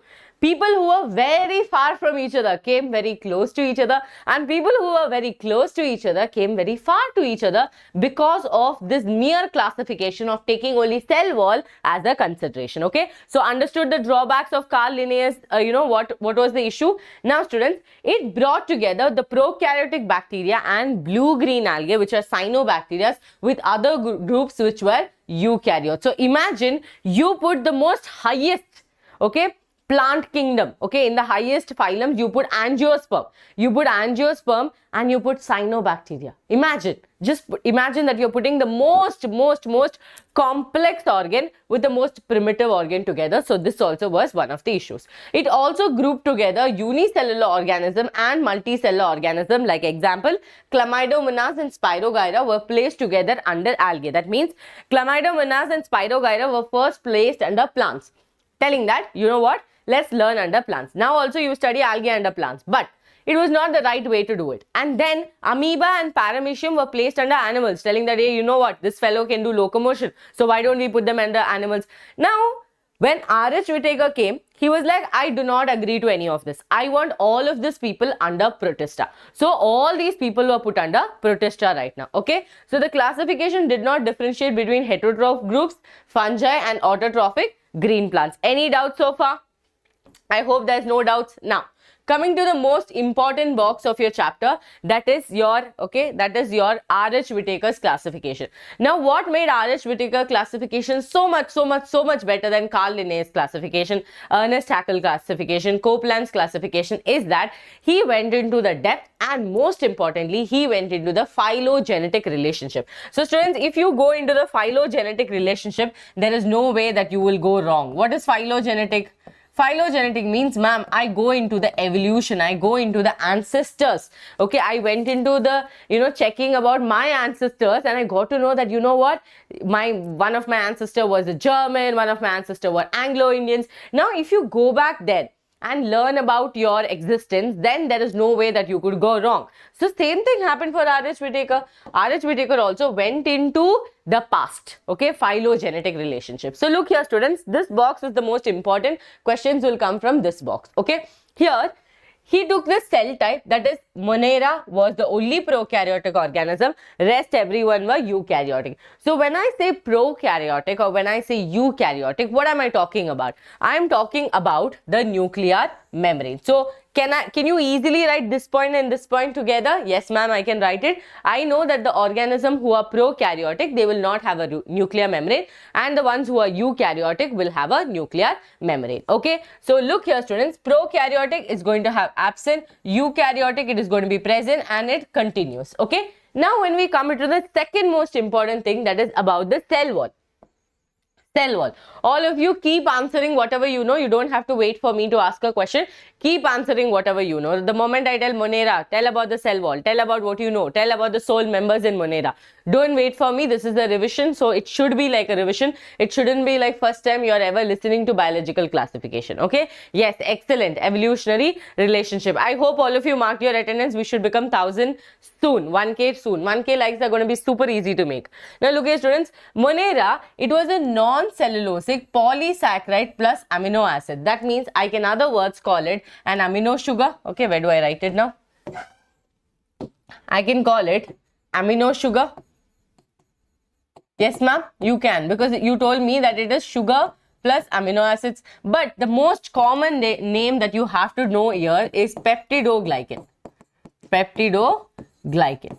Peptidoglycan is the cell wall, okay, of your Monera. Again, you will study again under eubacteria and archaebacteria. Okay. Now, students, look here, in Protista, present in some. What are they talking about? They are telling that cell wall is present in some Protista, not present in some Protista. Ma'am, it's not so difficult to remember. It is easy to remember. Okay. Now, fungi, students, present, but who is present? Chitin is present. Okay. Present, but who is present?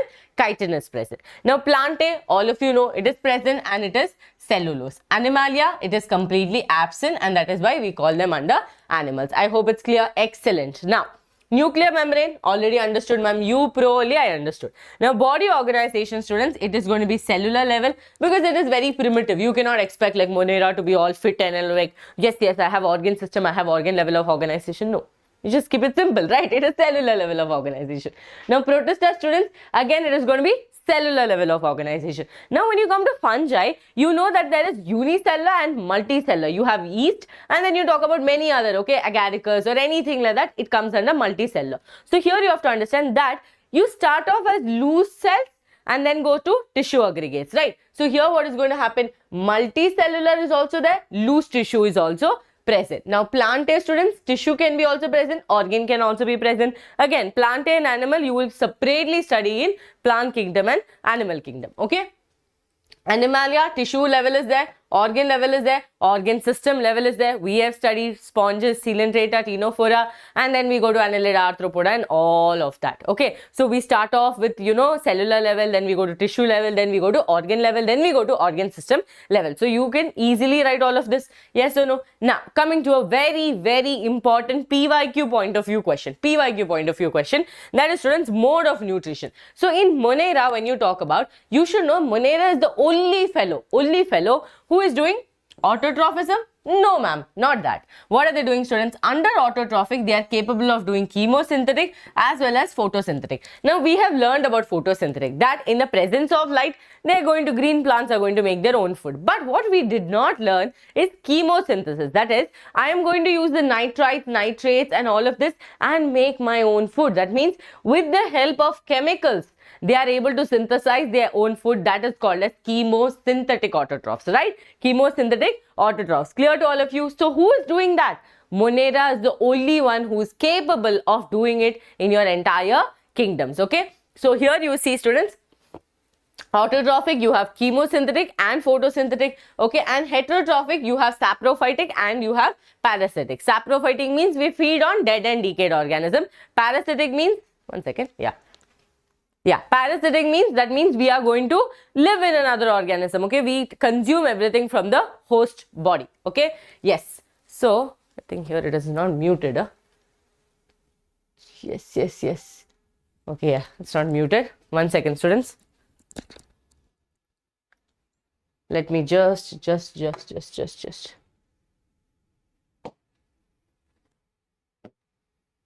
Yes, okay, done.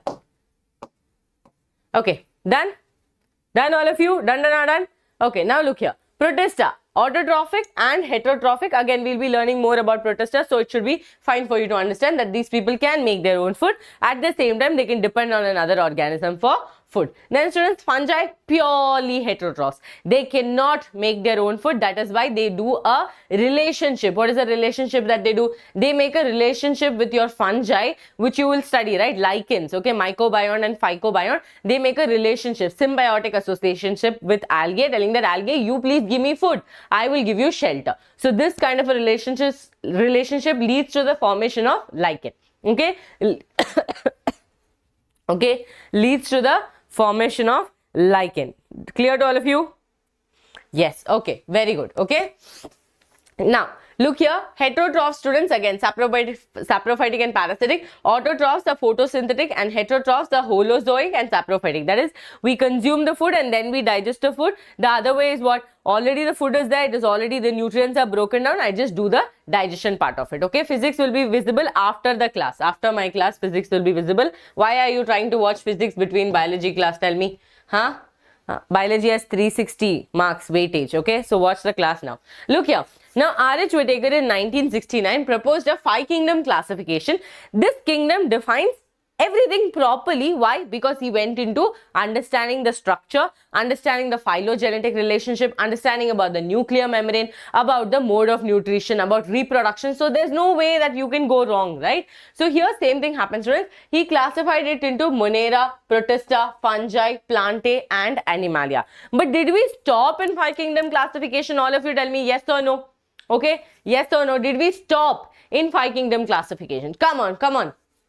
Okay, come on. Faster. Okay, maybe because your name is Hyper that you think that I can go faster than this, okay? I can't run more faster than this. You don't want me to have clarity of words or what? Huh? Clear?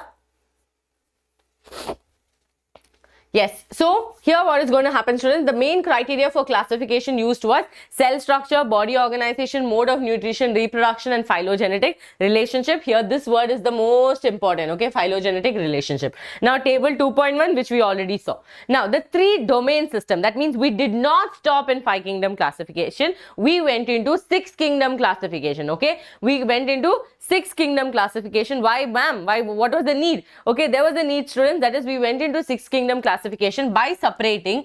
Under kingdom Monera, you have Archaebacteria and Eubacteria. So what did we do? We did a domain of Archaea, okay, Eukarya, okay, and bacteria.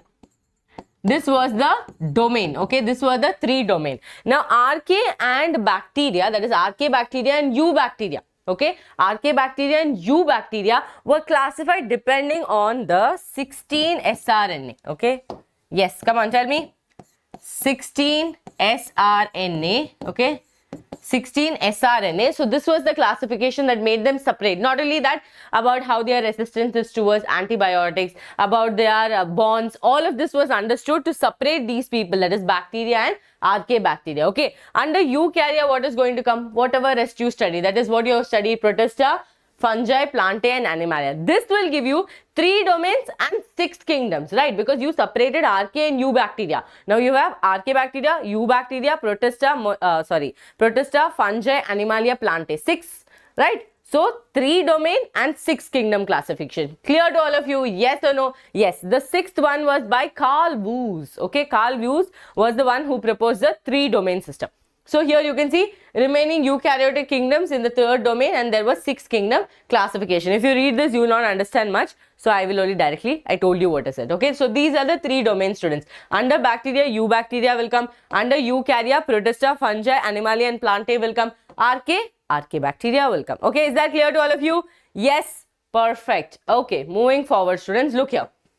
These are some of the confusions that existed. Okay, confusions that existed. So look here, all prokaryotic organisms were grouped under kingdom Monera. Yes or no? Yes, ma'am. All the prokaryotic organisms we put under Monera. So we understand that, okay, all these people do not have a nuclear membrane. So let's put them there. Okay. Now these are organisms without a true nucleus. This also I know, ma'am. Okay, this also I know. Now, example, bacteria and cyanobacteria, Monera. Sole members are going to be bacteria. Unicellular eukaryotic organism were placed under kingdom Protista. Many students have this confusion. Ma'am, eukaryotic, which organism? All the unicellular eukaryotic. So, you start with prokaryotes, you put all the prokaryotes in kingdom Monera. Now, who are you left with? Eukaryotes. But under eukaryotes, you have unicellular and multicellular. Which is more primitive? Unicellular is more primitive. So you take the unicellular, put it under Protista. Then from there, you continue. Okay, fungi was not falling anywhere. So you gave a separate kingdom for fungi. So these are the confusion points that most of the students have. Okay, yes or no? Clear? Okay, now. These have true nucleus, okay, these have true nucleus and they are single cell. Unicellular means one cell. Is there any legend who does not understand that unicellular means single cell and eukaryotic means they have true nucleus, okay? So these words are decoded. This group includes organisms that don't fit nearly into plants, animals or fungi. So you know Protista is kind of like a link between animal, plant and fungi because they have so many things that are part by part, okay, part by part. Now, Chlamydomonas and Chlorella, these are plant-like protists, that is algae, that have cell walls. Okay, having cell walls indicates that these organisms are similar to plants in structure. So that means here what are they trying to explain? They are trying to explain that because, okay, Carl Linnaeus, our great personality, put all of these people under plants. Many people are confused for a long time because, very simple, students, these people have cell walls. Okay, second thing, they are plant-like. So there was a lot of confusion that should we actually keep them in plants itself and study them in plants. But then R.H. Whittaker was very stubborn, adamant. He's like, no, let's just do one thing. Let's put them all into Protista because they're all unicellular, they're all eukaryotic. So that was the main thing. Understood? Now, Paramecium and amoeba on the other side, because of the presence of locomotion, okay, their abilities to do locomotion, okay. Here, these are animal-like protists, earlier considered a part of the animal kingdom, which lack cell wall. So locomotion plus the absence of cell wall. Okay, plus. Okay, absence of cell wall made them forcefully be under animals. But again, later clarity was taken. They were taken and put back into Protista. Okay. Okay, clear to all of you? Yes or no? Yes, come on. Oh my God. Students, physics class will be seen after my class, okay? Why is it so difficult for you people to understand? Huh? Come on. Correct? Hyperboy, you don't take tension. I'll handle, okay? Got it? You people try to study. You don't worry about the pace. Okay? Yes. Now look here. Kingdom Monera. Bacteria are the sole members. Students, you already know bacteria are the sole members of Kingdom Monera. They are the most abundant microorganism. They are present everywhere. Now, look here. They live in extreme habitat. And one question that is going to come for all of you is how are they capable or why are they able to live in this extreme condition. When we look at other people, we are not able to see that, but these people are able to live in extreme condition. It is mainly, students, because of the presence of peptidoglycan, okay, because of the presence of their cell wall, that is peptidoglycan.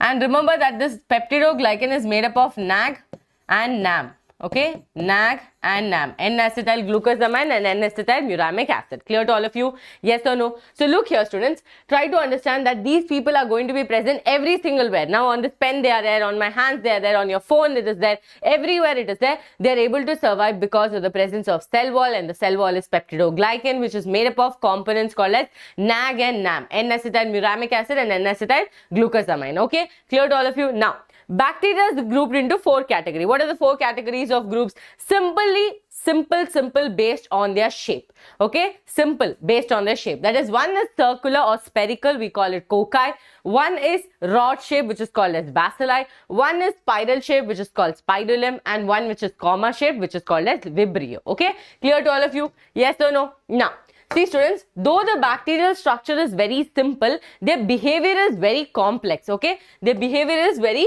complex. Now, why are the people telling this? The structure is very simple. We know that, okay, the structure is only this much. Behavior is complex, again, because, students, because these people do sexual reproduction.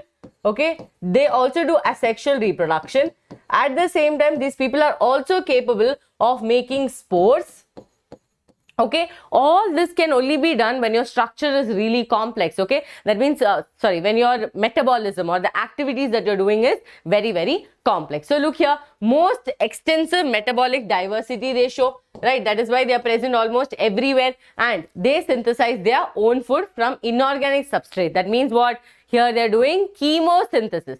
So they may be photosynthetic autotrophs or chemosynthetic autotrophs. The vast variety of bacteria are heterotrophs. They depend on other organisms or on dead and organic matter. Dead and decayed matter, saprophytic, living on another person, parasitic. Now, if they are utilizing the chemicals to produce their own food, that is called as chemosynthetic. Yes, excellent, students. Metabolically, they are highly diverse. Structure is simple, but the process is complex. Okay, process is complex. Now, archaebacteria. Archaebacteria, all of you know, it's very easy. There's nothing to break your head. But let me tell you some more things.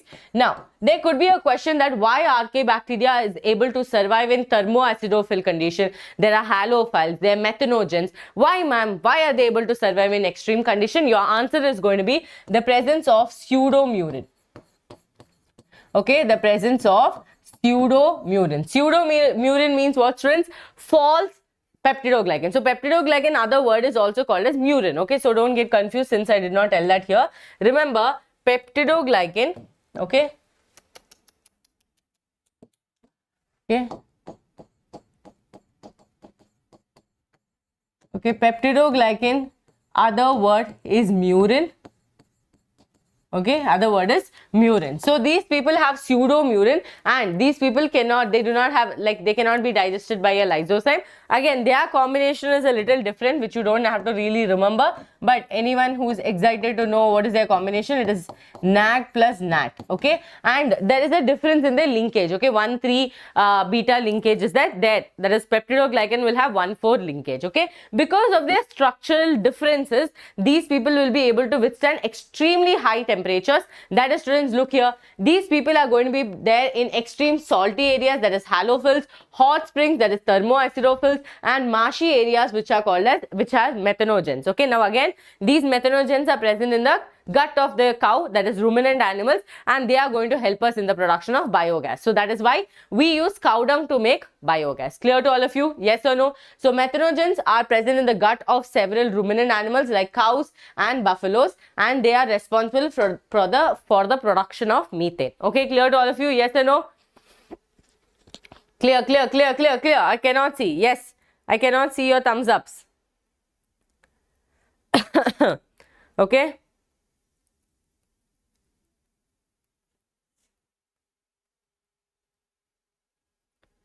Perfect. Okay, moving forward. So archaebacteria is very clear, no? They have presence of pseudomurin, and they are present 3 places they are going to be there? Thermoacidophils, halophils, and methanogen. Extreme heat and acidic condition, extreme salty condition, and they are going to be present in marshy areas, at the same time in the gut of ruminant animals, and they help in the production of biogas. Now when you come to cyanobacteria, students, cyanobacteria are like the true bacteria, right? So you have two classification, RK bacteria and U bacteria. Okay, so when you talk about Monera, you have, okay, RK bacteria and you have U bacteria. Now RK bacteria and U bacteria, under U bacteria you have cyanobacteria and your mycoplasma. These are the two classifications that you're studying. Okay, cyanobacteria and your mycoplasma. Cyanobacteria is also called as blue-green algae. Okay, they're also called as what? Blue-green algae. Now look here, they have rigid cell wall, they are motile, and if they are motile, they are going to have what? A flagellum. They will have a flagella which is going to help in the movement. Clear? Now, cyanobacteria, students, they have chlorophyll A, which is similar to the green plant. So that means what? These people are going to be autotrophic in nature because they have chlorophyll A pigment, which is similar to that of a green plant. So if green plant can do photosynthesis, even this person can do photosynthesis. Okay. Now the cyanobacteria can be unicellular. Students, they can be present only one.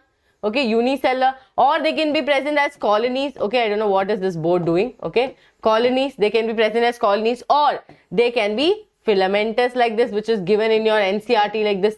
Okay, filamentous structure. Correct? And this filamentous structure will have a proper covering of mucilaginous or gelatinous sheath, because in the diagram and in the NCERT two words are given, no? So that correction has been done. So they are covered with a gelatinous sheath. Gelatinous sheath, why? To protect them under water. Okay? Under water. Now, the colonies are surrounded by gelatinous sheath. They often form blooms. That is what? Algal blooms. Okay? Algal blooms. If you go and see a lake which has not been used for a very long time, you will start noticing that green color patches. Right? Green color patches. So that is what? That is your algal bloom. Okay? And students, in this, remember, in your NCERT, they have given a diagram like this, which is a filamentous structure, and these people have a, okay, the board is hanging, okay, like this mucilaginous covering, and in that one cell they have shown a specialized structure. Students, what is that? They showed a structure like this, that is, this cell is a heterocyst.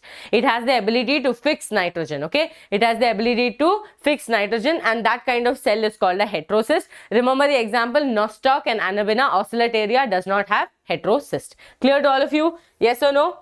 Okay, now coming to chemosynthetic, again heterotrophic organism or heterotrophism, nutrition will be done how? By depending on another organism for food. Otherwise, they will be saprophytic. They'll feed on dead and decayed organism, or some of them can be parasitic as well, and they will live on another host organism. Now, chemosynthetic autotrophic bacteria, students, they oxidizes various inorganic substances such as nitrates, nitrites, and ammonia, and release energy and ATP production, which I already told you that these people are going to use the chemicals. But which chemicals can come as a question for all of you? Nitrates, nitrites, and ammonia. These three things you have to write without fail. Okay, nitrates, nitrites, and ammonia are going to be utilized. Okay, are going to be utilized, and they will convert that, or they will synthesize that to give them ATP. That is called as chemosynthetic autotrophism. Okay, clear to all of you? Now, they play a great role. This also was a PYQ. Okay, it's a PYQ question. They have a great role in recycling nutrients like what? Nitrogen, phosphorus, iron, and sulfur. Okay, remember this as well. NPIS. Okay, NPIS, or you can remember SIP. Okay, SIP. Sulfur, iron, and phosphorus at the same time. You can add nitrogen also at the end. Okay, clear to all of you? Now, let's talk about how these bacteria reproduce. Okay, how these bacteria reproduce. Okay, one second.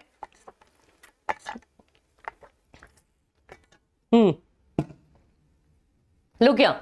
Bacteria reproduce mainly, students. Here they are telling that by fission. Okay, they are going to separate. Okay, they are going to separate and form the daughter cells. But in cases when the condition becomes unfavorable, they have the ability to form spores as well. Okay, they have the ability to form spores as well. But when you understand that, okay, ma'am, actually from the time bacteria was found, have they had no variation? Because these people are telling that, okay, only asexual reproduction is there, only fission is there, only spore formation is there. No, the answer is complete no to that, because bacteria also does sexual reproduction in the three forms. What are the three forms? All of you tell me. So, conjugation, conjugation, transformation, okay, conjugation, transformation, and transduction. What, students? Transduction. Okay, now I'll give you a one line for each word. Conjugation means two cells, okay, are going to transfer the genetic material, just like how like a sexual reproduction happen normal. Here there is a physical contact, and let me tell you, among these three techniques, this is the only one that has a physical contact. Okay, both of the cells are going to share the genetic material. Ma'am, what is transformation? Griffith's experiment. That is, if a DNA is roaming around like one ghost, okay, like one ghost, imagine one DNA, one alone DNA is walking around, okay, what will happen? Suddenly Chintu will go bring the DNA home and keep it, because he saw that there's some beautiful thing moving around. Same way, okay, ghost, we will not bring them home, but let's say if you see something that is beautiful, okay, lying around, okay, 500 rupees notes, okay, it's lying around, you will take it and come, no? Same way. Transformation means if a DNA particle is just freely moving around, okay, because it has been, heat killed, we did. Because of any of this reason, if a DNA is lying around freely, that will be picked up by the cell. Now, transduction is what you are going to see here in this image. That is with the help of a bacteriophage. Okay, with the help of a bacteriophage, the genetic materials have been transferred. So here, if you see, you will notice that transduction means what? The bacterial DNA will be taken up by the bacteriophage and it will be emitted into another bacterium. So here, a virus is going to help in acting as a courier. Courier means what? Like your Amazon delivery guy, like a courier person, okay? He's going to pick up the DNA and he's going to give it to this bacterium. Simple as that. Okay, clear to all of you? So among this, which is the only method where there is a physical contact, all of you tell me in the chat box quickly. Quickly tell me in the chat box. Okay, among all these techniques, which is the one that has a physical contact? Now, coming to Monera, we already understood that Monera have RK bacteria and U bacteria. Under U bacteria, you're going to study cyanobacteria and mycoplasma. Many times PYQs come from this topic. So I want all of you to listen to me carefully here. Now, mycoplasma are organisms that are that lack cell wall completely. Okay, they do not have a cell wall, lack cell wall completely, and you only look at the highlighted words that I've highlighted. Okay, only look at the highlighted words that I've highlighted. Wow, what are English students? Okay, so they are smallest living cell known and can survive without oxygen. Okay, they can survive without oxygen. All these notes will be available on this Telegram as well as Vedantu NEET English Telegram. So do not forget to join the Telegram channel. Okay, yes, mycoplasma are organisms that are completely. So first of all, what is the thing? They lack cell wall. Second of all, they are smallest. Third of all, they do not need oxygen. Okay, basically, ma'am, why are they surviving? You might ask, but don't ask like that. Okay, many mycoplasma are pathogenic in animals and plants. That means they cause disease. Okay, they have the ability to cause little leaf disease in brinjal, and they also cause pleuropneumonia. So that's the other name for these people, PPLO. Okay, pleuropneumonia like organisms, or they can also be called mycoplasma like organisms also. Okay, so they can cause pleuropneumonia. In case by mistake one out of syllabus question comes, right, in animals they can cause a pneumonia like disease which is called as pleuropneumonia, and in plants they can cause little leaf disease in brinjal. Okay, done. All of you, did you all quickly smash the like button? Okay, yes. Now coming to kingdom protista. So students, kingdom protista is divided into cryophytes, okay, dinoflagellates, euglenoids, slime molds, and protozoans. Okay, cryophytes, dinoflagellates, euglenoids, slime molds, and protozoans. Now, you should all know that protista is actually a link, okay, link between plants, animals, and fungi. Okay, so completely, if you say protista is actually a link between all other kingdoms that are existing. Okay, all other kingdoms that are existing. Understood? Yes. Okay, now look here. Chrysophytes and dinoflagellates, students, these two people are very much like plant. Okay, very much like plant, and some of the characteristics are also related to plants in euglenoids. Okay, and this fellow is completely like a fungi. Okay, and this fellow is completely like animal like. So you understood why did we say that these people are having a link between plant, animal, and fungi? Because of this. Okay, these people have some nature that is exactly like a plant. This fellow has a nature that is exactly like a fungi, and this fellow has a nature that is completely like an animal. Okay, yes or no? Clear to all of you? Yes. Okay. Come on. Okay. Now, chrysophytes. Students, under chrysophytes, you have two diatoms and desmids. Okay. Diatoms are the most important for you. I am only going to teach you what is important. From here on, like in the sense, I'm only going to tell you what is the most important specialized characteristic that can come as a question. Clear to all of you? Yes or no? Okay. Now, look here. Okay, now look here, diatoms and desmids. Okay, diatoms as well as desmids. I told no Shruti that heterotrophic organisms in bacteria, what is it? They'll be saprophytic, they'll feed on dead end decay, or they can become parasitic. Okay, now diatoms and desmids are otherwise called golden algae. Now look here students, only the words that is highlighted we are going to look into. That is, most of them are photosynthetic. I told you that these people are very much plant-like. Plants are doing photosynthesis, so most of them are going to be photosynthetic. Now in diatoms, the cell walls form two thin overlapping shells which fit together like a soap box. I have drawn this diagram and shown to you people multiple times.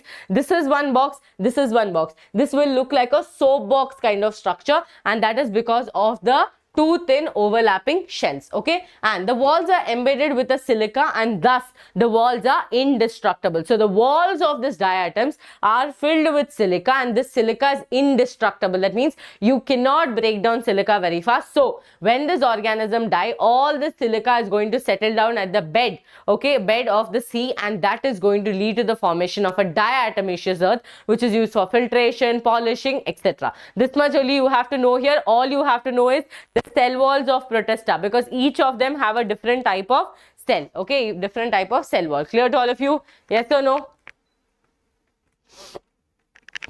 Clear? Okay, so here you can see that they accumulate over time and they form diatomaceous earth. Again, today the one die, tomorrow diatomaceous earth will not be formed. It will take multiple years. Okay, it will take lot of time, millions of years to be formed. Now next one is students, what is after cryophytes? Dinoflagellates. Now look here, these cell walls have stiff cellulose plates. Now these dinoflagellates can be of different colors, okay, like yellow, green, brown, blue or red, but the most important thing about these people, they have a stiff cellulosic plate. Now what did we study under RH Whittaker? That some of them will have cell wall, some of them will not have cell wall. So each of them have a modification. So look here, the cell wall has stiff cellulose plates on the outer surface. Most of them will have two flagellas, one longitudinal and one transverse one, which are coming out of a furrow. Okay, one transverse, one longitudinal one and one transverse one. Understood? So one will go like this and one will go like this, and it will come out of a furrow. Okay, like this, it will come out of a furrow, and this is one of the most specialized characteristics of dinoflagellates. Other than that, they have a stiff cellulosic plate. Now students, very often, I have underlined it with red. Okay, so much creativity. Look here, very often red dinoflagellates, example Goniolax, PYQ, okay, make a note. Goniolax undergo rapid multiplication. Okay, let's take example, Suvra and Subhashini has gone for a vacation. Okay, they went for a vacation. And when they go for a vacation, they notice that, oh my God, because I came, there is a beautiful red color sea there. Okay, but actually what has happened, Goniolax have decided to do rapid multiplication and release toxin to kill other organism underwater. But Subhashini and Subhra is taking selfie after selfie and posting it on Instagram, telling that, look at this, when we came, we saw a red tide. So do you understand what is the reason? The red tide was because of Goniolax, which is the dinoflagellate that has undergone rapid multiplication, and because of which, due to this rapid multiplication, students, this Goniolax is going to release a toxin that is going to harm other organism, but these two people doesn't know that. Okay, yes, so toxin released by large numbers may even kill other marine animals such as fishes. Okay, done. Yes or no? Perfect. Now next one, okay, very special fellow. This fellow is Euglena. Okay, he has dual personality. Okay, he is like that Vikram. Okay, Vikram movie, all of you know, no? In what is the movie name? I forgot. Okay, so here what is happening, students? Instead of a cell wall, so this fellow doesn't have a cell wall, but he has something called as a pellicle. So instead of a cell wall, they have a protein-rich layer called the pellicle, which makes the body flexible, and they have two flagella, a short and a long flagella. Okay, one short is there, one long is there. But now, what is the most specialized characteristic of this fellow? When sunlight is there, he's like, okay, I'm a plant. When sunlight goes, he's like, I'm a heterotroph. So in the presence of sunlight, he will be able to do photosynthesis, And in the absence of sunlight, he would have called a lot of people to drink tea in the afternoon time. No, all of them would have come, all the kuti organisms would have come, and Euglena will be sitting and he'll be telling that, oh, how to clear NEET examination, it's so difficult, can I search about how to clear NEET examination in 20 days, all that they will be talking. Suddenly the sun will go away and Euglena will decide to eat all the people who came for the party. So that is exactly going to happen, students. Euglena becomes heterotroph in the absence of sunlight, and in the presence of sunlight it becomes autotroph. So it has dual personality. It's the Vikram of the animal kingdom. Okay, clear to, sorry, plant sorry, Monera. Okay, so the pigments, now this question has come as a PYQ. Okay, the pigment of euglenoids are identical to those present in the higher plants. This question has come, so please make a note that Euglena has the same pigment that is present in a higher plant, like your chlorophyll A or chlorophyll B. Understood? Yes? Clear to all of you? Perfect. So Euglena does not have a cell wall, they have a pellicle that makes their body very flexible. They are photosynthetic in the presence of sunlight, and in the absence of sunlight they become heterotrophic. They feed on smaller organisms. Now coming to slime mold. Slime mold, I told you, it is something very similar to fungi. So you should understand that these people are going to be heterotrophic, that is, they are going to maybe make spores or, you know, wait for the conditions to be favorable to scatter or to escape, run the, like, you know, to scatter the spores. So look here, slime molds are saprophytic protists, the body moves. So here, look here, under suitable conditions, students, they form an aggregation which is called as the plasmodium. Okay, they form an aggregation which is called the plasmodium, which may grow and spread over the feet. So during unfavorable condition, what happened?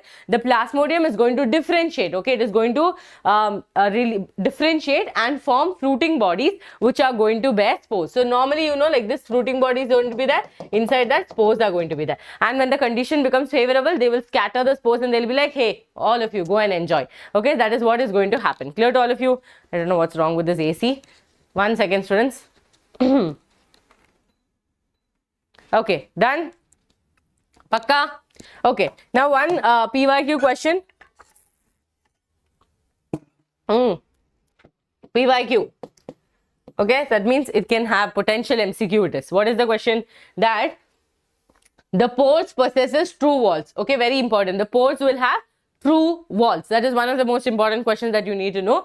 So here what has happened? So under suitable condition, the slime mold will form an aggregation. Aggregation means what? Now let's say Harsha put a message in the group telling that come, let's go meet Gopika ma'am. 5-10 people have come. So that's an aggregation, right? So aggregation, and that aggregation is called plasmodium. When the condition becomes favorable, this plasmodium is going to differentiate, start growing fruiting bodies, and inside the fruiting bodies, who is going to be there? Spores are going to be there. Clear to all of you? Yes or no? And the spores are going to be dispersed with current. Okay, dispersed with currents. Now, look here, students, these are the different types of protozoans. I think it's too small for you to say. See, but I will just tell you what is the most important here. Here they are going to ask you the examples. Okay, so whenever you are studying your protozoans, that is your amoeboid protozoan, ciliary, okay, so please learn the examples. Please learn the examples, students. Okay, here I'll tell you, you know, amoeboid protozoan pseudopodia, that means false feet. False feet is going to be one of the most exceptional characters that these people possess. Okay, example is going to be amoeba and entamoeba histolytica. Again, entamoeba histolytica is the PYQ, because again we have studied this in human health and diseases. Amoebiasis is caused by entamoeba histolytica. Okay, next one. Flagellated protozoan, students, what will they have? Ma'am, they will have flagella, ma'am. Such a big question you're asking, ma'am. My God, rocket science. Okay, so flagellated protozoans will have flagella. Now here you have to remember trypanosoma, which causes sleeping sickness. Again, a MCQ question, potential MCQ question, that is trypanosoma causes dash. Okay, that means they'll give you option, or they will tell you among this which is a flagellated protozoan. Your answer should be trypanosoma. Okay, trypanosoma. Now look here, students, next one is going to be a ciliated protozoan. What are they going to have? Ma'am, they are going to have thousands of cilia, that is hair-like structures. Okay, they are going to have hair-like structures. And here, students, you have to remember paramecium. But here, one more additional thing that you have to learn about paramecium. Paramecium, actually, we teach a lot, micronucleus, macronucleus, and all of that. But there is a structure called as gullet. Okay. Okay, gullet, that is Gullet. Okay, that is going to help in the movement of food and water. Okay, whatever has to enter will enter through the gullet, and it will also come out through that. Okay, clear to all of you? Yes, perfect. Done, done, done. Okay, so here you see they have a cavity called the gullet that opens to outside of the cell surface, and the coordinated movements of rows of cilia will help in the movement of food and water inside, outside. Okay, that is in paramecium. Now, if you go here, students, sporozoans, they do not have any structure. It's completely absent. There's no structure. But the thing is that spores are going to be formed. These spores are going to help, like one air comes, they will get up and go. Okay, then they do not have all the head weight that I need pseudopodia, I need cilia, I need flagella. No, they are very simple people. They're like, I don't need any of this. If one air comes, I will go on air. Okay, I'll go on air. So this fellow, you can remember plasmodium, very important. That is the one that causes Plasmodium vivax, malaria. Okay, malaria example. Can you remember all of this? Yes, any doubts so far? Everything good? Can I get thumbs up? Can I get thumbs up quickly in the chat box? Okay, quickly in the chat box. Come on, quick. Okay, now fungi. So, fungi, students, when a moist bread is present, or let's say you bought a bread and you forgot for 2-3 days, what is going to happen? Automatically, fungi will start growing on this. Like this, you will see this white color structure, okay, which looks like a cotton candy, but you cannot eat it, okay? So, like a cotton candy, it will be formed. Now, in this paragraph, where the questions are going to come, potential MCQs are going to be, first of all, here, you should know, okay, bread will cause mold. That is not very important here. Wheat rust, okay, that is caused Puccinia is an important example. Okay, wheat rust, okay, rust formation in Puccinia. Then some are the sources of antibiotic like your penicillium. Okay, so penicillium. And then students, some unicellular organisms like yeast, which are used for making bread and beer, which you will be studying in microbes chapter. And then here, white spots on mustard leaf. Okay, white spots on mustard leaves are due to the parasitic fungus albigo. So, Puccinia causes rust, okay, rust like reddish color, rust, and a white spot on the mustard leaf is caused by albigo. Okay, so these you remember, please. Okay, these you remember. These are some examples that you have to remember. Now, look here, students. When you talk about fungi, you have unicellular and multicellular fungi. But before that, there is one major classification when it comes to multicellular fungi. What is that? Septate and aseptate. Okay, septate and aseptate. Septate means what, students? Like this. Okay, like this. Proper compartmentalization is there. Like this. Septate means proper compartments. Can you see? Every compartment, you know who should enter, who should not enter. Correct. Here you see aseptate means like this, students. No compartments. Okay, no compartments. It's just random. Okay, so septate means cross walls. What is this compartments called as septa? So cross walls or septas are present. Here cross walls or septas are absent. Clear to all of you? Now, each cell may have 1, 2 or more nuclei. There is possibility that we can have a dikaryon stage, okay, which we are going to study further. Otherwise, you know that it can have 1 or 2 or even more nuclei. Okay, example they have given is aspergillus and penicillium. Here, continuous tube with multinucleated cytoplasm. Because these people doesn't have proper compartmentalization or septate, anyone can come and sit now. Example, Vaishnavi and Yuvraj. Okay, they did not know that, okay, there are, compartments here. Okay, you're not supposed to talk in the class. They just came and they started talking in the class. So what is going to happen here? Same way here, there are going to be multiple nuclei. Clear to all of you? Done. So septate and aseptate, which is one of the classifications that we will use. Now, remember that reproduction in fungi, students, this is something that you get confused, okay, but there's nothing to be confused. Vegetative, asexual and sexual reproduction. That is, here you remember. Vegetative methods, you have fragmentation, fission and budding. But is that very important? Not exactly, but what is more important? This one. Asexual reproduction, conidiospores, sporangiospores and zoospores. In that, please remember that your conidiospores are exo, okay? That means they grow outside. Okay, the exospores, they grow outside the body. Exo, outside. Okay, now sporangiospores, normally inside. Okay, it is going to grow inside like this.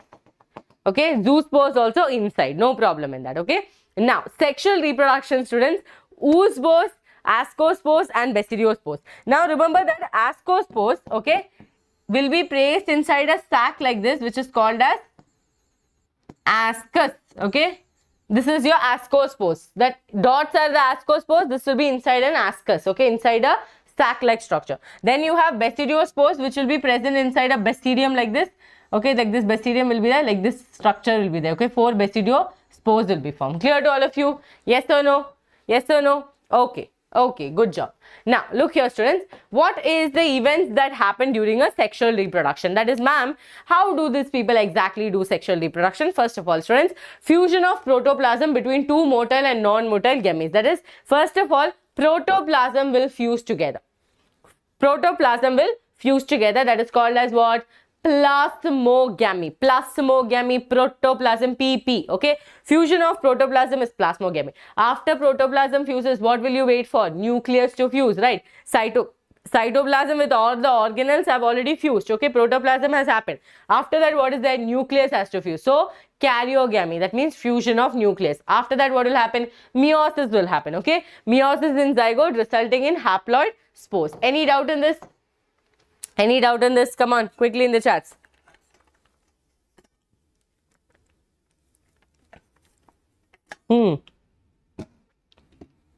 Yes, very good. Plasmogamy. So look here, students. Okay, look here, in sexual reproduction, what's going to happen? So spores are going to be produced, spore formation, germination, mycelium. Now, mycelium again, starting, what is this mycelium? You should remember that when you talk about fungi, there are two things that you have to remember. Hyphae, okay, and mycelium. Hyphae, students, it's a network. Okay, it's a network like this. Okay, thread-like network like this. Many thread-like networks will together form your mycelium. And this mycelium can be septate or aseptate. Any doubts in this? This is the thread-like structure. This is the thread-like structure. Many thread-like structure forming a network. A network of hyphae is called mycelium. So this mycelium can be aseptate or septate. So this mycelium has to fuse, correct or not? This mycelium has to fuse. So they will go for first plasmogamy, where there is a fusion of protoplasm. After that, what will they do? They will go for karyogamy. After karyogamy, students, obviously zygote formation has happened. Then it will go for meiosis and it will form the haploid spores. Again, the spores will germinate and this process is going to continue, right? Yes or no? So in some situations, what will happen? Let's say this one strand and this one, okay, this one mycelium, they were planning to fuse. So while fusing, normally the nucleus should have fused, but in some scenarios, what can happen, students? There can be scenarios where both the nucleus have not fused yet, okay? They have not fused yet, and this kind of a stage is called as what? All of you tell me in the chat box. This is called as your dikaryon stage. This is called as dikaryon stage. Clear to all of you? Yes or no? This is called as dikaryon stage. That means both the nucleus, instead of fusing together, they stayed there telling that, you know what, I don't want to fuse today. You also don't fuse today. Let's just look at each other and sit. So that led to the phase of dikaryon stage where the fusion hasn't happened. Okay, that's like an intermediate stage. Okay, they are still thinking, should we fuse or not? So during that, it has become an intermediate stage. Okay, yes, you will see it in ascomycete and basidiomycete. Now look here, students. Kingdom fungi, sexual reproduction and sexual reproduction where it is not known. Okay, if mycelium is aseptate, the most lower fungi is going to be phycomycetes. Okay, and mycelium is septate. So remember, the only aseptate one that you're going to study is phycomycetes, and mycelium is septate, students, ascomycetes and basidiomycetes, and sexual reproduction is not known. You will call it the imperfect fungi, which is called as deuteromycetes. Okay, you will call it deuteromycetes. Clear to all of you? Yes or no? Now, let's study the most important question based. Okay, only question based I'm doing, no? Phycomycetes, what could be the questions that are going to come? Examples will be asked. Okay, so phycomycetes, students, aquatic, all that here. Asexual spores are going to be zoospores, that is motile, or aplanospores, which is non-motile. So for motile, we call planospores. Aplanospores is non-motile spores. Okay, now sexual reproduction can be isogamy. Isogamy means both are of same size, shape, both are motile. Anisogamy is one is big, okay, motile, one is small. Okay, but both are motile or both are non-motile. Oogamy means one is big, non-motile, one is small, motile. Understood? So that is depending on their size and shape. Now, example is going to be Rhizopus, Mucor and Albigo. So how are you going to remember? Ram. Okay, you're going to remember Ram. Okay, so Phycomycetes first is the most simplest lower fungi, which is going to be Ram. Okay, remember Ram. Next is going to be Ascomycetes, students. Here, mycelium is branched and septate, because you know Phycomycetes is the only one which is an aseptate. then why you will take tension about other things? Okay. Now, asexual spore is conidia on conidiospores. I told you these people are exo. Okay, exo means they will grow outside. Like this, they will grow. Instead of growing inside, they will grow outside. That is called as conidia or conidiospores. Sexual spores are going to be ascospores. I already told you that this is your ascus, which is sac-like. These people are sac-like fungi. So this is your ascus. Okay. Inside the ascus, who is going to be there? Ascospores are going to be there. Any doubt? Any doubt? Now, ascospores produce inside asci, which is a sac-like structure. That is why this fungi is called sac fungi. Now, students, Aspergillus, Penicillium, Neurospora and Saccharomyces. Now, here, what will you remember? You can remember, I forgot what was it. Ram, can, op, cat. No, can is the one here. Ram, can, op is the one here, I guess. Okay, op is the one. Just check and tell me Aspergillus, Penicillium and Usteligo, right? Okay, so cat. These are the 3 tricks that we had taught that day. Please check and tell me. Okay, come on. Done. Okay, check your notes and tell me. Okay, so here other ways you can make A, P, N, S, or you can make pan, students. Okay, Ram has a pan. Okay, Ram has a pan.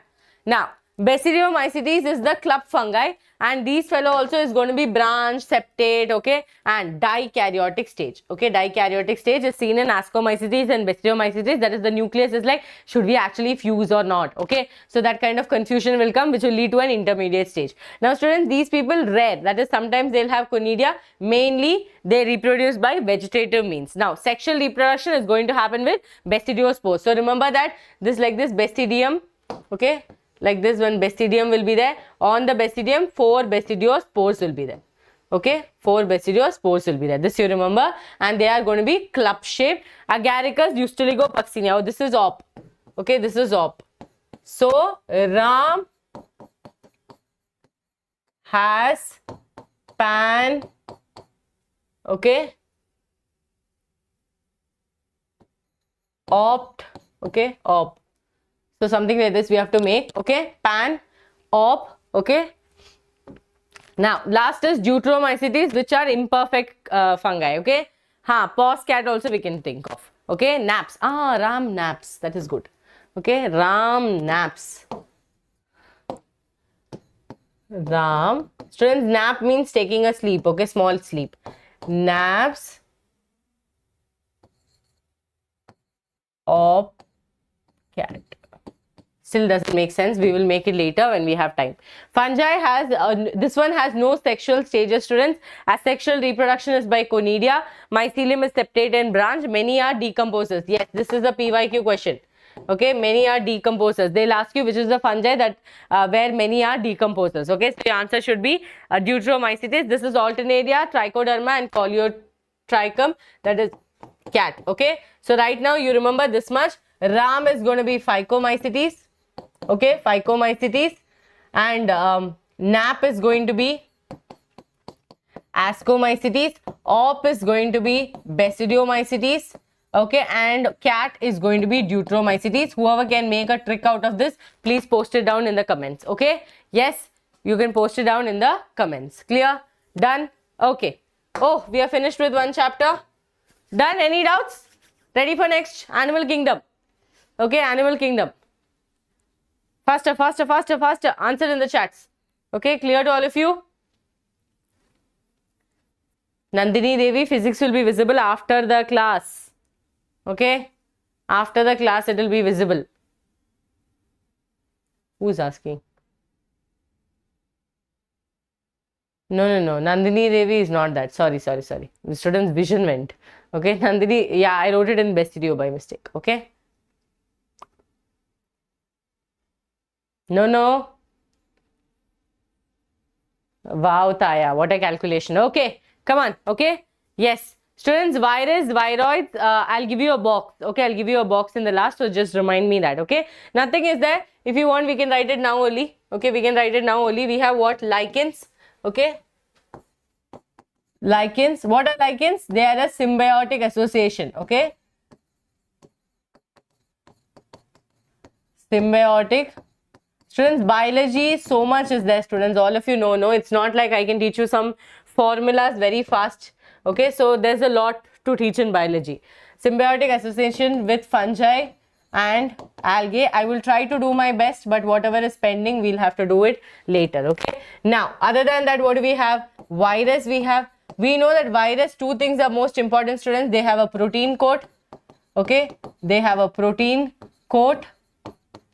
Plus they have a genetic, that is any material, it could be a DNA or an RNA, they have a genetic material. Now the scientist name you have to study, okay, Ivanovsky, right, Bejernik, all that you have to study. Protein code, this can be DNA or an RNA, okay, DNA or an RNA. Now what is the viroid? All of you tell me in the chat box. What is a viroid in the chat box? Quickly tell me. So it's easy, okay? Protein code plus genetic material. Viroid is something that is smaller than virus. These people only have a genetic material. These people only have a genetic material and these people are disease causing, okay? These people are disease causing, okay? Now, prion students on the other hand, what are they? Okay? What are they?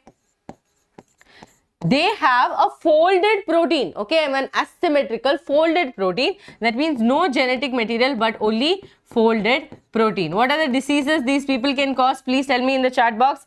Okay, you have to remember cow disease, okay, mad cow disease, right?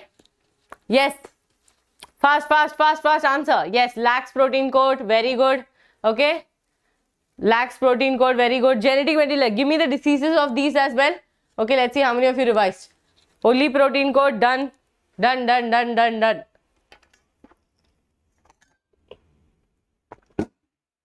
PYQs are going to come. Yes, CJD, very good. Okay, BSC, very good. CJD is in humans, BSC is in animals. Okay, or else it's called as mad cow disease. Okay, mad cow disease. Okay, very nice. Very nice. Okay, yes. Understood?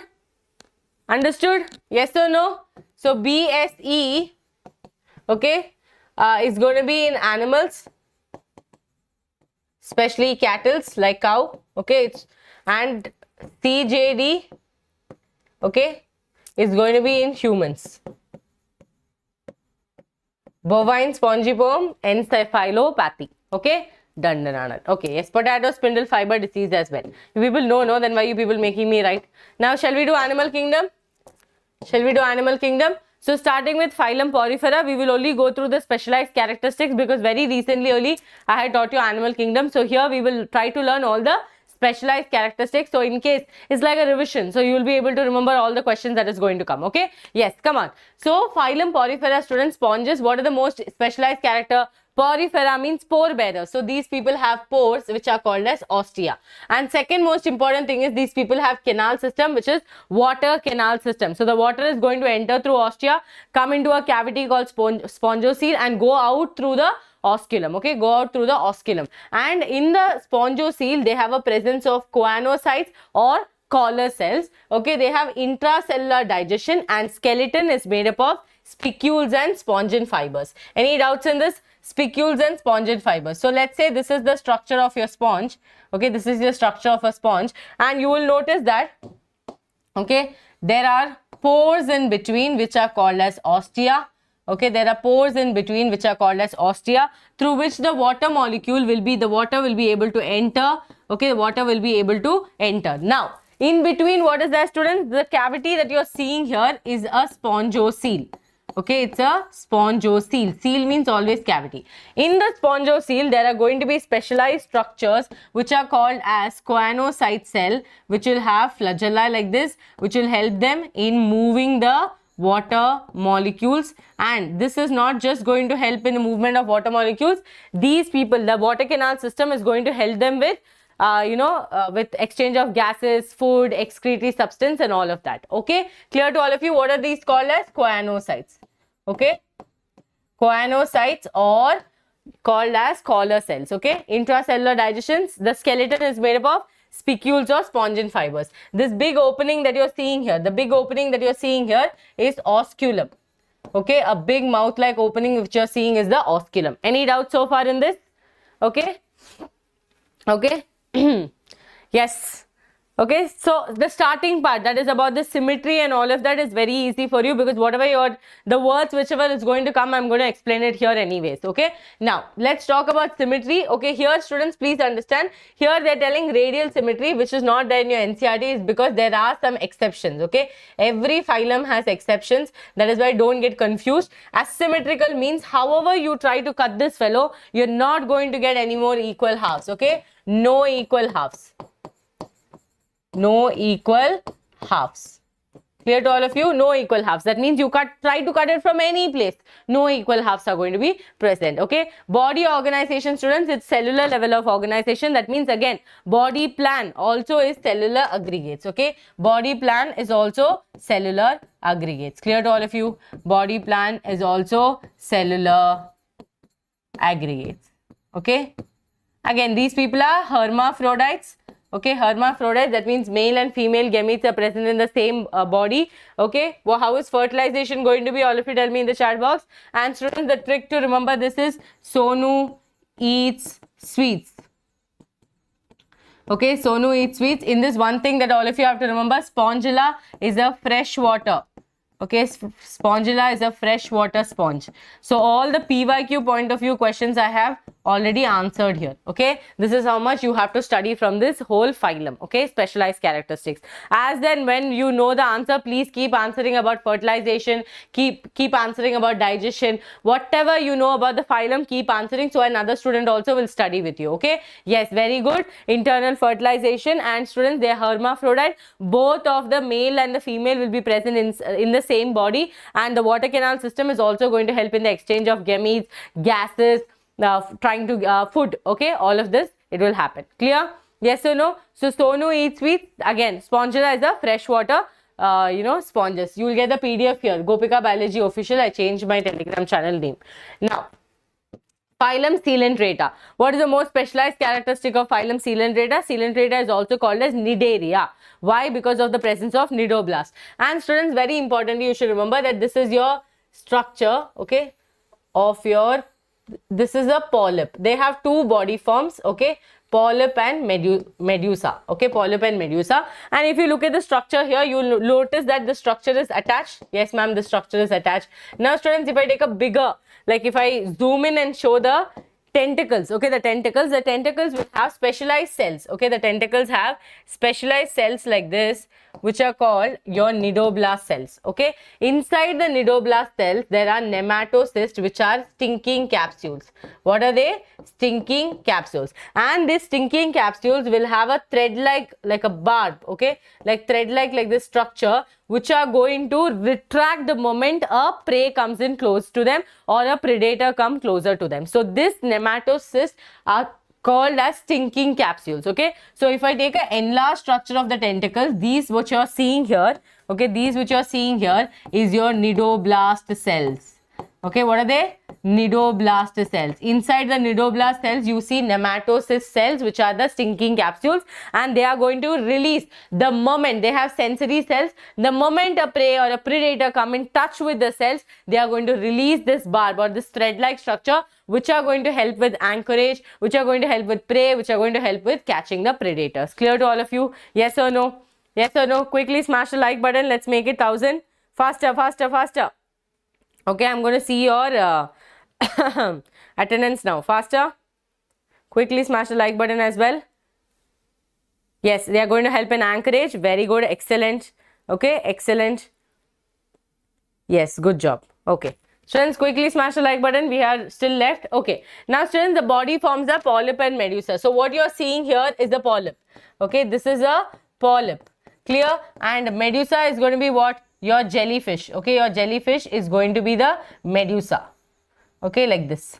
These are going to be free living. These are going to be free living. These are going to be attached. Now, medusa can form polyp. How?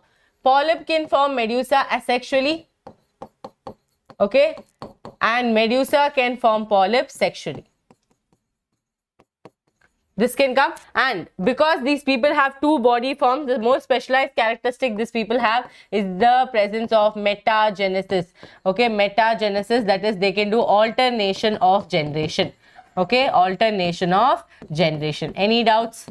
Any doubts? Okay, alternation of generation. Metagenesis is otherwise called as alternation of generation. Again, polyp can form medusa asexually, medusa can form polyps sexually. Symmetry is going to be radial symmetry. Coelenterata, ctenophora are best friends forever. They are going to always have similar kind of characteristics. Diploblastic, radial symmetry, all that is going to be these people's characters. Okay, now example students, the way to remember the example is poha. Okay, poha. P for Physalia, which is Portuguese man of war. O for Obelia, H for Hydra, A for Adamsia, Aurelia, any of that you can remember. Clear to all of you? Poha. Poha is a food, okay, which is made up of flattened rice.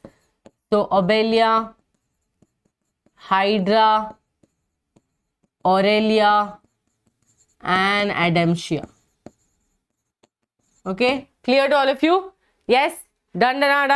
So the most specialized characteristics I've already told you, the presence of nidoblast and nematocyst. Please understand, nidoblast is the cell, nematocyst is the stinking capsule which is going to be there. Okay, stinking capsule which is going to be there. C-pen is there, meandrina is there. So all those examples also you can remember with this. Clear to all of you? Yes.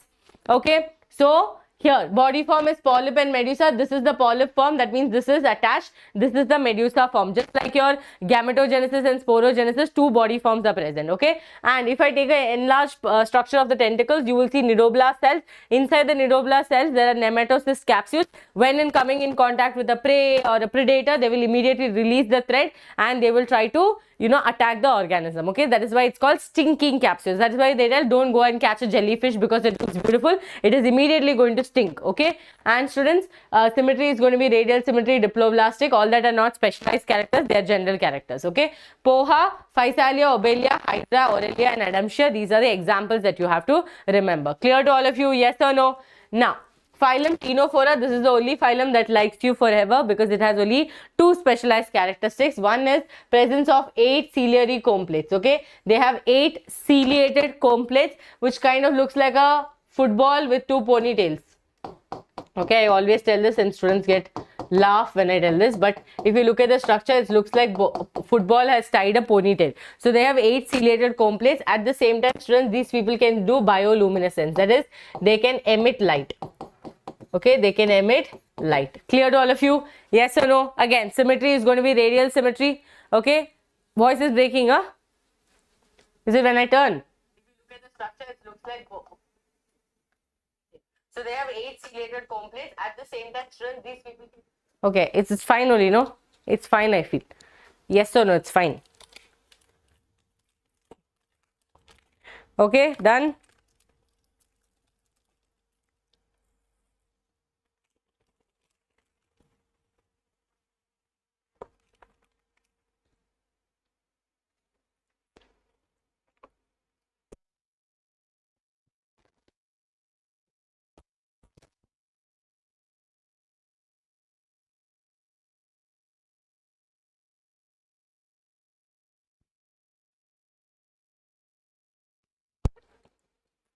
Okay. Okay, done. Huh. So, how dare you call this a cute girl? Huh? Who told you people the sex of this? Okay. See, these people are tissue level. Here, Coelenterata need what is that? Coelenterata and Ctenophora are best friends forever. Both will have radial symmetry. Both will have diploblastic. Both are tissue level. That's all. Okay. Now, reproduction is sexual, external fertilization. Example is going to be Priyanka Chopra. Okay, I know none of you will forget this. Priyanka Chopra, PC. Okay, Priyanka Chopra, P for plurobranche, C for tenoplana. So you remember PC, Priyanka Chopra. Clear to all of you? Yes or no? Only two things you have to remember here. 8 ciliated comb plates and bioluminescence. Okay, correct?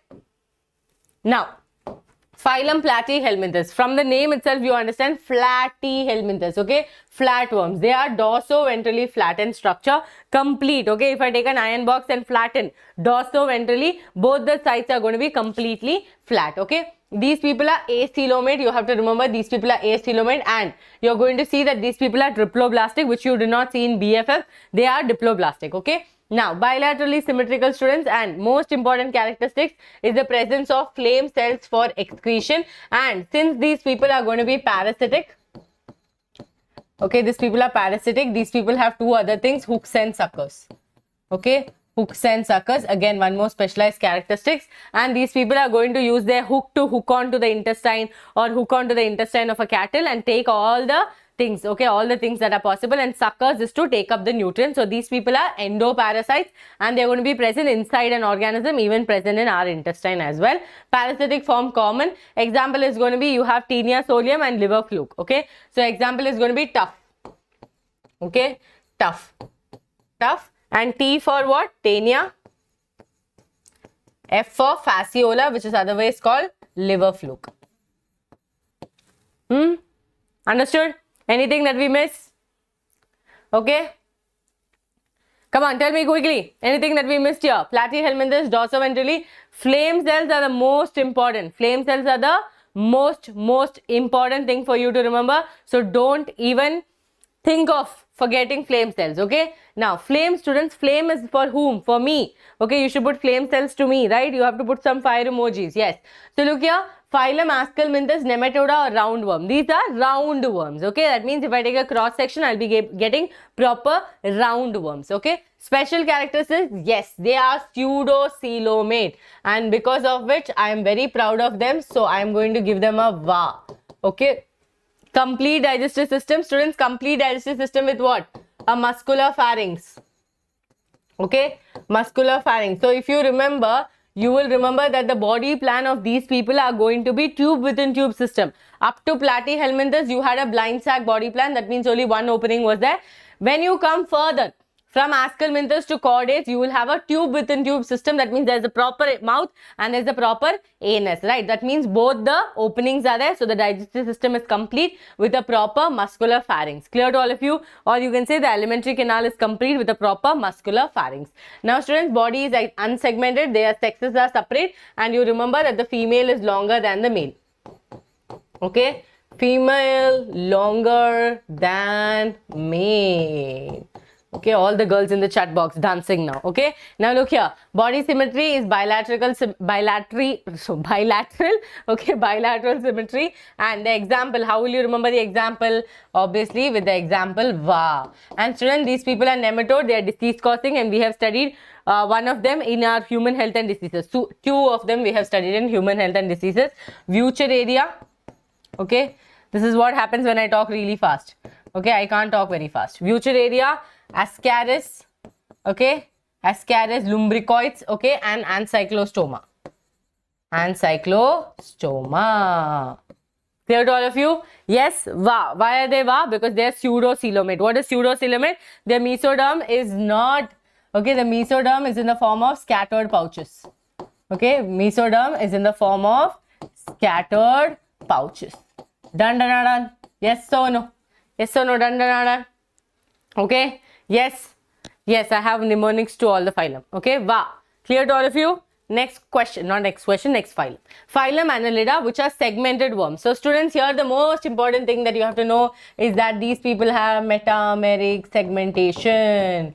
Okay. They have metameric segmentation. That means if I take a segmentation, these people are going to have proper segments, and these segments can be called as annulus, that is little rings, or they can be called as metameres, okay, or each of them can be called as a segment, okay, segment. Now, true coelomate students, metameric segmentation, nephridia is used for excretion. Important, after flame cells, now you have studied nephridia. They have a closed circulatory system. Arthropoda have an open circulatory system, okay. Yes, example is earthworm, leech and nares, but then here there are some more important things. Nares is an aquatic form, okay, it's an aquatic form, and these people have lateral appendages. Okay, this color is not nice, no, 1 second. Okay, aquatic form. Students, revision, you can do it always like this, okay? This is the best way to do revision. You will not get time to sit and read whole NCERT every single time. So this is just like a revision, okay? Yes, Tubra is telling quickly smash the like button. Let's make it 1K likes quickly. Aquatic form students, these people are going to have lateral appendages. Okay, lateral appendages, and these lateral appendages are called as parapodia. Okay, parapodia. These people are dioecious, yes or no? These people are dioecious. Okay, these two people are monoecious. Am I right or wrong? Am I right or wrong? Okay, dioecious and monoecious. Now what is the trick to remember here? The trick to remember here is because these people are like, you know, have you seen an earthworm? It moves like a vehicle, so no parking here. Okay, N for Nares, F for Ferritema, which is otherwise called the earthworm. Okay, and H for Hirdonaria, which is leech, which can suck and take all your blood. Yes, yes. Clear to all of you? Okay, so perfect to all of you. Yes, now phylum Arthropoda, jointed appendages. So students, here from the word itself you should understand arthro means jointed and poda means legs. Okay, poda means legs, not your poda. Okay, so here special features are going to be jointed appendages, chitinous exoskeleton. Again, this is one of the reasons these people are the largest phylum. Okay, question will come, why are these people the largest phylum? And students, this one here, please do understand they have paired ganglia.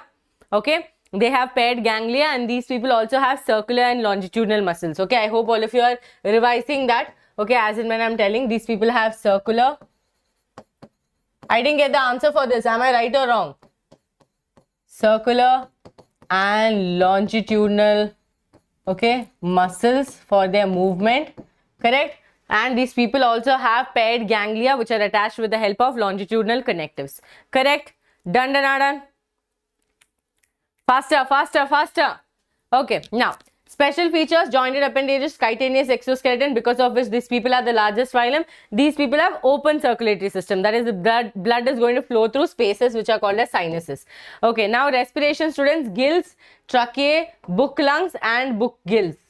Okay, book gills, book lungs, tracheae, and tracheae you have studied in cockroach. Okay, tracheal system you have studied in cockroach. Now excretion is going to be with the help of Malpighian tubules. Malpighian tubules, you know, again you have studied it in cockroach. 100 to 150 are present, yellowish color structures which are going to help with excretion, right? Yes or no?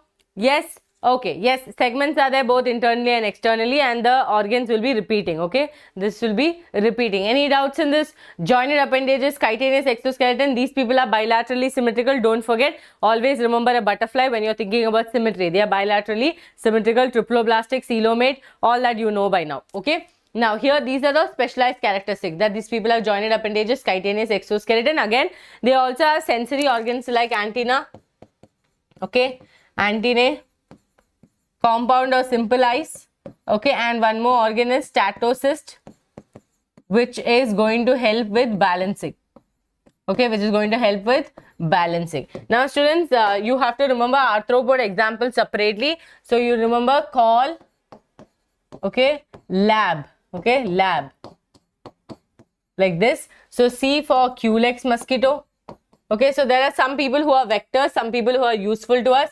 Apis, which is useful to us, honeybee. Okay, Lassifer. Okay, then you have Limulus, right? Then you have Locusta, which is come as gregarious pest, a group. Okay, A for Anopheles, A for Aedes, again vectors. B for Bombyx, that is your silkworm. Okay, so these are the examples that you're going to remember, and please do understand, you should know the categories they are at. This is a vector, this is useful for us. Okay, this is also useful for us. This is a gregarious pest, this is a vector, this is also this is a living fossil. Okay, this is a fossil, this is a vector, this is useful. Clear? This is how you're going to remember this. Yes, call lab. Okay, call lab. So that is your arthropoda. Now coming to mollusca. Okay, mollusca. So are you all getting a good revision? Yes or no? Okay, book lungs and book gills. Okay, are for arthropoda. Look here, arthropoda. Gills, tracheae, book lungs, book gills. Book gills are just like the pattern, students. It will look like a book. Okay, it will look like that pages of the book. No, that's why it's called as book gills. Okay, they have all this. That means different animals. Many insects are there. All these insects will have one or the other things. Okay, one or the other things. Now phylum mollusca, special features are going to be soft body, usually with a shell. So here, whom are you going to remember? You're going to remember your snail. Okay, you're going to remember your snail. So snail will have what and all, students? It will have the head. Okay, it will have the head. This is the head. and it will have the visceral hump. Okay, with that on the top there will be a shell that is going to be present, and between this there is going to be mantle cavity. The mantle cavity is going to have feather like gills. Okay, feather like gills, and this is the muscular foot. Okay, muscular foot. So muscular foot, okay, visceral cavity. Okay, this is going to be the shell, which is the hard layer.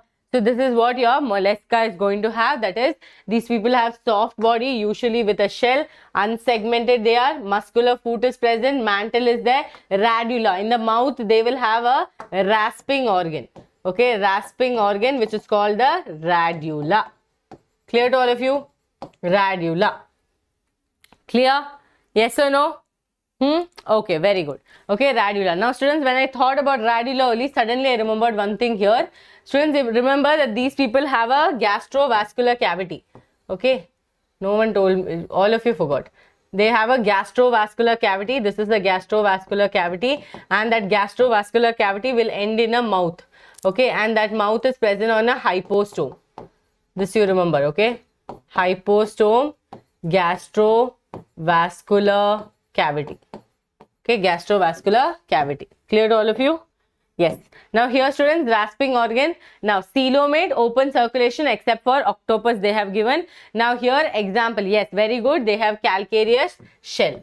Okay, calcareous shell is present. And students, here the most important thing that you have to remember is this. Okay, they have a feather-like gills. Okay, feather-like gills. Where is it present? In the mantle cavity. Okay, feather-like gill is present in the mantle cavity. Got it, all of you? Yes or no? Thumbs ups I can't see in the chats. Now, example is going to be Pila, octopus, junior and sepia. Students, because their life is a lot of burden. Okay, they're like carrying so much and they have to walk around. So what happened? What happened? You will call. Okay, you will call this as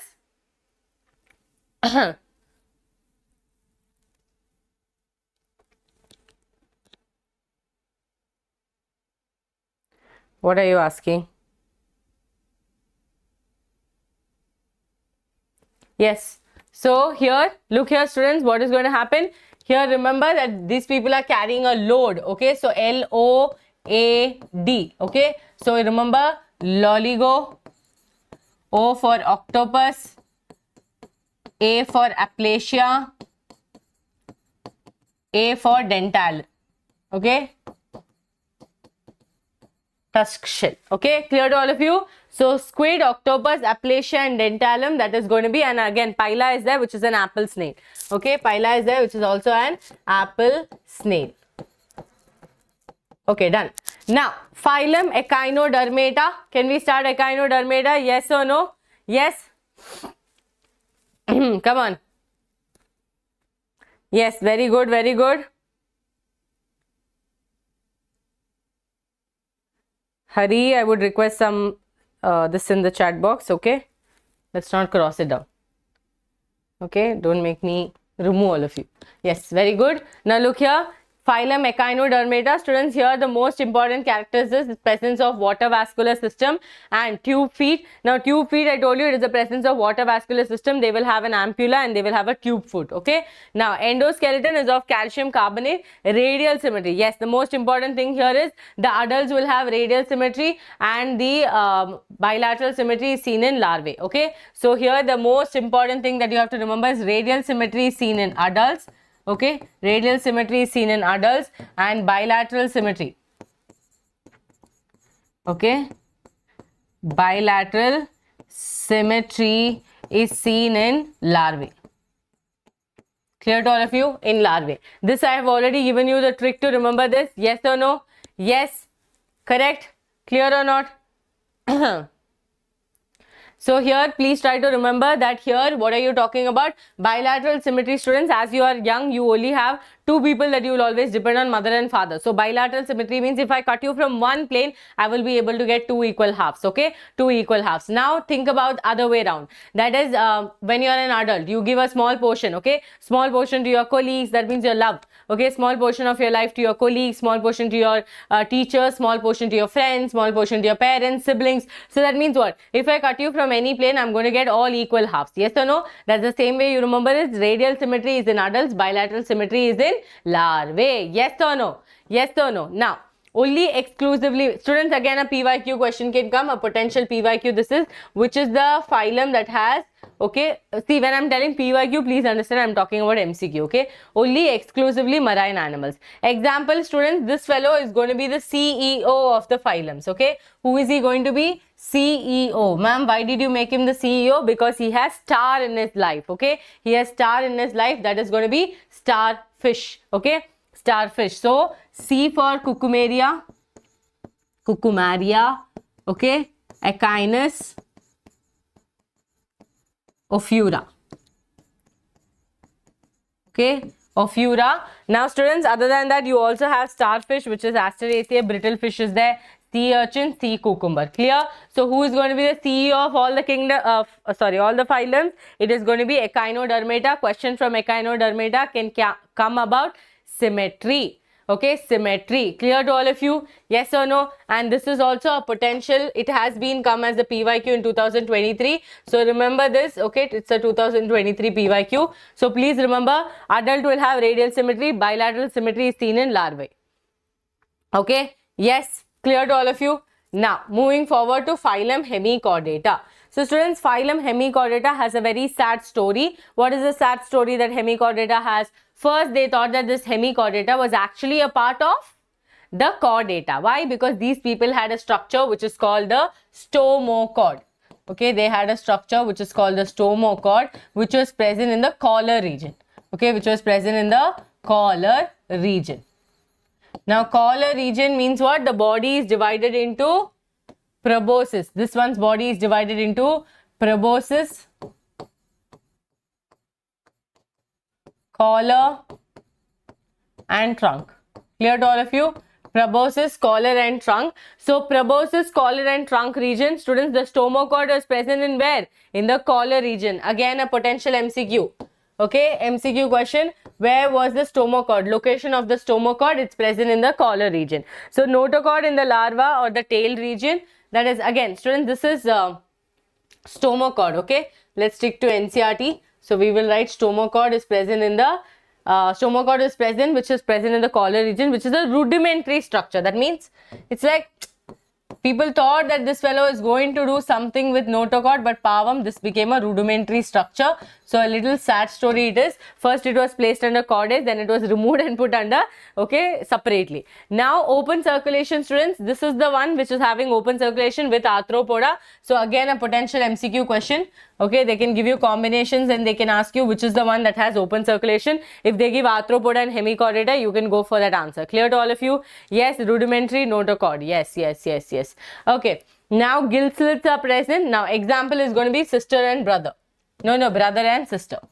Okay, brother and sister. B for balanoglossus, S for saccoglossus, because their names are so similar, so we consider them as sisters. Okay, balanoglossus and saccoglossus. Clear to all of you? Yes. Any doubts here? Any doubts here? Saccoglossus. Done? Pakka? Doubts are there? Okay. Good job. Okay. Yes. Yes, it will be available. Where will the physics class take and go? Who will take and go? YouTube will take and go the physics class. Huh? Where will they take and go? What will they do? They'll take and save it and keep it in their repository, telling that, oh my god, we got a 4 hours of marathon. No, they are going to give it to you. After I end the stream only it will come. My god. Okay, now phylum chordata, students. Okay, phylum chordata, common characteristic, notochord. All of you know that if the notochord is present, you will call them chordata. If the notochord is replaced by a vertebral column, you will call it vertebrata. Okay, yes or no? So notochord, it is present in the dorsal hollow nerve cord. Pharyngeal gill slits are present and post-anal tail is present. Opposite of this, okay, Opposite of this is going to be what you will write for non-chordates. Clear to all of you? That is what? Notochord absent, ventral solid nerve cord present, pharyngeal gill slits absent, post-anal tail absent. Artha aita? Understood?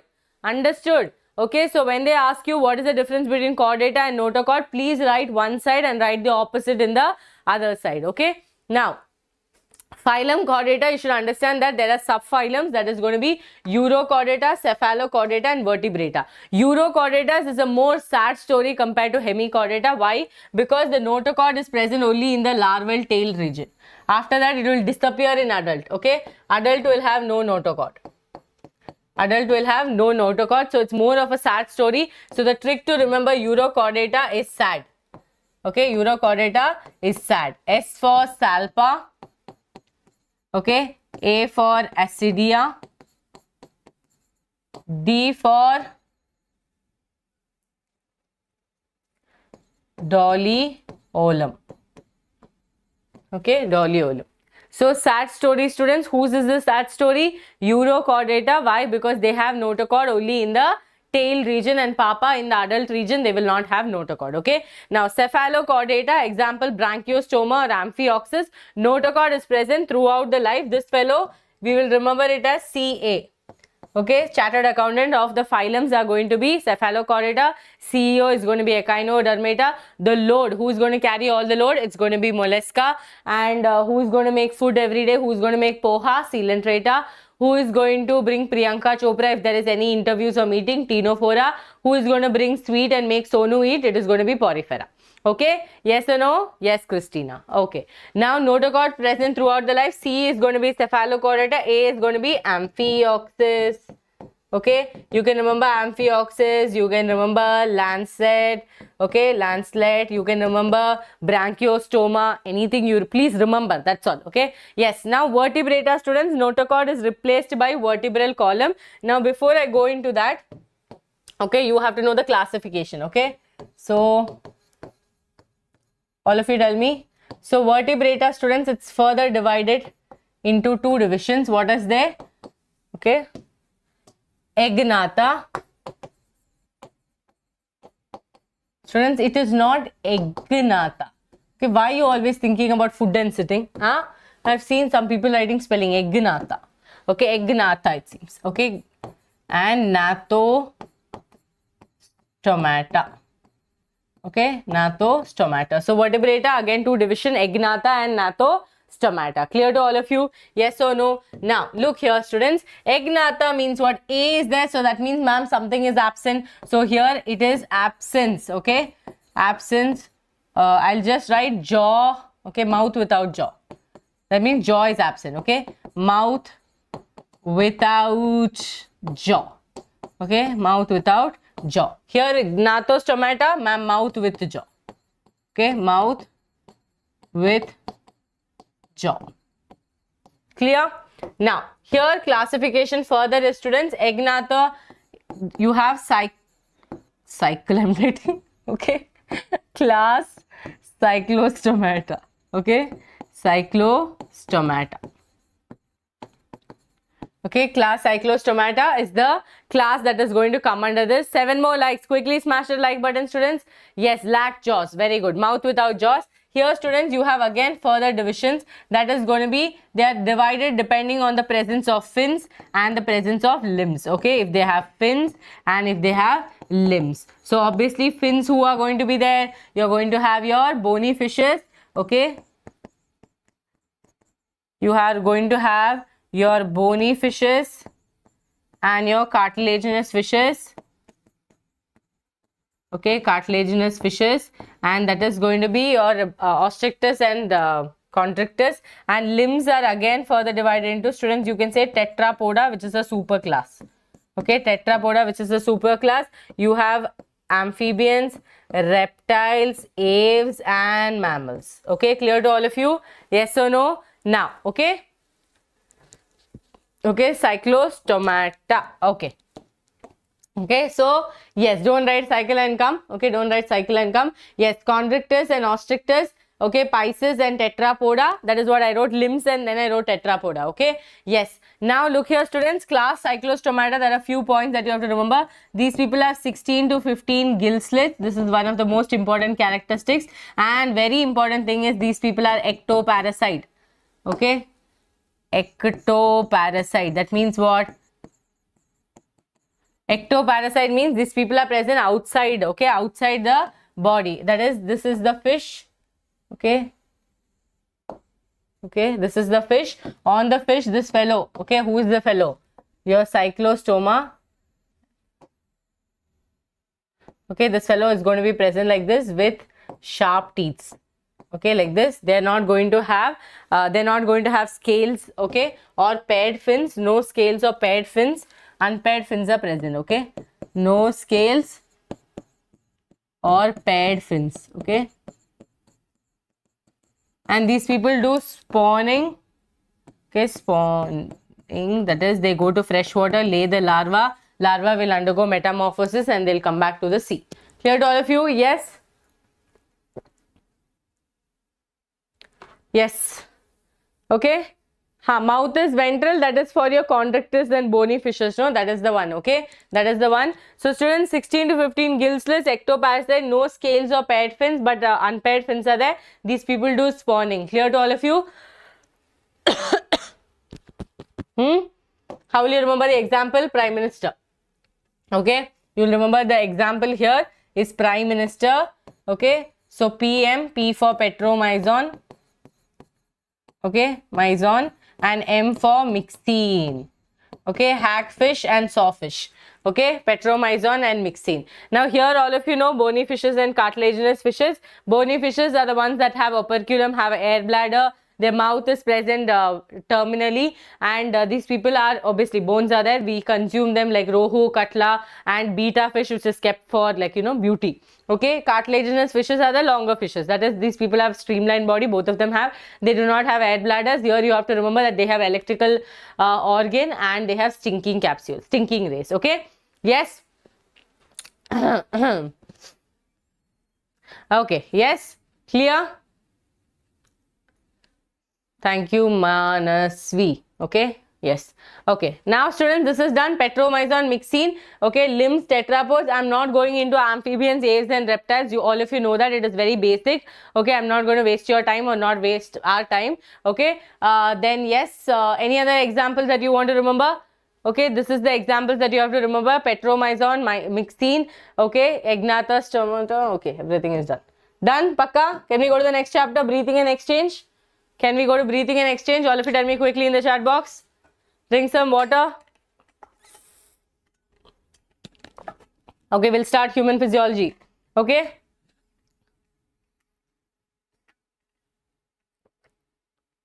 Students, I'm not doing structural organization today. Okay, because I will not be able to do justice to the chapter if I do fast. Okay, because recently only, I think last week only I did structural organization. So if there is any student who wants to watch it, please go watch it. Okay, but I will start with human physiology. Let's see how much we can do with human physiology. I think we'll be able to do at least till neural system. Okay, perfect. Done. Yes, let's start. Okay. Yeah, Ethiopus, you can remember. Okay, those are all tricks you can remember. Clear? Okay, very good. Yes. That is RBI, you can remember. No, there. That is for students here, amphibian. Okay, I think Kaushik is asking here. Students, amphibians, you can remember RBI. Okay, the trick to remember will be RBI. That is, you can remember Rana, Buffo, and Ethiopus. Okay, reptiles, you can remember Naja. Okay, Naja. Okay, and for aves you can remember anything. Psittacula is there, Pavo is there, Corvus is there, no trick for that. And mammals also you have to remember most of it. Clear to all of you? And this is going to be RCB or RBC. Okay, RBC you can remember. Cartilaginous fishes, here you please remember trigon and torpedo.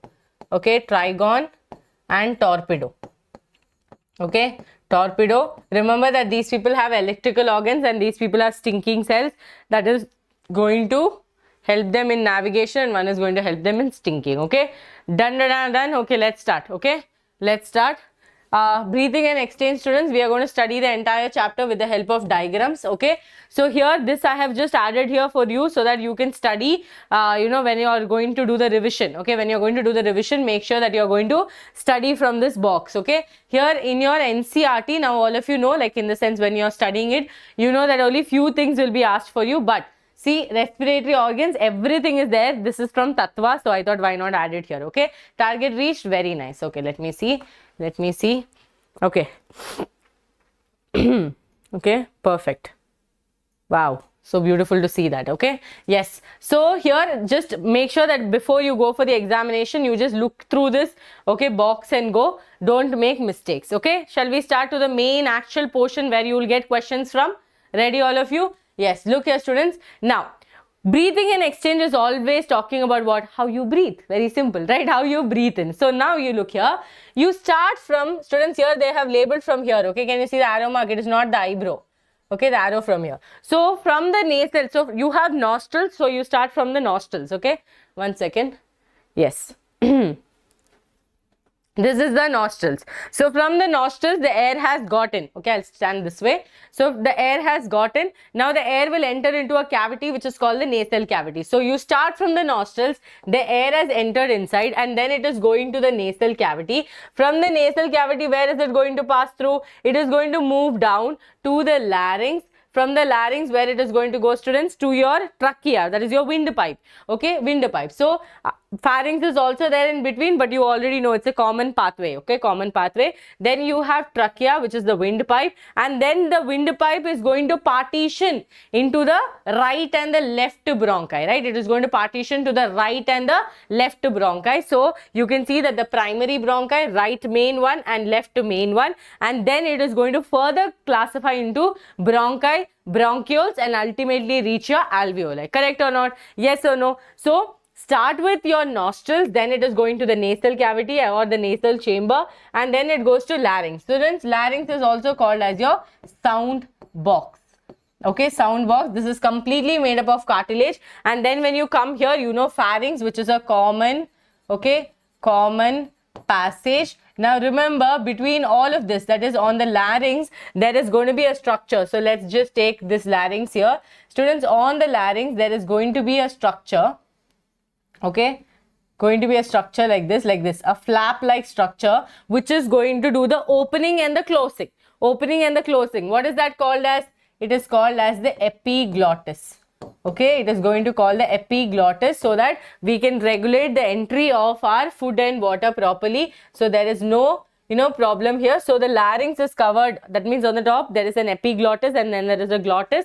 Epiglottis is a flap like structure which is going to help in the closing and opening, so that there is no mixing up. Okay, now students, when you come to trachea, what do you know about trachea? You have to remember that your trachea is your windpipe.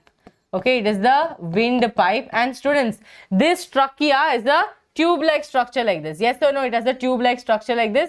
Now, more than a tube-like structure, what will be a question point of view is going to be the presence of C-shaped cartilaginous ring. Okay, C-shaped cartilaginous ring. So please remember that your windpipe has a C-shaped, incomplete, okay, incomplete C-shaped cartilaginous ring.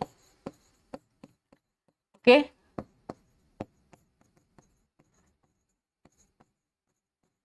Cartilaginous ring. Now, ma'am, you can ask me a question, ma'am, why is it incomplete? Okay, why is it incomplete? Students, understand it's a pipe. Okay, it's like a pipe.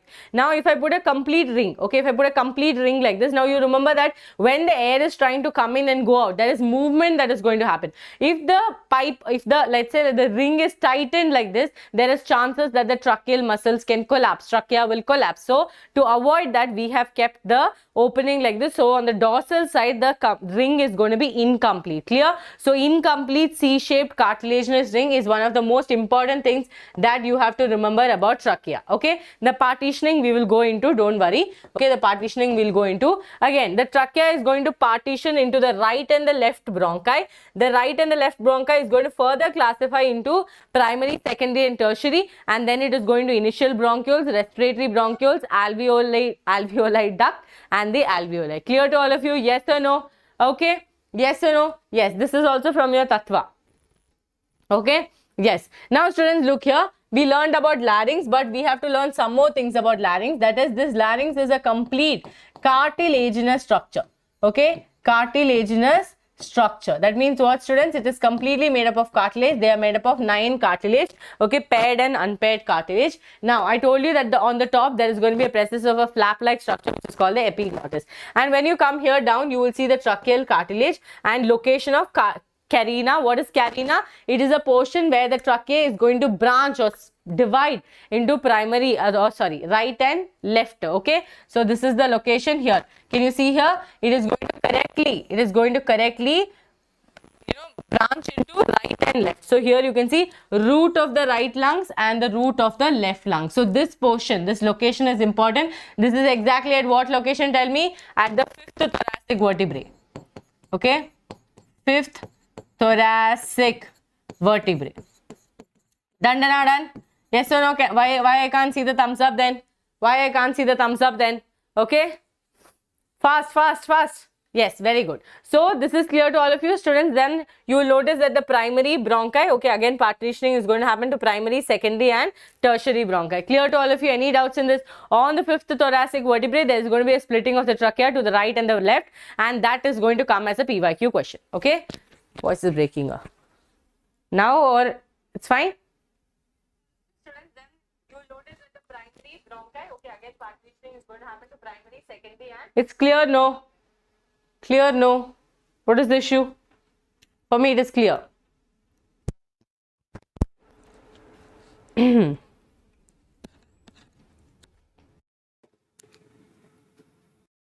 fine? Fine?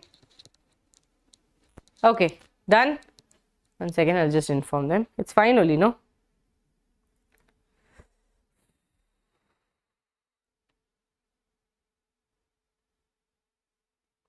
Okay, done.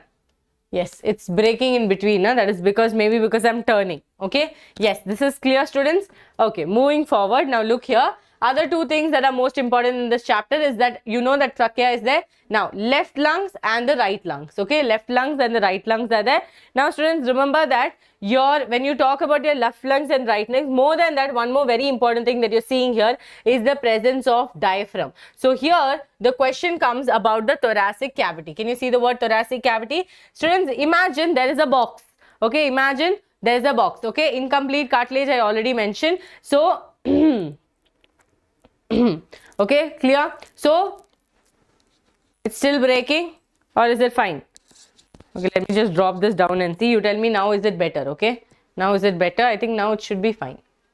There's the box. Okay, incomplete cartilage I already mentioned. Yeah, it is fine now. It is perfectly fine now. So look here. Okay, look here. So diaphragm. So what is the thoracic cavity? They can ask you. That is what, students, you should understand that all the 4 sides there is covering. That means what? You have ribs. Okay, you have ribs. You have sternum. Okay. To the dorsal side, you have the thoracic vertebrae, or just you can write the vertebrae. Okay. And at the lower end, you have the diaphragm. Okay, at the lower end, you have the diaphragm. So this will entirely make a box. That means what? You have sternum to the ventral side, you have your vertebral column to the back side, you have ribs to the lateral side, and the lower side you have the diaphragm. So this kind of makes the box. Now please understand, when we talk about inspiration or expiration, you only talk about this thing, that is there a volume increase in the thoracic cavity or is there a decrease in the thoracic cavity? These are the main 2 things that you have to remember. Okay, is that clear to all of you? The question can come about thoracic cavity. Now if you go here, students, please understand that every part of our body has a covering, and definitely our lungs also have a covering, and the covering is going to be a parietal pleura and a visceral pleura, and between this you will notice that there is a pleural cavity which is going to act as a shock absorber. Okay, which is going to act as a shock absorber. Done. Yes or no? Next. Okay, next. Yes, very good, Nandini. So here you see, students, there are 2 lobes. Now there are some lobes. Okay, on our lungs there are some lobes. Now they'll ask you a question on that as well. A potential MCQ can come from here. Okay, what is that? So if you look at the right lungs and the left lungs, okay, right lungs and the left lungs, please understand that there are lobes. Okay, one is called the horizontal fissure and one is called the oblique fissure, which is going to split our lungs into multiple lobes. Now here, if you see, students, you will notice that on the left lungs there is no horizontal fissure.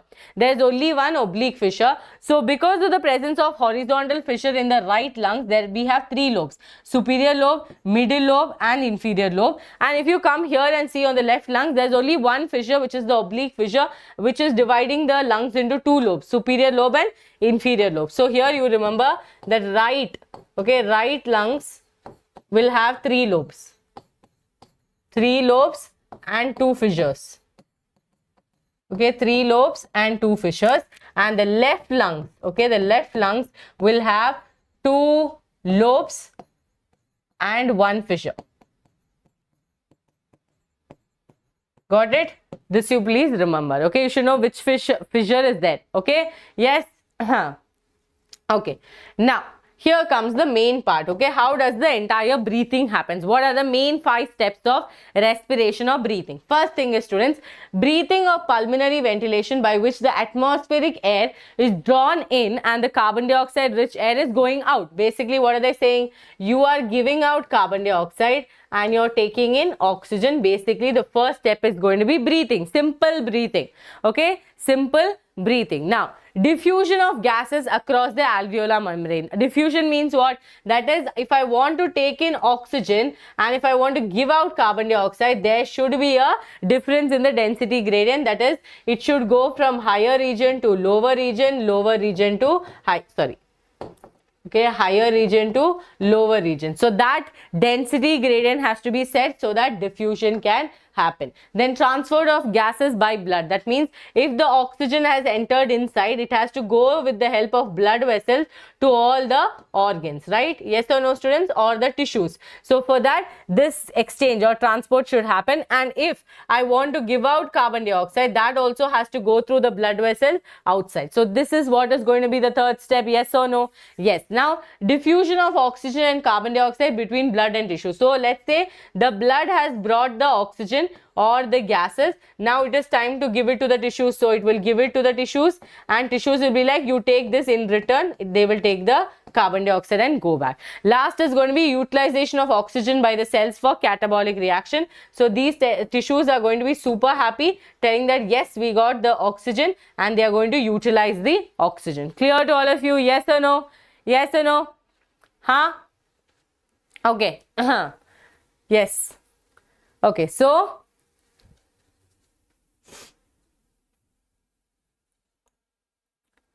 done.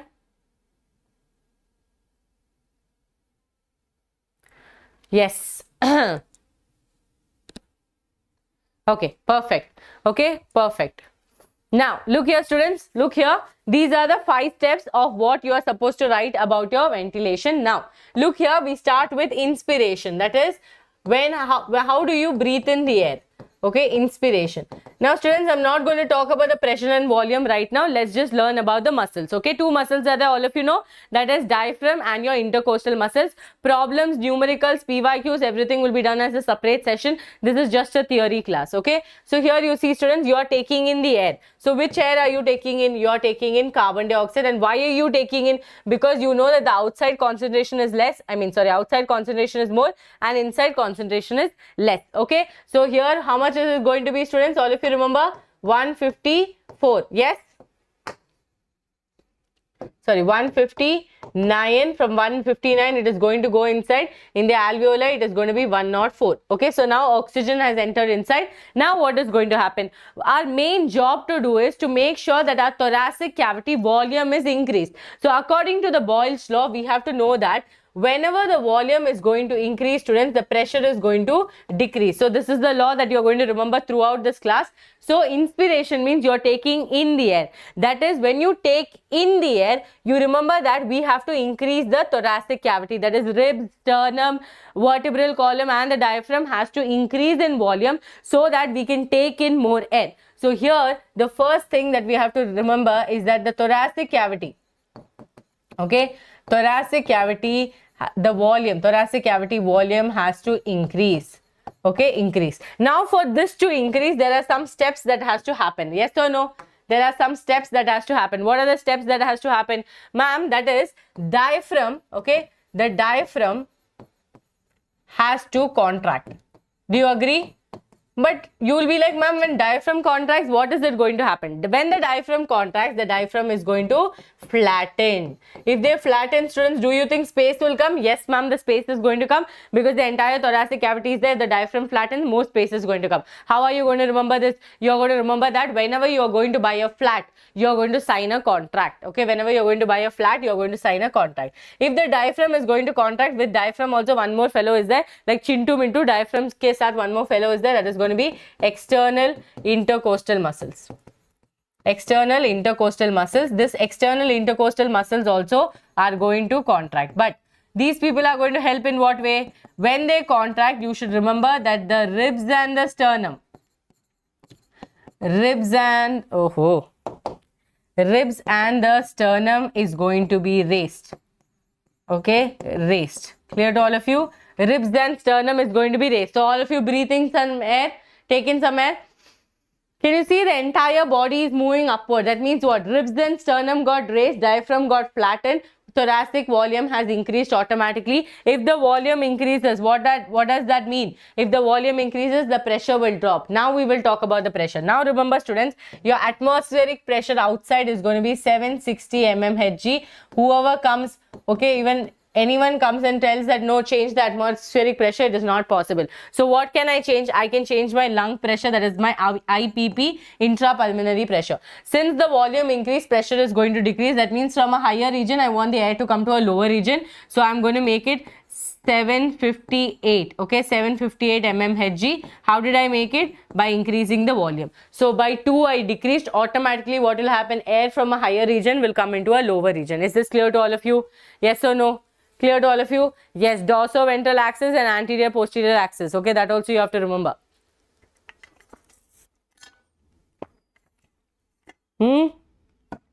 Clear?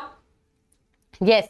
So this is what exactly happens during your inspiration. That is, the muscle contracts, leading to the flattening of the muscle. External intermuscles contracts, because of which ribs and sternum is going to be raised. Okay.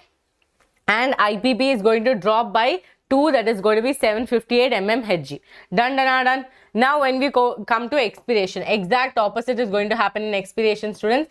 Expiration, what are you expecting? Expiration, you are expecting that the air has to go out. If the air has to go out, then my internal IPP should be more and outside air should be less.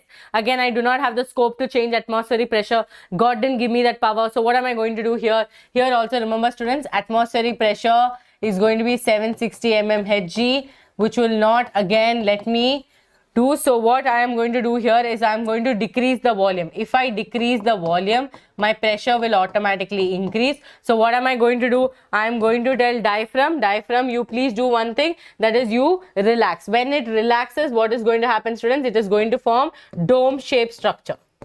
Okay, can you see dome-shaped in the image? Okay, dome-shaped structure like this. Okay, it is basically helping in pushing the air out upside. So it is going to become dome shape. Then if diaphragm is also going to relax, then obviously external intercostal muscles will relax. This will lead to the ribs and sternum coming back to the normal position. Okay, coming back to the normal position. If all of this happen, automatically my volume is going to decrease. And if my volume decreases, that is my thoracic cavity's volume decreases. Okay, thoracic cavity's volume decreases, then what is going to happen, students? I can increase the pressure. So I am going to increase the IPP. Okay, I am going to increase the IPP. How much? 762 mmHg. Clear all of you? 762 mmHg. Here automatically what is going to happen? Air is going to go from a region of higher concentration to a region of lower concentration. Clear to all of you? Expiration happened. Okay. Yes, here some of you have a confusion. This is also a past year question. It's a PYQ. What will happen to internal intercostal muscle? Internal intercostal muscles contracts during expiration. Thus, done? Okay, done. All of you tell me yes. Okay, so this is what is going to happen during expiration. Now, students, here a lot of question comes. Okay, direct questions come, no twisted questions about your volumes and capacities. Okay, volumes and capacities. Here, look here, students, whenever you are doing a normal expiration and inspiration, Not like that. You're respiring. Okay, like I'm not able to talk because of I'm trying to show action. So you're normally breathing, breathing out, breathing, breathing out. That is normal expiration and inspiration. During that, what is going to happen? Tidal volume will happen. Okay, tidal volume will happen. That is 500 ml. Okay, this is your tidal volume. That means normal inspiration and expiration. Then when I tell you, okay, when you see your NEET paper, what are you going to do? You are going to do an inspiratory reserve volume. That is, you are going to do forcible. Okay, you are going to do forcible inspiration. Yes or no? You're going to do a forcible inspiration when you see your paper. That will go to how much, students? 2500 to 3000 ml. Okay, 3000 ml. And then after that, when you see a question that I told you that it will pakka come in the exam, what will happen? Expiratory reserve volume. That is, you will do forceful expiration. Or if you go to a yoga class, they will make you do forcible expiration. Okay, they'll tell breathe out, breathe out, breathe in. So this will become how much? It is going to be 1100 to 1200. Sorry, 1000 to 1000, no? Okay, 1000 to 1100 ml. Okay, done? Got it? Now, other than that, students, how much ever you do expiration, how much ever you do inspiration, whoever inspires you, whoever expires you, doesn't matter, your residual volume, that is some amount of air is always going to remain in your lungs. That is called your residual volume, which is 1200 ml. Now, with this 4 volumes that I've given you, you have to calculate the capacity. So let's start with the capacities.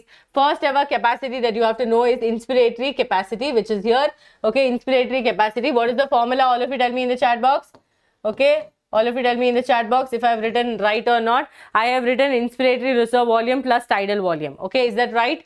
Okay, next is going to be expiratory reserve volume. That is, you are going to calculate the expiratory capacity. This is going to be ERV plus TV. ERV plus TV, expiratory reserve volume plus tidal volume. That will give you the expiratory capacity. Then students, vital capacity. Vital capacity is going to be IRV plus ERV plus TV. Okay, that is going to be the vital capacity. Okay, I'm not going to calculate the residual volume. Then you have functional residual capacity. That is going to be how much air that can go out. ERV plus TV. Okay, ERV plus TV is going to be a functional residual capacity, and ultimately you have total lung capacity, that is IRV plus ERV plus RV plus TV, or in other words you can write vital capacity plus RV. Okay, vital capacity plus RV. Done? Yes or no? Done. Yes. Okay, so this is your volumes and capacities which you have to remember by heart. You should know the values. They can ask you to total the values, or they'll not ask you like definition, is this right or all that. They will not ask you directly. They will ask you the capacities and they'll ask you calculate it. Okay, calculate it. So you only have to calculate it. Clear to all of you? Yes or no? Now, next topic here, students. I'm only doing the question-based topics. Okay, so this is also one very important question-based topic. That is, you have to know the values. How much is the partial pressure? Now, when you think about partial pressure, please remember partial pressure is the exact pressure. Okay, pressure of an individual gas, okay, in a mixture of gas it seems, gas. Okay, now Chintu is there. Now I'm asking Chintu, okay, tell me your pressure. So Chintu's pressure in a mixture of gases. Okay, very simple example, like Chuma I'm telling you.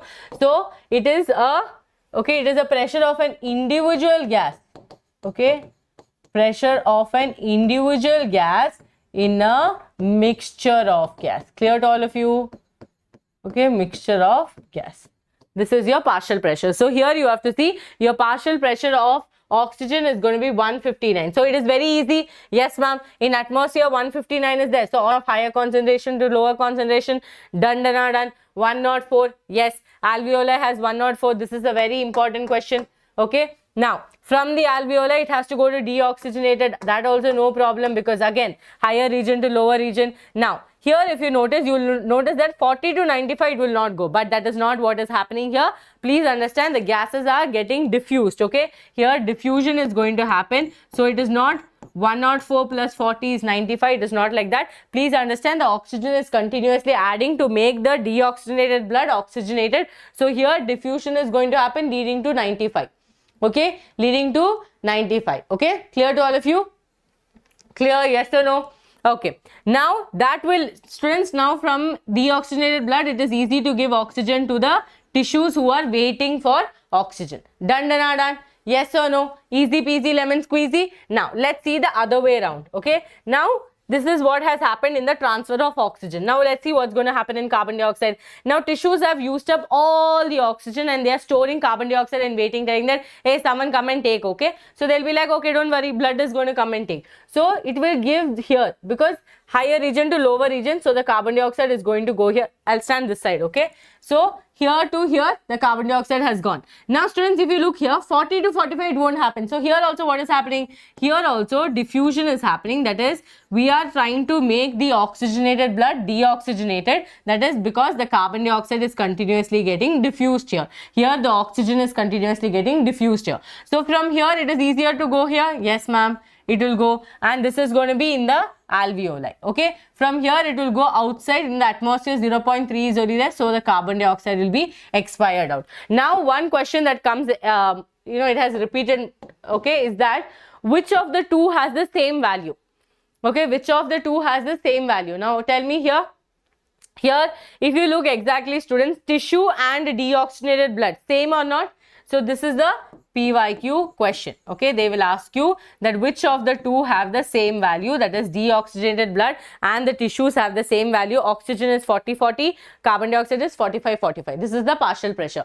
Done, done, done. Very good, excellent, students. Okay, now the layers, that is the respiratory membrane. That is how do these people all do the transfer? Okay, how do these people all do the transfer? Look here, students, air is coming in, so carbon dioxide is coming in. Now respiratory membrane means three main layers are there. Respiratory membrane means three main layers are there. What are they? Squamous epithelium, endothelium of the blood capillary, and the basement membrane. So this is a cellular layer, cell layer. This is also a cellular layer, okay, and this is a non-cellular layer. So the carbon dioxide, the oxygen or anything, gases, diffusion has to happen between the squamous epithelium, endothelium, and the basement membrane. That is, the gas is coming in. Here is the alveolar cavity. First it will pass through the squamous epithelium, then it will go through the basement membrane and come out through the endothelium. This is how diffusion happens, and this is your respiratory membrane. Clear to all of you? This is your respiratory membrane. Can you give me one of the things that has to be careful when your respiratory membrane is there? They have told that one of the factors of your respiratory membrane. What is that? About their thickness. Okay, thickness. Tell. Okay, tell me, respiratory membrane thickness has to be less than 1 mm. Yes or no? Less than 1 mm. Otherwise, the diffusion will be very, very difficult. Okay, and students, the factors affecting your respiration is that, first of all, solubility of gas, partial pressure of gas, and then is your the thickness. Okay, the thickness of the membrane also matters in the factors. Correct? Yes or no? Clear? Yes, very good. It has to be less than 1 mm. Excellent. Excellent. Good job. Okay, so this is clear to all of you. Moving forward to your oxygen dissociation curve, which is again a very, very important topic when it comes to your breathing and exchange chapter. Students, here I have already done the movement, so that is why I am not going to take that image and show you. Same thing is going to happen. Okay, same thing is going to happen, that from air to alveolar, alveolar to deoxygenated blood, here diffusion will happen, then it will come to oxygenated blood. Only this one box, if you study, you will be able to answer, because PYQs you are going to answer, not your board exam, no, to write stories. Okay, now the next most important thing is about your oxygen dissociation curve. Now what is dissociation and association for you to understand? Please remember this one diagram. Okay, that is, now we notice that, students, in the all the 5 steps, we notice that one thing that we remember is that the blood vessel, okay, the blood vessel, this is the blood vessel, it is going to have the gases, right? It is going to have the gases, and if it has to give it to the tissues, okay, if it has to give it to the tissues who are waiting for the gases, one thing that we have to remember is, in the blood vessel, it is going to be HbO2, that is hemoglobin plus oxygen. Now if the blood vessel have to give oxygen, it has to go through dissociation. Yes or no? It has to go through dissociation. Breakdown should happen. Yes, ma'am. So here affinity has to reduce. How the affinity will reduce? By when the tissues show that the partial pressure of carbon dioxide is more, automatically hemoglobin will stop the liking towards oxygen, because we know that hemoglobin likes whom the most? Carbon dioxide the most, carbon monoxide the most. Okay, the affinity with them is more. It is around 200 to 250 times more than oxygen with carbon monoxide, and 20 to 25 times more with carbon dioxide. Okay, so here how the tissues are going to tell that, see, let's take an example. You are going to tell your mama that I'll go to the shop, okay, because you want to eat chocolate. Now, how will you convince your mother? You will tell, Ma, I'm going to buy all the groceries that you want. Okay, so you're giving something in exchange. So the mother will give you money in exchange of that. So this is what a mutual relationship. Here also, if we want to break this bond and give oxygen to the tissues, we have to make sure that the carbon dioxide affinity is more, so that hemoglobin gets distracted. Okay, hemoglobin gets distracted. So here what is going to happen, students? Here the HB will break down. Okay, HbO2 will break down to Hb plus O2 and give that O2 to the tissue. So here dissociation is going to happen. Clear to all of you? Yes or no? Yes or no? So if dissociation has to happen, then I need my partial pressure of carbon dioxide to be more. And I told you that with carbon dioxide there are two more non-buns in the story, that is going to be H plus, okay, and temperature. If carbon dioxide pressure is more, okay, it's going to be more, even H plus concentration will be more, temperature also will be more. If these three people are more, that is going to force hemoglobin and oxygen to break up. Understood? Now, scenario 2. Okay, scenario 2. Okay, that is going to be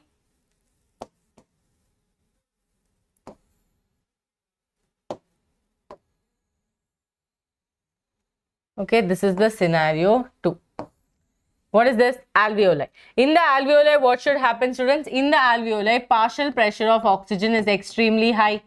Yes, ma'am. And if alveoli is going to give it to the blood also, we understood that these people are going to be happy, because why? Here it is high. So here, students, association will happen.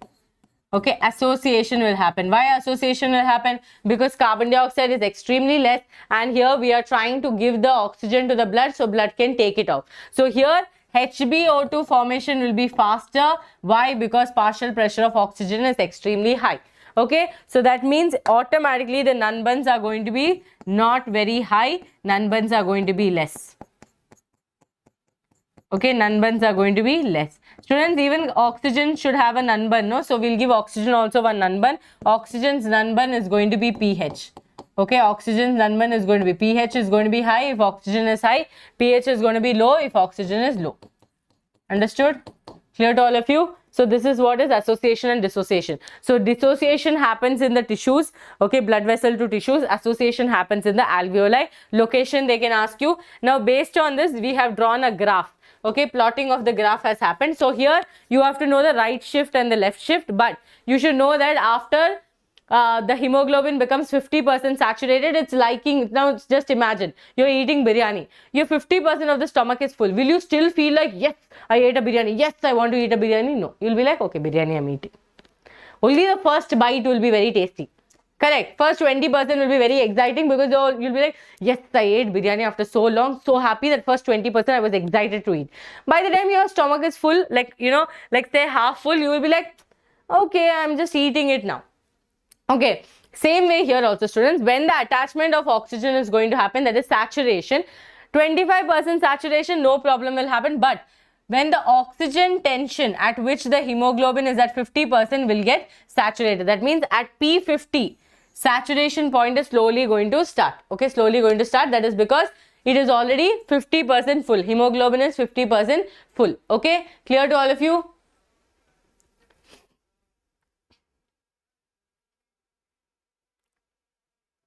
One second. Yeah.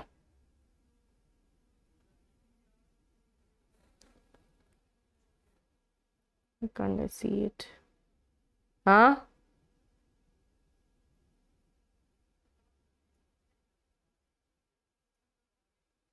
Okay, perfect. Clear? Yes or no? Yes. So here you see, students, what is going to happen? Oxygen dissociation. I told you that If association has to happen, where will it happen? It will happen in the alveoli. So there is something called as right shift and left shift. Look here.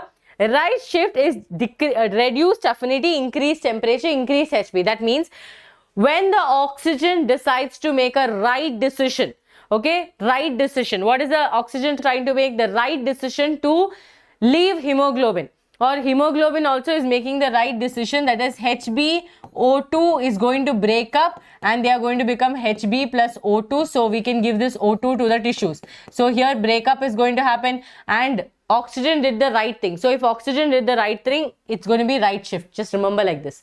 Okay, that is when partial pressure of carbon dioxide is high, temperature is high, H plus is high, the oxygen is going to shift. That is, the graph is going to shift towards the right. That is called as the right shift. So remember like this. Oxygen decides to leave hemoglobin. Oxygen decides to leave hemoglobin when partial pressure of carbon dioxide is high, because he's like, oh my god, these people are so torturous, let me just leave them. So oxygen makes the right decision. That becomes the right shift. When the oxygen is ready for association to go back to hemoglobin, that is going to lead to left shift. Clear to all of you? Yes or no? You remember one point, automatically you will remember the other point. Breakup will happen when the I usually when I used to study like this, that partial pressure, that is carbon dioxide, is the mother-in-law. Okay, carbon dioxide is the mother-in-law, H plus is the sister-in-law, and temperature is sister-in-law's husband. So when these three people are very high, active in the house, oxygen will decide to leave the home. That is, oxygen will shift to the right. She'll take a right decision of leaving hemoglobin. Hemoglobin is the husband. Okay, hemoglobin is the husband. H for husband, you can remember. Something you remember, students, you have to learn it. So it will shift towards the right. Okay, but on the other side of the story, when the mother-in-law, sister-in-law, husband is not there, hemoglobin is the pavam, so oxygen will decide to go back. Clear? This is the story that I used to study. Okay, yes. So if you want, you can remember like this: left shift and right shift. Clear to all of you? So association, that is dissociation, will happen when dissociation will lead to right shift. Okay, dissociation is the right decision, breakup is the right decision, and here it is the left shift.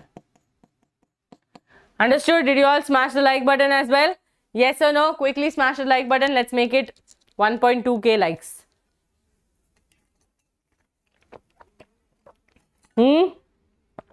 Proper serial it is. I like drama, so yes. Done. Now last most important topic, students. Transport of oxygen is very easy.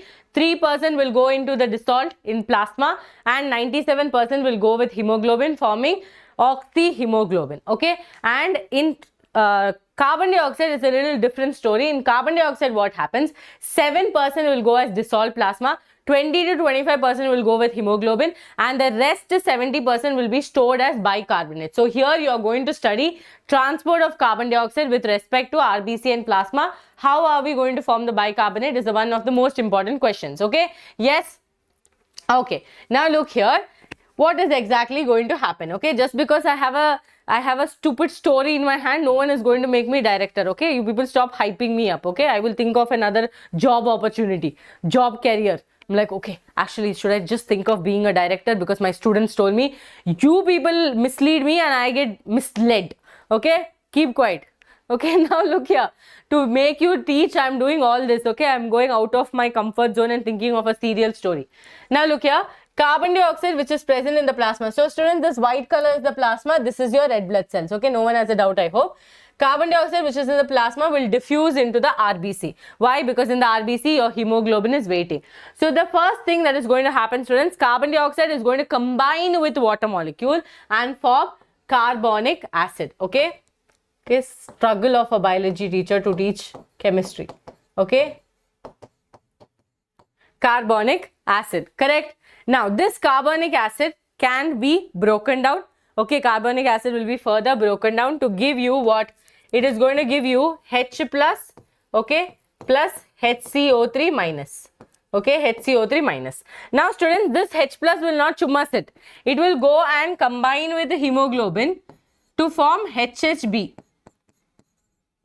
which is going to act as a buffer. Do you know what's a buffer? Even though I don't study chemistry, I know what's a buffer. It is the one that is going to maintain the pH. Okay, maintain the pH. Clear? So it's going to act as a buffer. Now remember that the HCO3 which we made, this HCO3 will think of going outside. It will think of going where?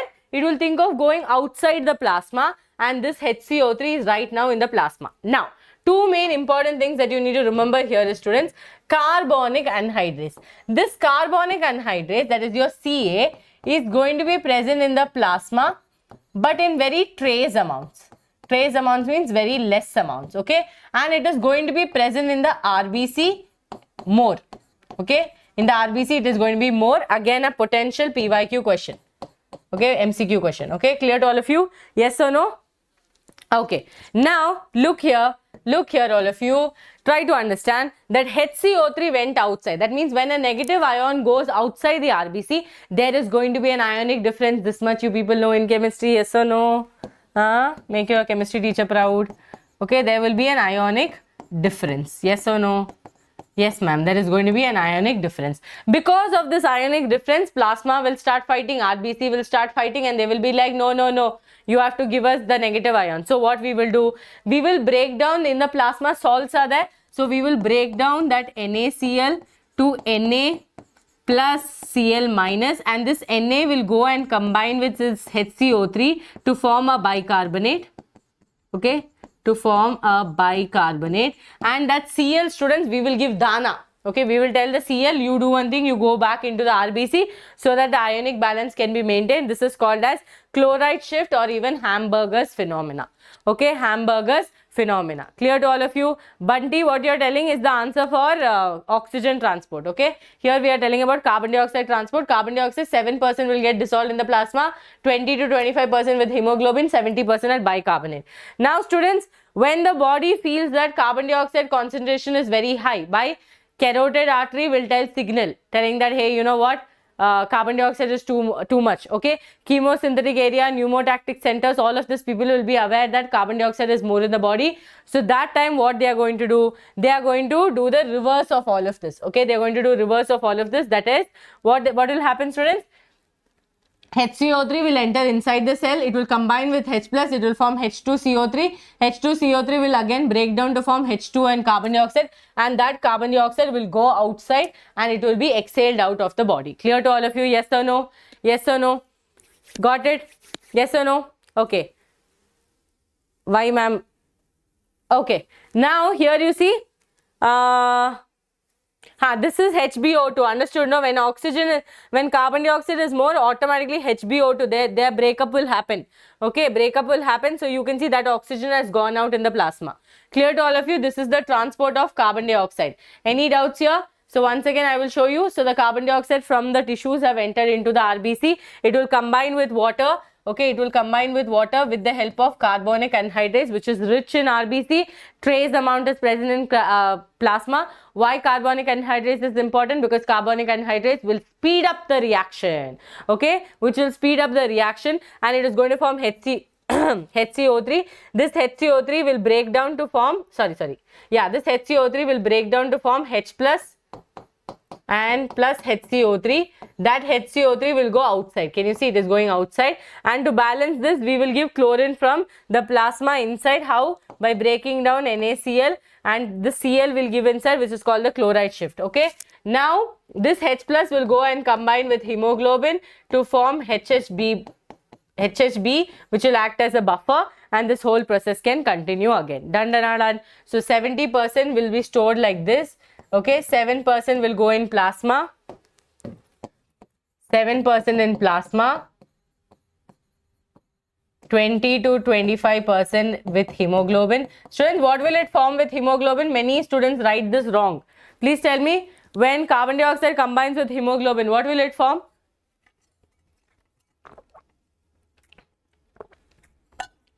Tell fast. What will it form?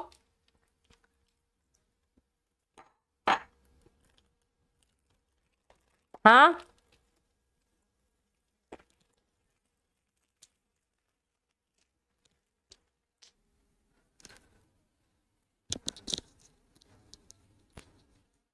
Five minutes break. How do everyone get to know? Yeah, you people have some signaling or what? This class is having a break. Come, let's go talk. Huh? Yes or no? Okay, come on. Now, body fluids in circulation. Let's start. So body fluids and circulation, you know students, is a very big chapter, but where the main question comes, the main topics, okay, main topics, okay. 5 o'clock, no, 6 o'clock their class will start, okay, because Shreyas sir finished by 1:30, right? So that is why we are extending half an hour class, okay. So 6 o'clock only Diksha ma'am will start, okay. Clear to all of you? Yeah, so don't worry about the time, okay, don't worry about the time, let's focus here. Now look here students, so it might go up to 2, okay, it might go up to 2, 1 more hour extra extension will happen because everywhere breaks have to be given, no, so that also has to be calculated, okay. Come on, now blood students, blood has 2 main components, plasma and blood corpuscles or formed elements.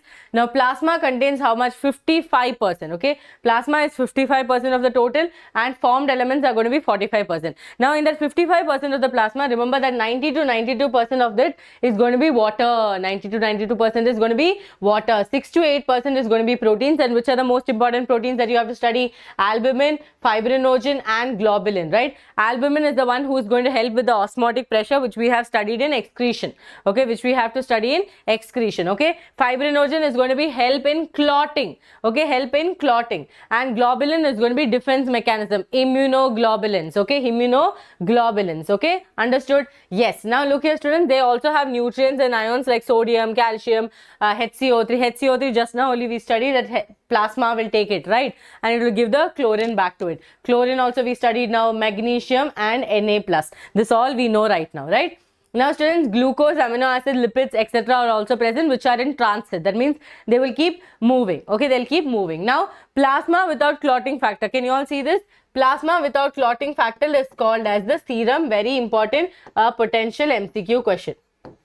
Okay, potential MCQ question. Now formed elements are going to be what? RBC, WBC and platelets, erythrocytes, leukocytes and thrombocytes. Nothing much to study about it, okay. What you have to study here mainly, you have to study about this: albumin, fibrinogen, globulin and serum. Albumin, osmotic pressure; fibrinogen, clotting; and globulin, defense mechanism. If there is a plasma without fibrinogen, that means without clotting factor, that will be called as a serum. Understood? Yes or no? Keep putting thumbs up in the chat box. Now moving forward students, please understand about what is RBC, WBC and platelets. See, the number is going to be 5 to 5.5 million mm cube. These notes are already available to all of you. Body fluids and circulation notes from backlog series you already have.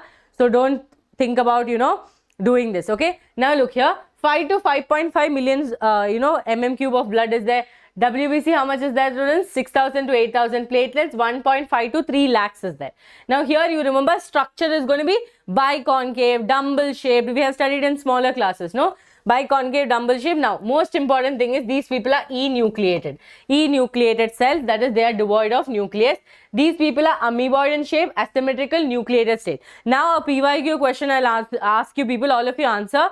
The question goes like this: if you are doing DNA fingerprinting or we have got a blood sample from a crime scene, will you check the RBC, WBC or platelets? Please answer the question for all of you, okay. Now if you look here, platelets students, please understand platelets are not true cells, they are actually fragments of a megakaryocyte. Megakaryocyte is a cell which was present in the bone marrow. When that cell fragments, okay, fragments, we get kuti cells, that is called as platelets. So platelets are not actually true cells, okay. So all of you answer. Yes, camels are an exception, they have a circular one, okay, they have a circular one. Now lifespan is around 120 days and they are formed in the bone marrow. Graveyard is going to be spleen. Graveyard means where they'll go and die, okay, not like that, where the RBCs will be, like new RBCs have to come, no? So 120 days later, they will be slaughtered, okay, in the spleen. That is going to be the graveyard. Now students, erythropoiesis happen. JG cells, that is the juxtaglomerular cells, helps in erythropoiesis by release of erythropoietin protein. Dandananan, excellent, excellent. WBC is the answer. Why? Nucleus, we need nucleus, okay. RBC doesn't have nucleus. Platelets are not actual cells. So why will I use RBC or platelets? I will use WBC for doing the DNA fingerprinting, right? Yes or no? Now, these people are short-lived students. They are divided into 2 categories, granulocyte and agranulocyte. Granulocytes are the one with granules. Agranulocytes are the one without the granules. Clear to all of you? Now, these people are going to help in clotting factor. They are going to release the factor number 3 and factor number 13 by the platelets. Rest are all released by the liver. Okay, rest are all released by the liver. Clear to all of you? Now, WBC does a separate movement which is called as diapedesis, which you will study again in locomotion as well. That is, students, where they will squeeze out of the capillaries, okay? They will squeeze out of the capillaries. Let's take an example, okay? I see that Chintu is in a problem. Suddenly, Mintu will get activated and Mintu will see a small, a space to go. So, what we will do, we'll do like this, and we will go out. That is also called as diapedesis. But in WBC, when WBC does diapedesis, it is very important for you to know it's mainly because they are amoeboid in shape and they can easily squeeze out of pores of the capillaries, okay? Now, this is the way to remember, students, this is the way to remember all the monocytes, the granulocyte and agranulocyte according to, oh my god, my hand is stuck, I guess, okay, granulocyte and agranulocyte according to the percentage, okay? So, never let Mohan eat bread. Any Mohan in the chat box, please raise your hands. Never let Mohan eat bread or never let monkey eat bananas. This is not the trick that I made, it was already existing. 60 to 65% is going to be neutrophils, L is going to be lymphocytes, 20 to 25%. Mohan's M is going to be monocyte, eosinophils and basophils. Basophils is the least, neutrophils is the highest. Please remember MCQ. Okay, now students, WBCs are divided into granulocyte and agranulocyte, presence and absence of granules. Okay, all of you put the trick in the chat box. Never let monkey eat banana or never let Mohan eat bread. Okay, so basis and presence of granules, you have two categories, agranulocyte and granulocyte. Agranulocyte has ML, okay, ML, that is monocyte and lymphocytes. Okay, granulocyte has NEB. Okay, NEB or Ben also you can remember. Okay, Ben tens, Ben was there, no? So you can remember Ben. Okay, Ben is going to be basophils, eosinophils and neutrophils which are present in granulocyte. Okay, granulocyte. Now, moving forward to their structures. Structures can come. They can ask you questions on structures. Look here, eosinophils, all the percentages now you already know. Never let monkey eat a banana. Order you know now. Now, look at the structure. If you look at eosinophils, students, you remember E for eosinophils, E for years. Okay, E for eosinophils, E for years. Excellent. Did you all like the video as well? Let me see your attendance now. I did not check your attendance from that time. Okay. Let me see. Oh, many Kanjus haven't liked. Okay, many Kanjus. Okay, yes, never let Meghna eat bread. Okay, excellent. Now, students, E for eosinophils, E for ears. It looks like a headphones, right? Sony headphones, whatever headphones you have, boat headphones. So, it looks like a headphone. So, eosinophils have two nucleus structures, and these are looking like a headphones, and these are going to be the ones who are first going to come for an allergic reaction. It's a PYQ question. Okay. Now, when you go for basophils, okay, so for S, so it is kind of like an S-shaped structure. These people are going to help with inflammation. They are going to release heparin, serotonin and histamine. That is going to help us when there is an allergy. Okay, when there is an allergy. Now, students, neutrophils, you can also remember it as N. So, you can remember that these people are multi-lobed. Okay, these people are multi-lobed. That is, they have many lobes. Clear?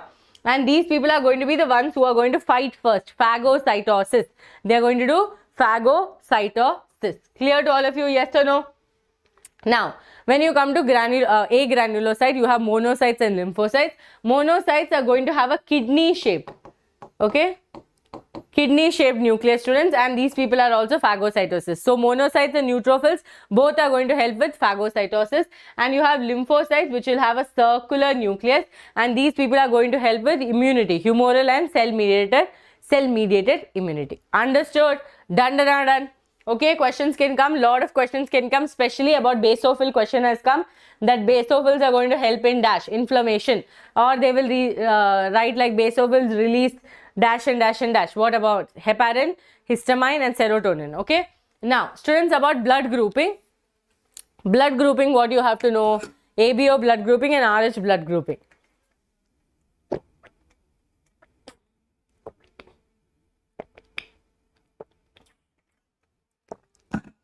Okay. Now, look here.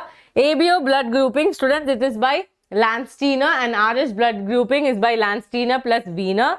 So, here what is going to happen on our blood grouping, we will have a group of what? We will have antigens or antibodies that are going to be present, which makes our blood grouping so different and so special. Now, tell me who is the universal donor in the chat box? Who is the universal donor in the chat box? Come on. Okay. Yes. So here you're telling about the lymphocytes. Yeah, you can draw like this. Okay, you can draw like, sorry, you can draw like this. Okay, no problem. I have just done for, just to make you understand the shapes. Okay, so don't worry about it. Yes, look here, Langstina and Wiener, students here. Similar as rhesus monkey, so they noticed that there was a blood grouping which was present in rhesus monkey. Please understand, this is not only the blood group that we have, lot of blood groupings are there. Okay, now A positive and A negative, 80% of the people are positive, only 20% are negative. Okay, now two antigens are there, students, that chemicals that induce a response. Okay, so if antigens are present and if they are not matching, then definitely a response will be created. Antibodies are going to be anti-A and anti-B, which are part of our immune system, right? So if you look here, Rh positive blood group are going to be, again, they are the ones which are the Rh group. Rh negative will not have an Rh group. Now students, Rh incompatibility, which will lead to erythroblastosis fetalis, that is, if the mother is Rh negative, the baby in the fetus is Rh positive, that will lead to erythroblastosis fetalis. How, ma'am? For the mother, Rh positive is the foreign particle. So during first pregnancy will be fine, but during the first pregnancy there will be a slight mixing up of blood through the placenta or during the delivery. So during that time the body has come across this Rh positive as a foreign particle. So the mother's body will start making antibodies against the Rh positive. So during the second delivery, the baby will have anemia. The baby can go to death. Okay, why?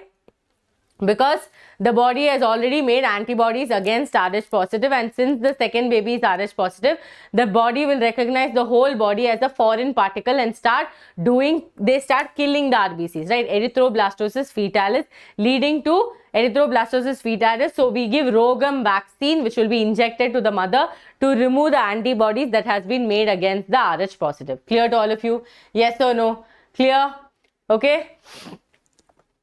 Oh, Vaishnavi. Okay. Anemia and jaundice. Excellent. Okay. Yes. Now look here, students. A positive and, okay, this is Rh incompatibility leads to erythroblastosis fetalis. So here you can see A can give blood to A can give blood to AB. Okay. Now B can give blood to B can give blood to B. Okay. Why? Because again, antigen antibodies are present. Now here AB can give only to AB. O can give to everyone. Why? Because O is an universal donor, because it has only anti-A and anti-B, it has no antigen. So no response will be created against any other body. Okay, no response will be created against any other body because these people have no antigen. Now, AB is a universal recipient. If you look at the arrow marks, you can see orange is going, green is going, blue is going, white is going.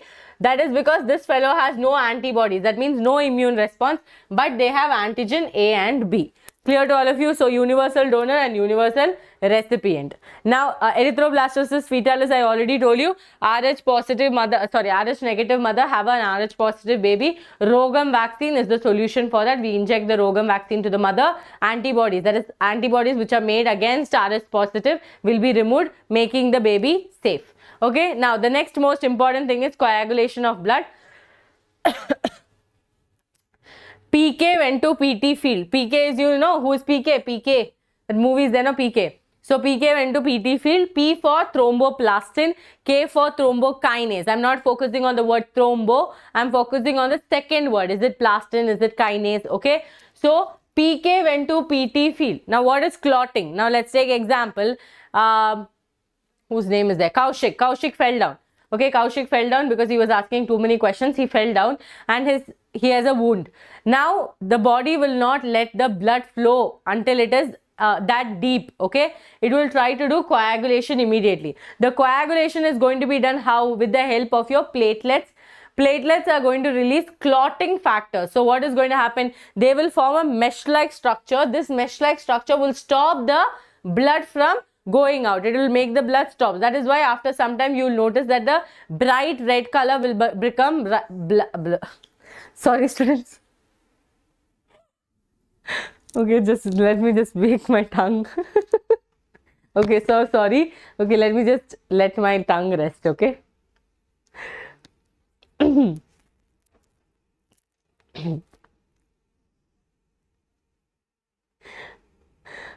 Okay.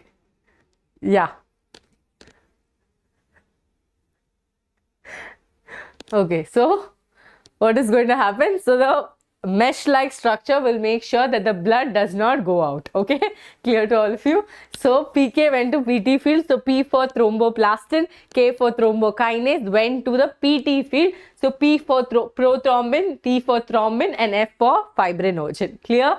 So here what is going to happen, students? The entire clotting is going to be cascade reaction. That means one after the other, just like a waterfall. One after the other, one after the other, one after. So every step is very important. Even if one step is missing, the whole thing will not happen. Clear to all of you? Yes. Okay, so here what is going to happen, students? Remember that the factor 4 that we talk about, so there are around 13 factors in that. There's no factor 6. Okay, so here what is going to happen? Remember, the factor 4 is going to be calcium, and then again a potential MCQ, because they can ask you the use of calcium ions, which are very important, and vitamin K also is very important. And now I'll come to that. Now look here, students, an injury or a trauma happened to Kaushik because he was asking too many questions. So that led to thromboplastin getting released. Thromboplastin led thrombokinase, okay, thrombokinase to prothrombin. Now please remember, in every single step you have to use calcium. Okay, in every single step you have to use calcium. So thrombokinase will form prothrombin, prothrombin will form thrombin, thrombin will form fibrin, that is again activate. Okay, fibrinogen, fibrinogen which is in an inactive stage will activate fibrin, which will become active and insoluble. So soluble fibrin will make an insoluble mesh, and that mesh is going to stop the blood from flowing out. Okay, clear to all of you? Now students, what happens in blood banks? They will add sodium oxalate so that the calcium ions are not going to be present, because you see that in every single step we need calcium. If calcium is not there, the next step will not happen. So what we can do is we can avoid the calcium. Okay. So PK went to PT field is the most easiest way to remember the coagulation. Now look here, students, this is the heart diagram, and heart diagram is very important for you. More than the heart diagram, the questions, okay, that are going to come. Calcium is one of the factor of coagulation, so we cannot just tell it like a enzyme. We should say that it's one of the factor that is important for coagulation. Clear? Now look at the heart diagram. Don't worry about the complications. I'll make it simple for all of you. Now first of all, you know heart has 4 chambers: right auricle, left auricle, right ventricle, and left ventricle. Now when we start off, first we will start off with how the blood is coming to the right auricle. The blood is going to come through 2 great veins, students: superior vena cava and inferior vena cava. Superior vena cava is going to carry the blood from the superior part of the body, inferior vena cava from the inferior part of the body. Both are going to supply the blood to the right atrium. Now the right atrium will have all the deoxygenated blood. It will give it to the right ventricle. Please remember, right atrium or anything cannot hold the blood for the longer time, so it has to give it. Okay, so it will give it to the right, from the right atrium it will come to the right ventricle, but there should be someone who is going to regulate it, no? So for that we have valves, and the valve that is present between the right atrium and the right ventricle is called the tricuspid valve. Tricuspid valve or the AV valve, okay, atrioventricular valve. Now students, the blood has come down. Now remember that to keep sure, to make sure that the valves also does not allow any backflow of blood, and also the valves are in place, we have something called as the chordae tendineae, which are extending from the papillary muscles. This pink color projections that you are seeing is the papillary muscles. Do you want me to draw the heart once again? Is it too complicated if I teach like this? Huh? Okay, we have to draw it fast though. Okay.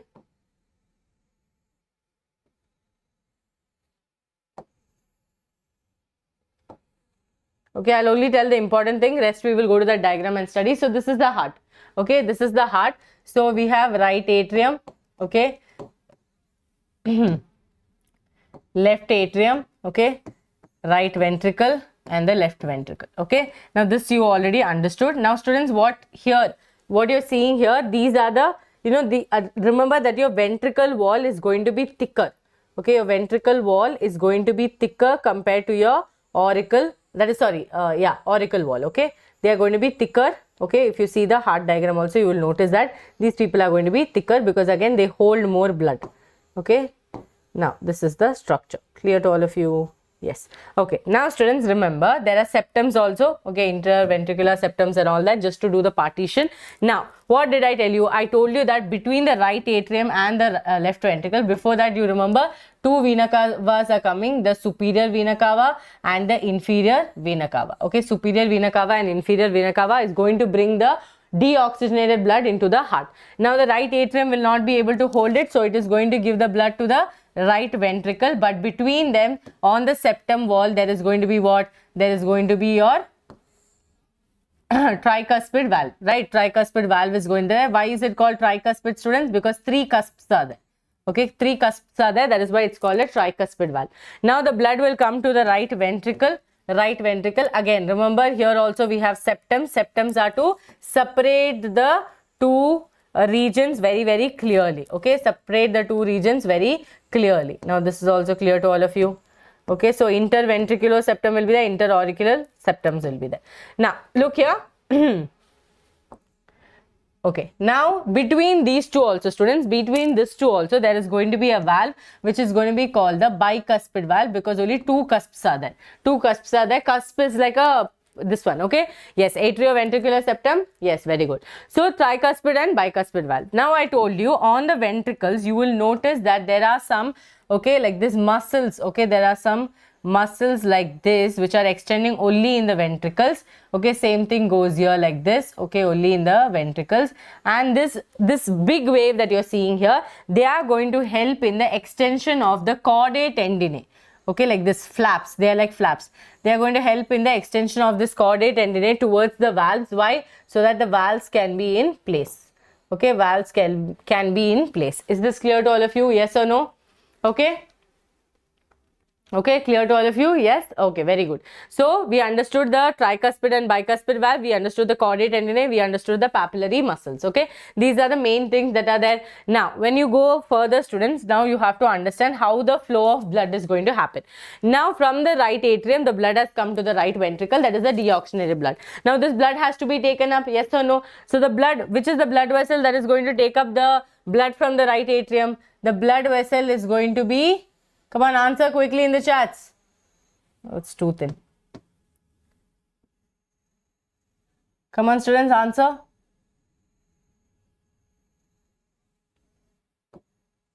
Who is going to take the blood from the right ventricle? Faster, faster, faster, faster, faster. Okay, come on, tell me. No. Who is going to take the blood? So here, look here. There's much more here. Okay. Now, students. Okay, aortic, semilunar valves. I'll come into all of that. Okay, tricuspid you did, inferior you did, superior we did. Valves of Eustacia, I'll tell you, that is the valves which are present on the inferior vena cava. So there's no backflow of blood. Coronary sinus, there's a small opening which is present in the heart, because the heart is also an organ. After using up of blood, they will also give the blood to the right atrium. That is called your coronary sinus.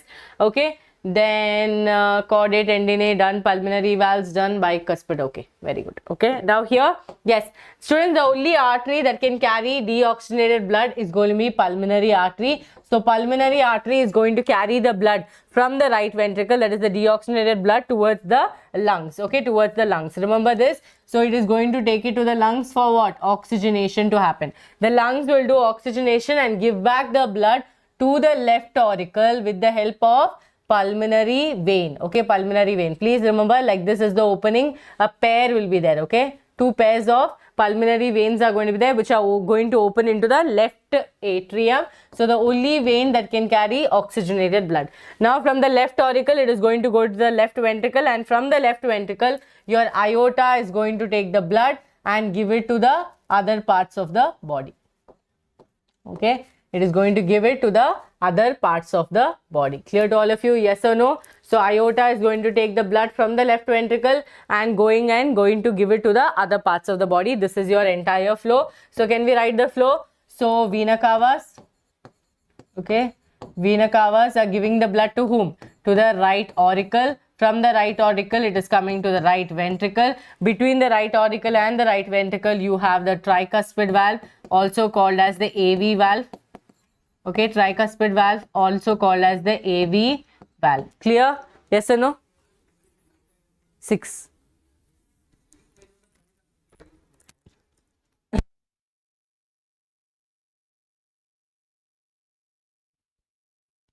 Yeah. So students, tricuspid valve. So vena cava, right atrium to the right ventricle. Okay, right atrium to the right ventricle. From the right ventricle, where will it go? It will be taken up by the pulmonary artery. Okay, it will be taken up by the pulmonary artery. Okay, it will be taken up by the pulmonary, okay, artery to where? To the lungs. Okay, we have to pick up the speed now again. Okay, to the lungs. Clear?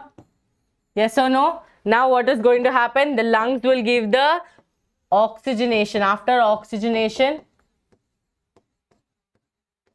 the lungs will give the blood to the pulmonary artery. Okay, pulmonary artery, and the pulmonary artery will give the blood to the left atrium. Left atrium. So I'm going to erase this. Okay, AV valve. Left atrium will give it to the left ventricles. Between the left atrium and the left ventricle, who is there? Bicuspid valve is there. Okay, bicuspid valve is there.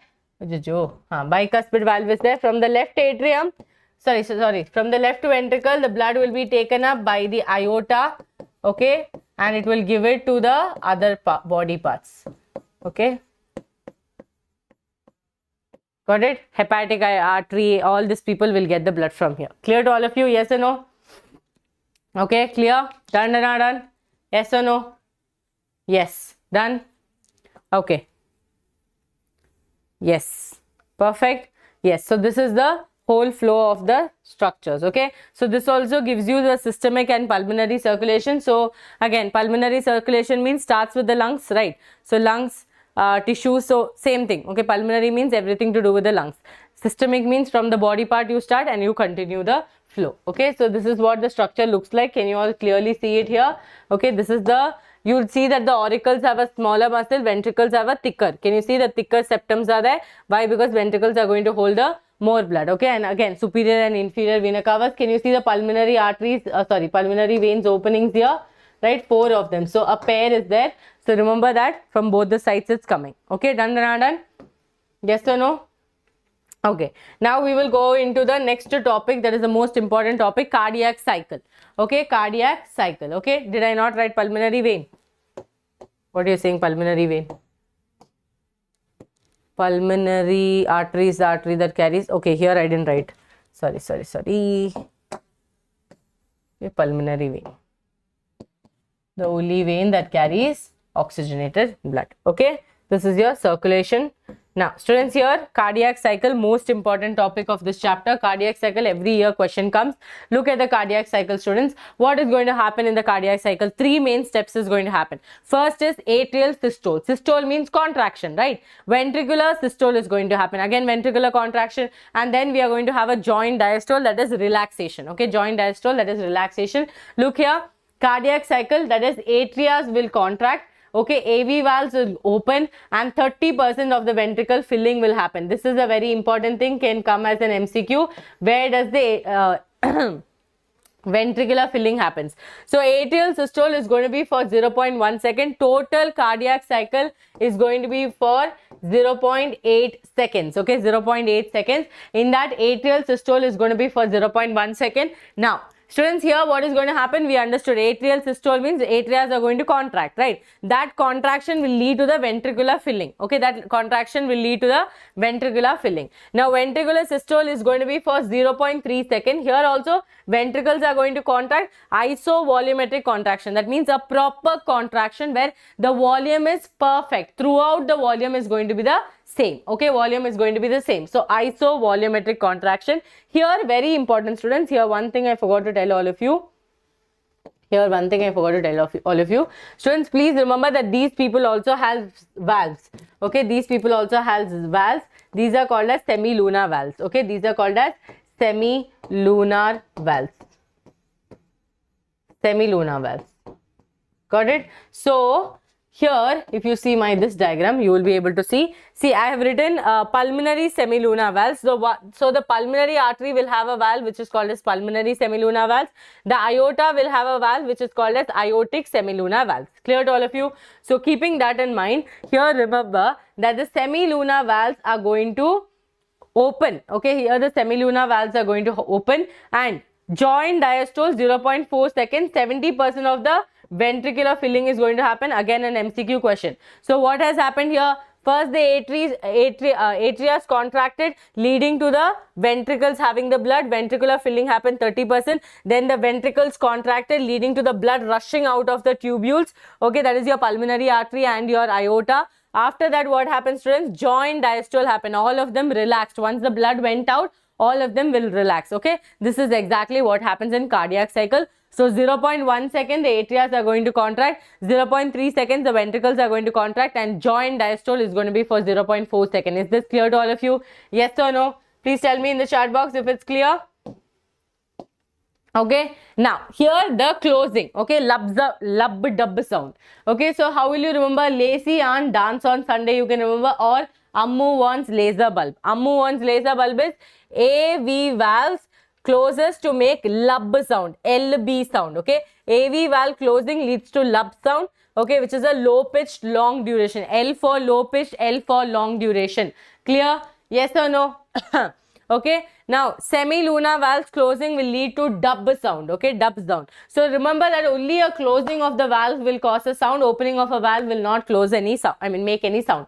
Semi-lunar valves closing will lead to dub sound. High-pitched, short duration sound. Okay, lub dub, lub dub. Neat paper, when you see it will happen. Lub dub sound. Okay, clear to all of you? So semi-lunar valves closing will happen. So opening happened there, then immediately closing will happen. Then AV valve will close. That time the sound will happen. Okay, so lub and dub sound. Clear to all of you? L for lub, so low pitch, L for lub, long duration, D for dub, high pitch, D for short duration. Any doubts? Now regulation of the heart, students, very, very simple. Okay, very simple, but a very good question can come from here. Easy scoring question. Okay, you people put nazar on my heart. Huh? Okay, this is the heart. Now, students, who regulates the heart? Regulation of the heart is taken care by a pacemaker. Okay, pacemaker. Yes? Clear? Okay, pacemaker of the heart. So, the pacemaker is going to be present here, which is called the SAN node. What is it called? SAN node, which is going to be present almost at the corner of your right atrium. Okay, SAN node, which is called as sinoatrial node. Okay, sinoatrial node. Now they have found a pacemaker which is in smaller than the size of a grain of rice. So it is that small, and it will be placed and it will heal the heart, and then it will dissolve, is what they were telling. Okay, sinoatrial node, which is called the pacemaker of the heart. So this will maintain the pace of the heart, that means beating. So sinoatrial node, students, it will give signal to the AV node, which is present almost near the AV valve. Okay, so this is going to be your AV node, atrioventricular node. So from there the electrical impulse have come to AV node. From the AV node it is going to come here somewhere in between, which is going to be called the bundle of His. What is it called? Bundle of His. From the bundle of His, students, the signal is going to extend to a fiber which is called the Purkinje fibers. Okay, it is after the person who founded Purkinje fibers, which are restricted to your ventricle only. Okay, ventricles only. Okay, Purkinje fibers. Clear to all of you? So the heart regulation happens when the electrical impulse is coming from the SA node to the AV node to the bundle of His to the Purkinje fibers only towards the ventricles. It is only present in the ventricles. Clear to all of you? So who regulates the heart? The pacemaker regulates the heart. Correct? So pacemaker is called sinoatrial node. This is also responsible for your cardiac cycle, because SA node will send the impulse, right atrium. Atrial systole has to happen. After that, ventricular systole has to happen with the help of Purkinje fibers. Again, joint diastole has to happen. Okay, the blood will come in as well. Okay, done. Yes or no? Now the last topic of this chapter, which is one of the most important topic. Every single questions you go and see NEET PYQs, only this one question they'll ask you. I don't know why. You study plasma, you study formed elements, they will not ask you questions. They will ask you questions from only this topic. Okay, look here. ECG or electrocardiogram. Students, a lot of the students have a confusion between the instrument name and the graph. Instrument is graph. Electrocardiograph is the instrument, and the graph is called electrocardiogram. You might be thinking, what is the necessary to name it like this? But yeah, this is the necessary. Okay, yes. Now look here, what happened? Nishant, it will be seen after I finish the class. Okay, I think I should stick it on my forehead. Okay, instrument, electrocardiograph and electrocardiogram. Okay, now this all of you would have seen in the serials, no? Have you seen in the serials? The actor, okay, the actor's heartbeat will be like this. Okay, suddenly when the actress come, the heartbeat will move like this. Okay, so this is what are they showing? They're showing an ECG, electrocardiogram they are showing you. Now please do understand, for an electrocardiogram we will have 3 leads. Okay, 2 on the wrist and 1 in the left ankle. Okay, so 2 on the wrist and you can see 1 on the ankle, or even you can go up to having 12 leads as well. Okay, 12 leads as well. Clear to all of you? Now students, ulta pulta you have to remember. Instrument is graph is gram. Okay, graph is gram. So here questions come from this topic.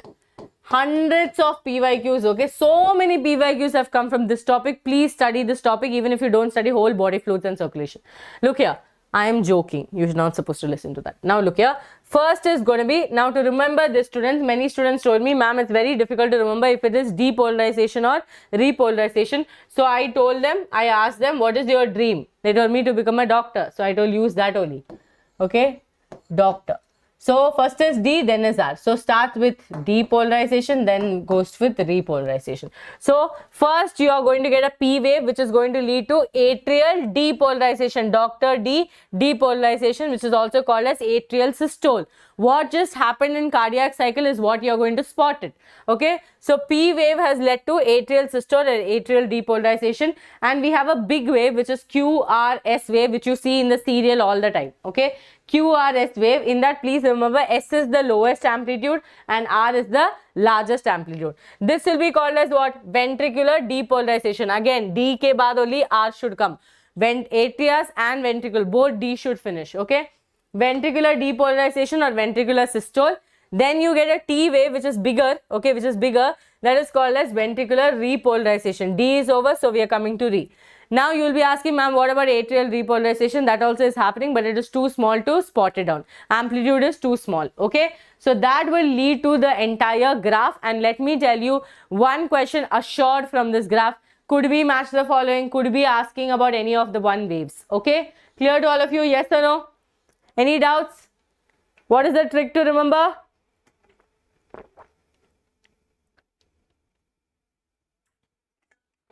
Doctor. That's your dream. Not even a trick. It's a dream that you have to remember. Yes. Okay. Locomotion and movement. Ready? Done? Pakka? Yes. Doctor. DDR. Okay, doctor, you have to remember D for depolarization, then repolarization. Okay, yes, let's go. Locomotion and movement. Locomotion and movement, I know exactly from where questions are going to be asked, so we will only do those. Okay, don't break your head in studying all of it. We will only study from where questions are going to come. Okay, diseases and all, you people study, students. Everything if I do know, I will not finish it today. You don't want me to finish it today. You want me to do it till 2 o'clock. Just imagine human physiology completing in 4 hours itself is a dream come true. Okay, so kuti things you have to do, like diseases, some topics which I have skipped you have to do, but major all the chunks I have done. Okay, major all the chunks I have done. After locomotion I'll do excretion. Okay. Now properties of muscle, students, for me it is such a big load to teach so fast. Okay, teach so fast. Clear? So that is why you please, whatever is little skipped and here and there, but let me tell you, see, when I taught you heart itself, I told you what is double circulation. Double circulation means what? Blood flows 2 times, systemic and pulmonary circulation. Starts with lungs, ends with lungs. Start with tissues, ends with tissues. So that's all you have to learn. Okay, that flow chart which I have given, that is more than enough. So like that kuti job you have to do, because if I do whole thing, it is not going to end today. You also know, even I know. Okay, let's have justice to each other.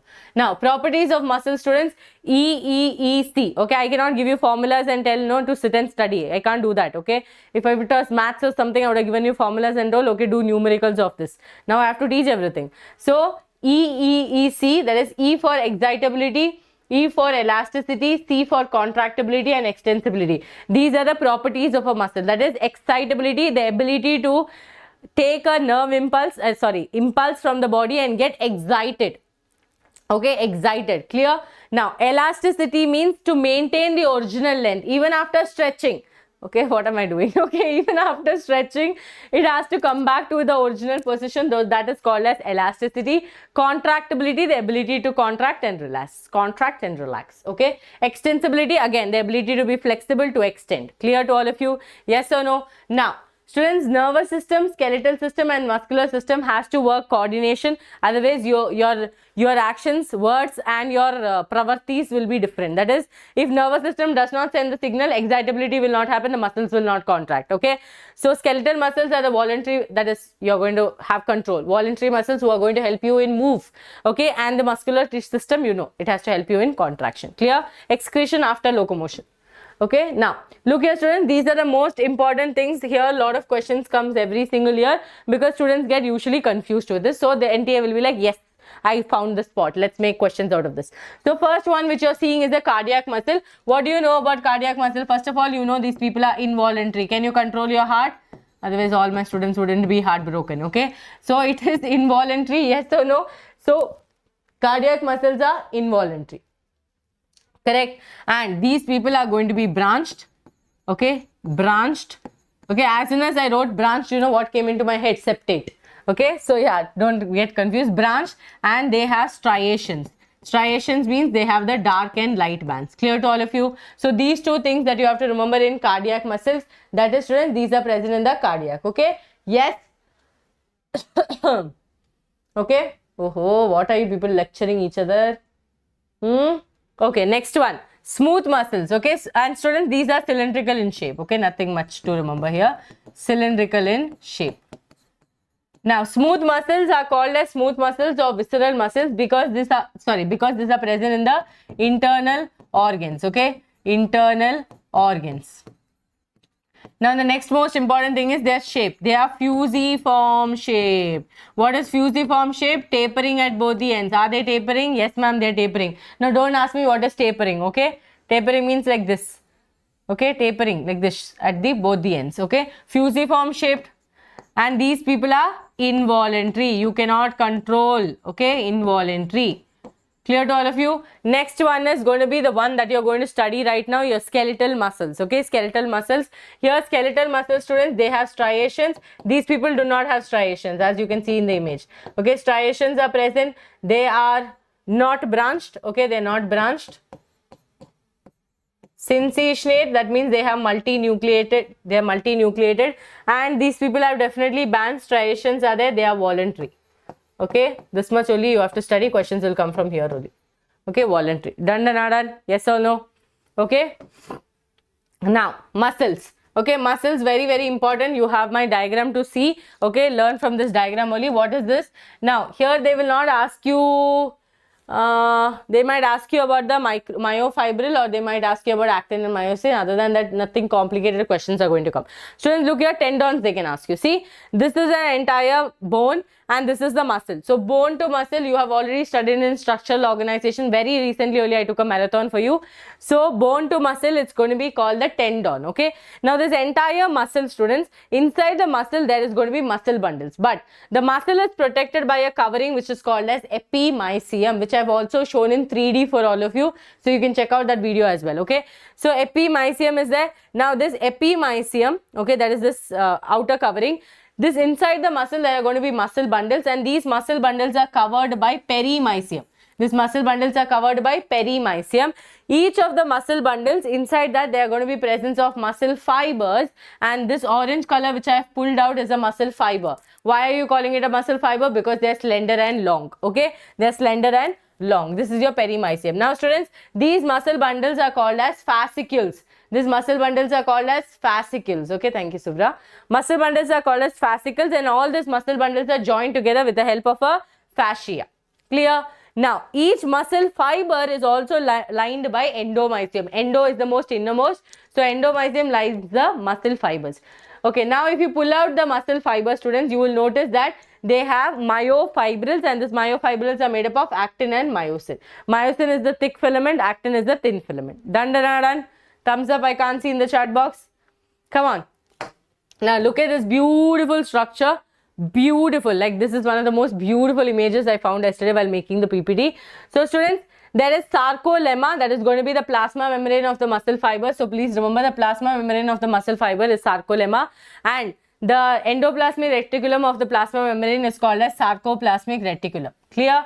Now, this is your entire muscle, and if you pull out a muscle fiber, what are you going to see? You're going to see a sarcomere inside it, which is a contraction unit. Okay, it's a contractile unit. So look here, all of you. If you pull out a muscle bundle, okay, muscle fiber, and you look into it, you will be able to see A band, I band, thin filament, thick filament, Z line, and everything, right? And if you go further, you will be able to see myosin filament and actin myofilament, right? So this is how the entire structure looks. Now, if you see an enlarged picture of a sarcomere, you will notice that they have a Z line which keeps actin together. So what is a sarcomere? A structural or a contracting unit. Okay, a contracting unit. So look here, students, Z line is going to hold the actin in place, and M line is going to hold the myosin in place. This you already know, yes or no? Now, whenever a contraction is going to happen, these Z lines are going to move forward. These Z lines, when they move forward, it will lead to the cross bridge formation, which you are going to study in sliding filament theory. And you should understand that so many other lines are also there here. No, that also will reduce and increase. Okay, so this what is that structure will lead to the formation of dark and light bands. So here, let's draw a quick structure, students. So this is your Z line. Okay, this is your Z line in both the ends. Okay, it's a zigzag line. Now this Z line holds what? This Z line holds actin, actin, actin, actin. And in between we have what? In between we will have the myosin. Okay, we will have the myosin, which is going to be in between. Clear to all of you? This is the myosin. Now students, what we have to understand is when a muscle contraction is going to happen. Okay, when the muscles are pushed forward. So this is Z line. This is another Z line, correct? Yes, ma'am. So whenever the muscles are pushed forward, what is going to happen? These people are going to move forward. That is, actin is going to bind with myosin. Cross bridge formation will happen. Now here, what you have to know, you should know this is an I band. Okay, I band. This is also an I band. And one sarcomere is between the two consecutive Z lines. So from this Z line to this Z line is the sarcomere. Now students, in between this, to keep the myosin in place, they have an M line. Okay, and this region where actin and myosin both are present is called as A band, which is going to be constant during a muscle contraction. Now, the portion where only M line is, only myosin is present is going to be the head zone, which is called the Hensen zone. Okay, the portion where actin and myosin is overlapping with each other is going to be called the O zone or the overlapping zone. Okay, overlapping zone. So these are the bands that are present: I band, A band, M line, and O overlapping zone. Okay, O for overlapping zone. Clear to all of you? Yes or no? Yes or no? So remember students, when the muscle contraction happens, these people are going to move. So the O zone, that is the overlapping zone, will increase in size. Everything else will decrease in size. Okay, H will decrease. Okay, I band will decrease. Okay, A band and the M line is going to be constant. Okay, A band and M line is going to be intact. That is, they are going to be constant, and the Z line will move inwards. Clear to all of you? Z line will move inwards. Done, done, done? Yes or no? This is your sarcomere, starting from one Z line to another Z line, and these people are the contracting unit. Now, structure of myosin. Okay, structure of myosin.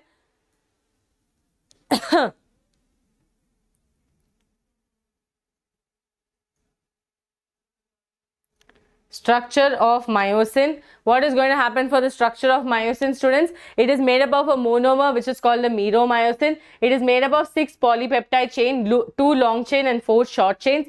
Myosin has a tail and head. Head is going to be globular head, and the globular head is going to have an actin binding site and ATP binding site. Very important. These people also have an ATPase binding. Okay, ATPase ATPase activity. Okay, look at the myosin, students. The myosin has a tail. Okay, this is the tail region and this is the head region. This head region will have an ATP binding site and an actin binding site. ATP binding site will cover or mask the actin binding site so that actin and myosin does not meet each other. Okay, now this head region, students, is made up of heavy meromyosin, and tail region is made up of light meromyosin. Light meromyosin is tail. Okay, heavy meromyosin is head and short arm. This is a PYQ question. Okay, this is the PYQ question. Please make a note of this.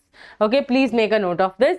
Now, when we go to actin, actin was first a globular actin, which after polymerization with the help of magnesium, okay, with the help of magnesium, will combine to form an F actin, which is a fibrous actin. Now, this fibrous actin, so students, the story goes like this: myosin and actin, both of them really like each other, but the problem is there are villains in between. The villain is that troponin, tropomyosin and ATP. These are the three villains. Okay, ATP is present on myosin, troponin and tropomyosin is present on actin. So in actin's home, troponin and tropomyosin is going to be there. So the three circles that you're seeing is a troponin. It will have a TPC site, TPT site and TPI site. In this TPC site is the most important because we have to distract. Okay, distraction will happen from here.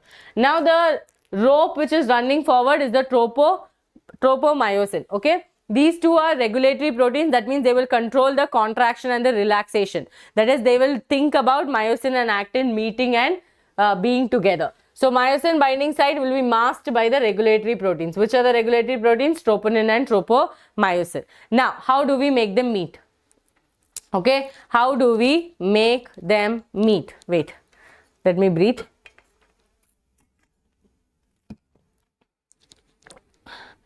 One second.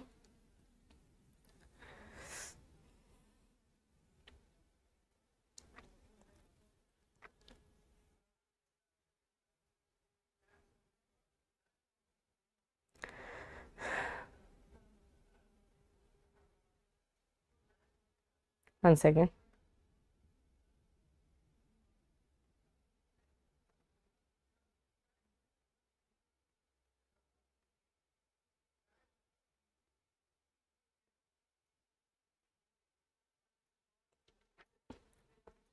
Okay, perfect. Now students, look here, neuromuscular junctions. This is your muscle and this is how an axon is going to attach to the muscle, right? Like this. I told you first only skeletal muscle, muscular muscles and nervous system. All of them have to be connected to each other. So here if you see, when you touch like this, let's say this is your neuron and this is touching your muscle. Now let's say an electrical impulse has come that, you know, let's say Pramod has touched a hot object. When Pramod has touched a hot object, let's say a signal has come to remove the hand. So for this, the impulse have to come. Now, for this, all this to happen, contraction has to happen. Contraction will happen with the help of whom? Myosin and actin. So let's go, let's learn it like a story. Okay, the story might sound like, oh my God, was this teacher really telling this story? But students, it will help a lot. Okay, so look here. This is the electrical impulse. This electrical impulse have bought the neurotransmitter, which is acetylcholine. This acetylcholine is going to attach to the receptors that are present on the neuromuscular junctions.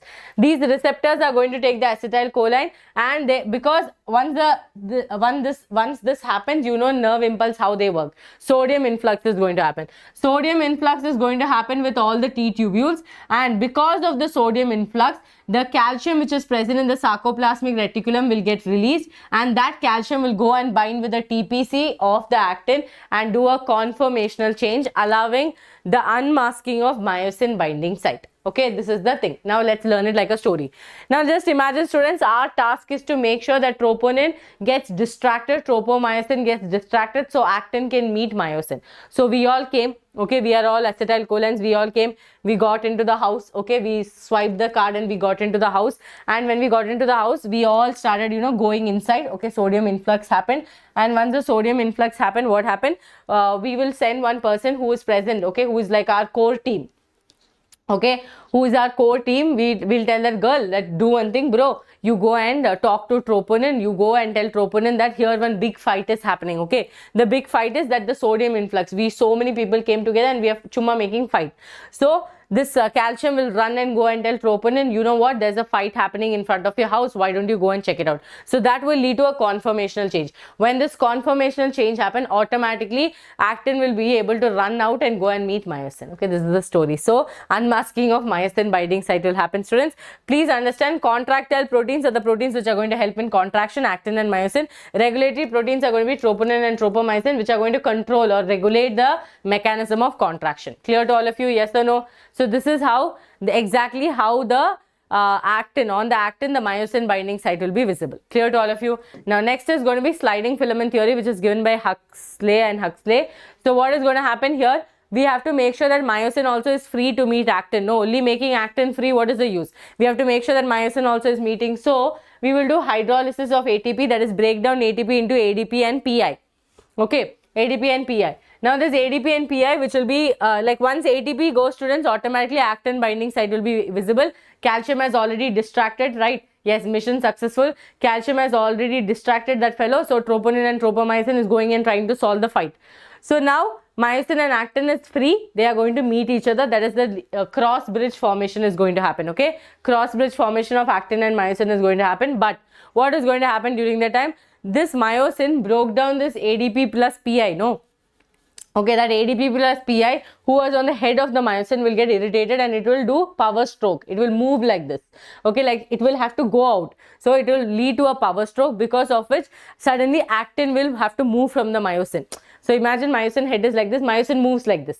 Okay, myosin is like this. Okay, actin myosin cross bridge. Now myosin moves like this. Why? Because ADP and PI should go out. Automatically actin will move forward. Actin will move off, slide over. Actin will slide and myosin will again be free. So suddenly what will happen, students? Again one ATP will come and sit there. Okay, again when ATP will come and sit there. So no new ATP will bind to the myosin head. So this is called as sliding filament theory. Any doubts in this? So let's learn it again from here, students. What is going to happen? Actin is there. Okay, on the myosin head, ATP is going to be there, which is broken down to ADP and PI, and that will lead to the cross bridge formation. But suddenly what happened, this ADP and PI will try to go outside. Okay, so the power stroke will lead to the myosin moving and the actin sliding. Actin doesn't know, no, this myosin is going to leave the hand, and just imagine they both are going in a crowd. Suddenly one person comes in, dash, one power stroke happens to myosin. Myosin will go full back and actin will go forward. Actin will go forward. Okay, what stories I'm making. Actin will go forward. So suddenly myosin's mom will come and hold the hand and he'll be like, where did you go? Come, let's go home. So ATP will come and attach to the myosin again. Clear to all of you? So breaking of cross bridge will happen. Power stroke will happen here, because of which sliding of the actin will happen. Clear to all of you? This is called as sliding filament theory, given by Huxley and Huxley. This is how your entire process is going to look. See here. Actin, myosin head is going to bind with actin. Okay, this will lead to sliding filament theory. Again, the myosin head moves, this will move forward. So like this, the entire contraction is going to happen, and calcium is very necessary and ATP is very necessary for this entire process to happen very smoothly. Clear to all of you? Done, done, done. Okay, next is axial skeleton, students. Very easy, busy, lemon squeezy topic. Okay, total 80 bones are there. What and all is there? Skull. Okay, skull is there. Skull has two parts. What is it? Cranium and your facial bones. Okay, facial bones. So cranium has how many? 8 bones. Facial, how many are there? 14 bones are there. Okay, keep counting. Vertebral column, what is that? Your thoracic vertebrae. Okay, cervical vertebrae. So cervical vertebrae, thoracic vertebrae, lumbar vertebrae, sacrum and coccygeal. So all this are going to be there. Sternum is going to be just a sternum, a dagger shaped structure. Okay. Gopika, I'm sliding filament theory. Okay, so yes, so many stories I make. Sternum, all of you know. Ribs again, vertebrosternal ribs, vertebrochondral ribs, and your false ribs. All these are going to be present in the axial skeleton. So axial skeleton is this portion. Okay, appendicular skeleton is this portion and this portion. That is forelimbs and hands and legs. Okay, and your girdles which are going to attach to it. Okay, now students, let's go to the first one. That is going to be your skull. To remember the skull bones, you have to remember step off. Okay. Step off. S for sphenoid bone. Okay. T for temporal bone. E for ethmoid. P for parietal. O for occipital. F for frontal. Okay, F for frontal. Clear to all of you? Step off. In that step off, students, 2 people are going to be paired. Always remember, in school also PT teacher will come as a pair. Okay, one female teacher and one male teacher will be there. So PT are pair, that is parietal and temporal are pair. So frontal, okay, parietal, okay, occipital, temporal, and ethmoid and sphenoid, you cannot see it, but remember that sphenoid bone is the one that articulates with all other bone. It's like a keystone bone. Okay, so it articulates with all other bone, and it also has a depression which is called a sella turcica, which holds the pituitary gland. Okay. Okay, pituitary gland. Now students, here with the cranium, you know that there is a facial bones as well. Other than the facial bones, you also have ear ossicles. Okay, you have ear ossicles. Now ear ossicles, you are going to remember Miss has. Okay, Miss has. Why ma'am? That is M for malleus, I for incus, S for stapes. Okay, has for shape, H for hammer shape, A for anvil shape, and S for stirrup shape. Okay, yes, clear to all of you? So here's remember ear ossicles, and with the ear ossicles also remember hyoid bone. So in what and all did we study? We studied 8 cranium bones. Step of sphenoid, temporal, ethmoid, parietal, occipital, and frontal. All of you please repeat after me. And students, what else is there? You have to remember that okay, you have to remember that the facial bones are 14 of them, which is put here, and with that you also have ear ossicles, malleus, incus, stapes. Stapes is the smallest bone. Their shapes are hammer, anvil, and stirrup shape. So Miss has. Okay, after that you know hyoid bone, which is present at the base of the buccal cavity, not a part of the skull as such. Okay, it is present at the base of the buccal cavity. It is removed from your new NCERT. Okay, yes, so here you have, students, here you have what? Here you have your parietal, that is your sorry. Okay, here you have your facial bones. Okay, facial bones is not mentioned in your NCERT, just the diagram is given. Zygomatic bone, that is your cheekbone where we put blush. Maxilla bone, nasal bone, lacrimal bone, palatine bone, nasal cochlear bone. Okay, and vomer bone and mandible bone, paired and unpaired. Okay, this is not very important for you. Okay, hyoid bone I told you, which is also called as your tongue bone. Now students, in this what questions will come? Numbers will come, or most of the questions come from joints alone. These and all I have not even seen questions much. Joints, pakka question. Joints, pakka question. Okay, so cervical vertebrae, students, 7 bones are there: C1, C2, C3, C4, C5, C6, C7. Okay, so remember that this is the formula that you have to know. C7, T12, L5, S5, L4, they both will be fused together to form the tailbone. In this, all you have to remember is C1 is atlas, C2 is axis. Okay, thoracic vertebrae, students, 12 bones are there, T1 to T12. Lumbar, 5 are there, L1 to L5. Sacrum and coccygeal are fused together to form the tailbone. Okay, yes or no? Huh? Yeah, only zygomatic bone and mandible, that is only mentioned in your NCERT. Okay, but even if you don't, facial bones, no questions, like what will they ask you directly? 14 bones are there, this is paired, unpaired, that's all. Okay, so students, remember your occipital condyle. Okay, that is your occipital bone will have 2 condyle region which will articulate with your atlas and axis, so that we can continue. No, this is your skull, then you have your vertebral column. Clear? So there will be 33 bones in babies, that is feet, small infants, and we'll have 26 bones. Okay, so you can see 7, 12, 5, and they both are fused. Now here you have your sternum. Sternum is a flat bone which is kind of like a dagger shaped bone like this. Okay, dagger shaped bone like this. Okay, so it will again prosternum, mesosternum, and sphenoid process. Okay, if you want you can remember, not a compulsory. Okay, it went skipping. Flat bone which is located in the ventral side. Okay, to this only we have to do the attachment. So you'll see that articulates with the clavix and the upper ribs. Now ribs are 24 bone, students, that is first to the 7th rib are going to be called as true ribs. Why? Because technically you are supposed to attach to the thoracic vertebrae and the sternum. Okay, but if you're not attaching, you're not true to your world. Okay, so true ribs are going to be connected directly to the sternum and the thoracic vertebrae. They're also called as vertebrosternal. Okay, sternal, vertebrosternal bones. Okay, sternal ribs, because they are attached to the sternum as well as the thoracic vertebrae.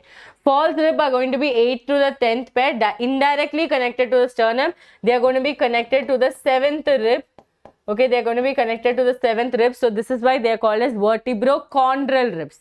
Okay, vertebrochondral ribs. Clear to all of you? Now floating ribs, students, 11 to 12, not connected to the sternum at all. They are floating, they are all, but understand, all are connected to the thoracic vertebrae. This is a common thing. Okay, all are connected to the thoracic vertebrae. Okay, only depending on if they are connecting properly to the sternum or not, they are categorized into 3 categories. Okay, true ribs connected directly to the sternum, vertebrosternal ribs. False ribs connected to the 7th cartilage. Instead of directly connecting, they have connected to the 7th cartilage. They are called vertebrochondral. And then you have floating ribs which are not connected at all. Okay, which are not connected to the sternum at all. So this is the diagram you can see here. This is the sternum. 1, 2, 7 are true ribs. 8 you can see it is attached to the 7th, 6th and 9th. Okay, 8, 9, 10 and 11th and 12th are floating ribs. Clear to all of you? Okay, so these words are important. They will ask you these words or they will ask you this words. So both the words you should know. Both the words you should know. Now, joints, from where maximum questions come. Mainly there are three types of joint, students. First one is fibrous joint, which does not allow any movement. Okay, any movement at all. Fibrous joint, example is going to be sutures of the brain. Okay, sutures on the brain. Second one is called as cartilaginous joints. Okay, which will allow a minimum movement or limited movement, we can say. Cartilaginous joint, that is the vertebrae which are present in between the vertebral column. Okay, cartilage which is present between the vertebral column. Clear to all of you? Yes or no? I cannot see any thumbs up. What happened?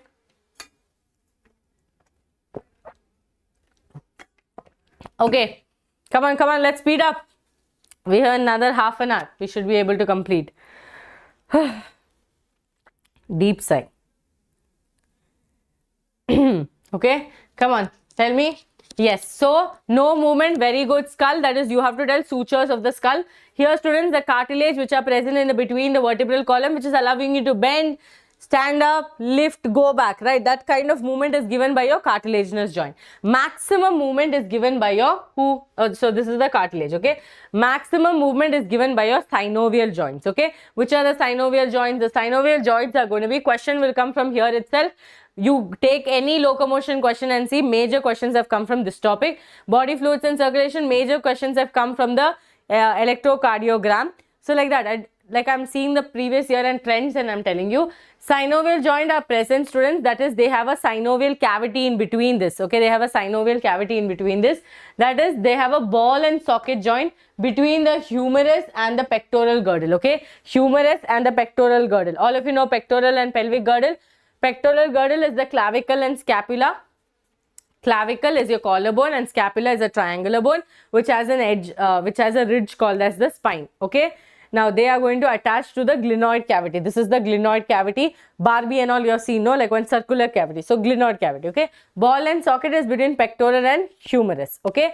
Now next one is going to be what?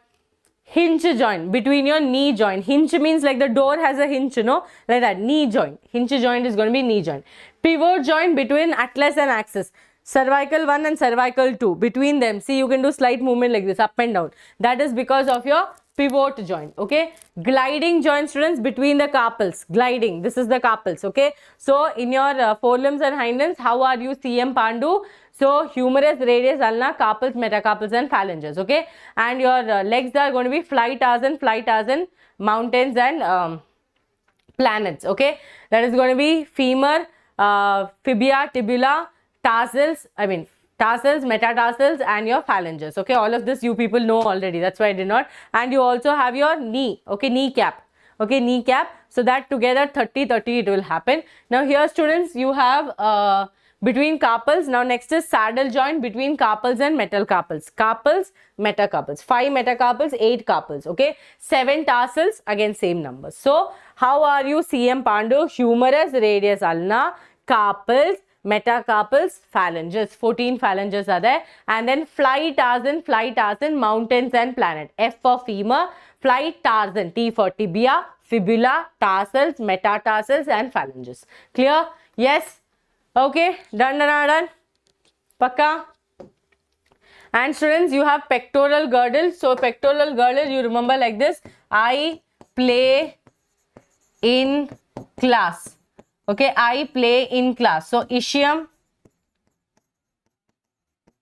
pubis, ilium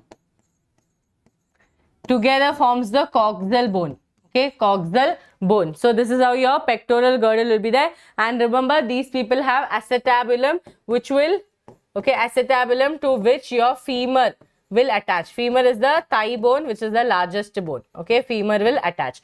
Okay, in pelvic girdle, what will you remember? You remember the glenoid cavity. Okay, glenoid cavity to which your humerus will attach. That's all, students. That's all. Nothing to worry, nothing to take tension. Okay, excretory product and elimination. Okay, I'm just taking some deep breath. Okay.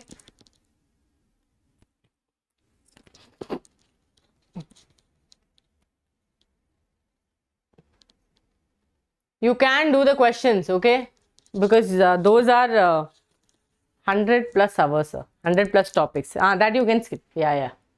I thought you're telling about this one. Okay, chapter done, students. Students, we have to take some 5 minutes more break. Okay, I don't think I can process otherwise. Let's hope and play. Okay, let's hope and pray. Play, no pray.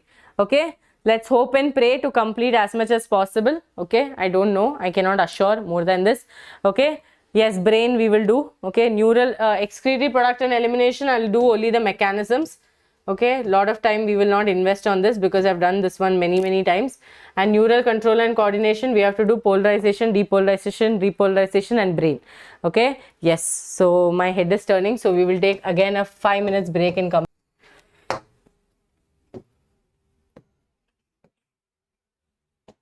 Okay, human excretory organ, a monotelic, urotelic and ureotelic, you people will be able to revise. I've put the box here. You can definitely revise from here. There's nothing difficult here. Very basic things. Okay. Now here if you see, students, kidney is there, ureter is there, urinary bladder is there, urethra is there. This is what our entire excretory organ or excretory system looks like. Now where questions can come, these numbers are from where questions can come. So there's a pair of kidney. The kidney is reddish brown in color, 10 to 12 centimeter in length, 2 to 3 centimeter in thickness, 5 to 7 centimeter in width and 120 to 170 gram in weight. This is where the question will lie. Okay. Now towards the inner concave, this is also a PYQ. Towards the inner concave, there is a notch which is called as the hilum. From hilum, what and all will arise? Ureter, blood vessels and nerves will arise. Clear to all of you? Yes. Moving forward, now if you look at the internal structure of kidney, that is if I take a cross section of the kidney, I will notice that the entire kidney has a cortex and a medulla region. The cortex region will have medullary pyramids, okay. From there, the nephrons will be present on the medullary pyramids. And now students, the cortex is going to come from the medulla, from the cortex towards the medulla, and that region is called as the renal column or column of Bertini. Now if you look here, the medullary pyramids open into a small a portion which is called as calyces. The calyces have both minor and major calyces. These calyces come together and open into a funnel shaped structure which is called as the renal pelvis, okay. So medulla is there, cortex is there, two regions are there, there are medullary pyramids. On the medullary pyramids are the nephrons. So the urine formation is going to happen and it is going to come all the way till the calyces to the renal pelvis to the ureter to the urinary bladder. Done. Now reddish brown color, bean shaped kidney has cortex medulla located in, this is important, located between the thoracic 12th thoracic vertebrae and the 3rd lumbar vertebrae. Projections are called calyces, minor and major callus. Each kidney has 1 million nephrons. Okay. Now what when we talk about kidney, we talk about nephrons. Nephrons are the structural and functional unit of kidney. And if you look at this, this is what a nephron has, students. Nephron has two main regions. First is the Bowman's capsule. Next is the renal tubules. Renal tubules are PCT, DCT and loop of Henle. Bowman's capsule is a glomerulus is a tuft of capillaries which are going to be present inside the Bowman's capsule. The blood vessel that comes in is called the afferent arterioles. The blood vessel that goes out is called the efferent arterioles. Clear to all of you? Now, when the blood is coming all the way, please understand we are going to make the glomerula filtrate and the filtrate is going to pass all the way from all the tubules. Now, you come to the first tubule which is PCT. PCT is going to have brush border cuboidal epithelium, cuboidal epithelium, which are going to increase the rate of absorption, because you know in PCT 70 to 80% of absorption happens. And when you come down, there is loop of Henle, which is also having a descending loop and ascending loop. So you remember like this, DW and AE, okay, DWAE, that is descending loop is permeable to water and ascending loop is permeable to electrolyte. Okay, that is a PYQ question. Now students, if you look at the blood vessels start from, let's say it starts from a peritubular capillaries, but here if you see you talk about vasa recta, which is present only in the loop of Henle. Okay, vasa recta, which is present in the loop of Henle, which are going to help in counter current mechanism, that is to increase the concentration of the urine. And as you come, you have DCT and then you have collecting duct. Please remember, collecting duct is not a part of the nephron. Collecting duct, many nephrons open into the collecting duct. Okay, clear to all of you? Efferent arterioles continues to be peritubular capillaries. Peritubular capillaries break down into smaller capillaries, which are called as vasa recta, which are present near the loop of Henle, which are going to help with counter current mechanism. Now, if you look at students, these are the nephrons and these are the medullary pyramids. Now, loop of Henle dips into the medullary pyramids. Understood? Loop of Henle will dip into the medullary pyramid. Depending on the size of the loop of Henle, you have two kinds of nephron: cortical nephron and what? Cortical nephron and juxtamedullary nephron. Cortical nephron is present in the normal condition, that is the loop of Henle is short. Vasa recta is highly reduced or almost not there. Okay, juxtamedullary nephron, students, loop of Henle is long, vasa recta also is present. That is, these people are going to mainly help us in counter current mechanism, because juxtamedullary nephrons help in stress condition. That is, when we have not drank water, when we have not had food. Okay, that is during that time juxtamedullary nephrons will help us. Clear to all of you? Yes or no? This was the PYQ question and assertion reason question it was. Yes, now juxtamedullary apparatus, there is JGA apparatus. So what happens, students? In case in our body during the urine formation, there is some problem with the GFR. To rectify that problem, there should be some systems that work, right? So here, if you see here, the afferent arterioles, there will be some cells which are called as smooth cells. But before going into that, ma'am, who is going to detect, ma'am? Okay? Who? Which student? Tell the name. Faster, faster, tell the name, tell the name.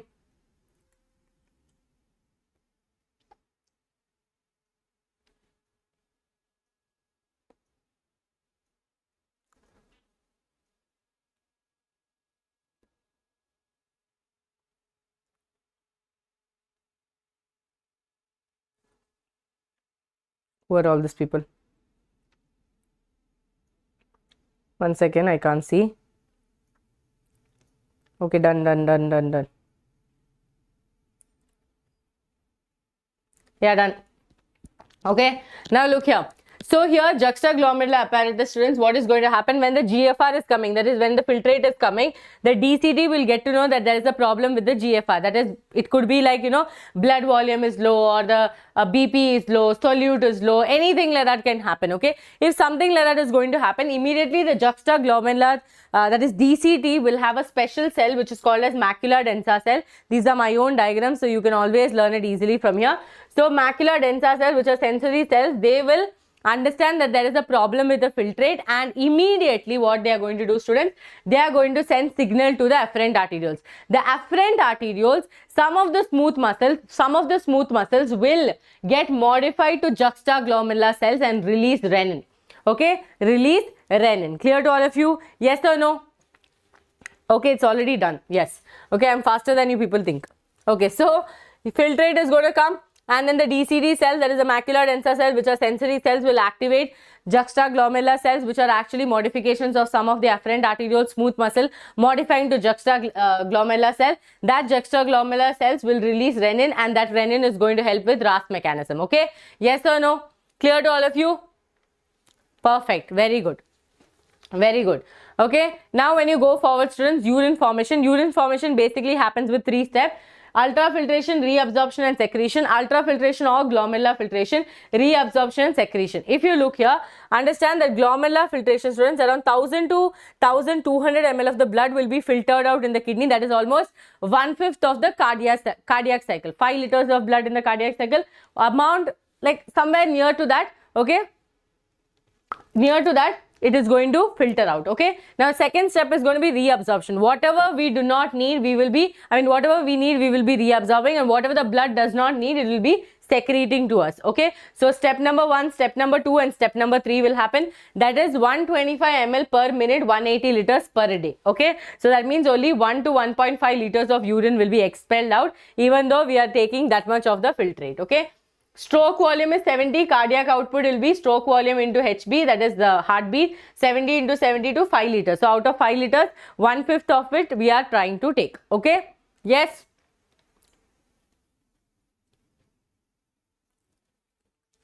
Yeah, just tell the name. Why you people even worrying so much? Huh? You know, in my class, such kind of things will not happen. Just tell the name. Okay. Yes. Now go forward. Glomerular filtration, students. Glomerular filtration happens with the help of 3 steps.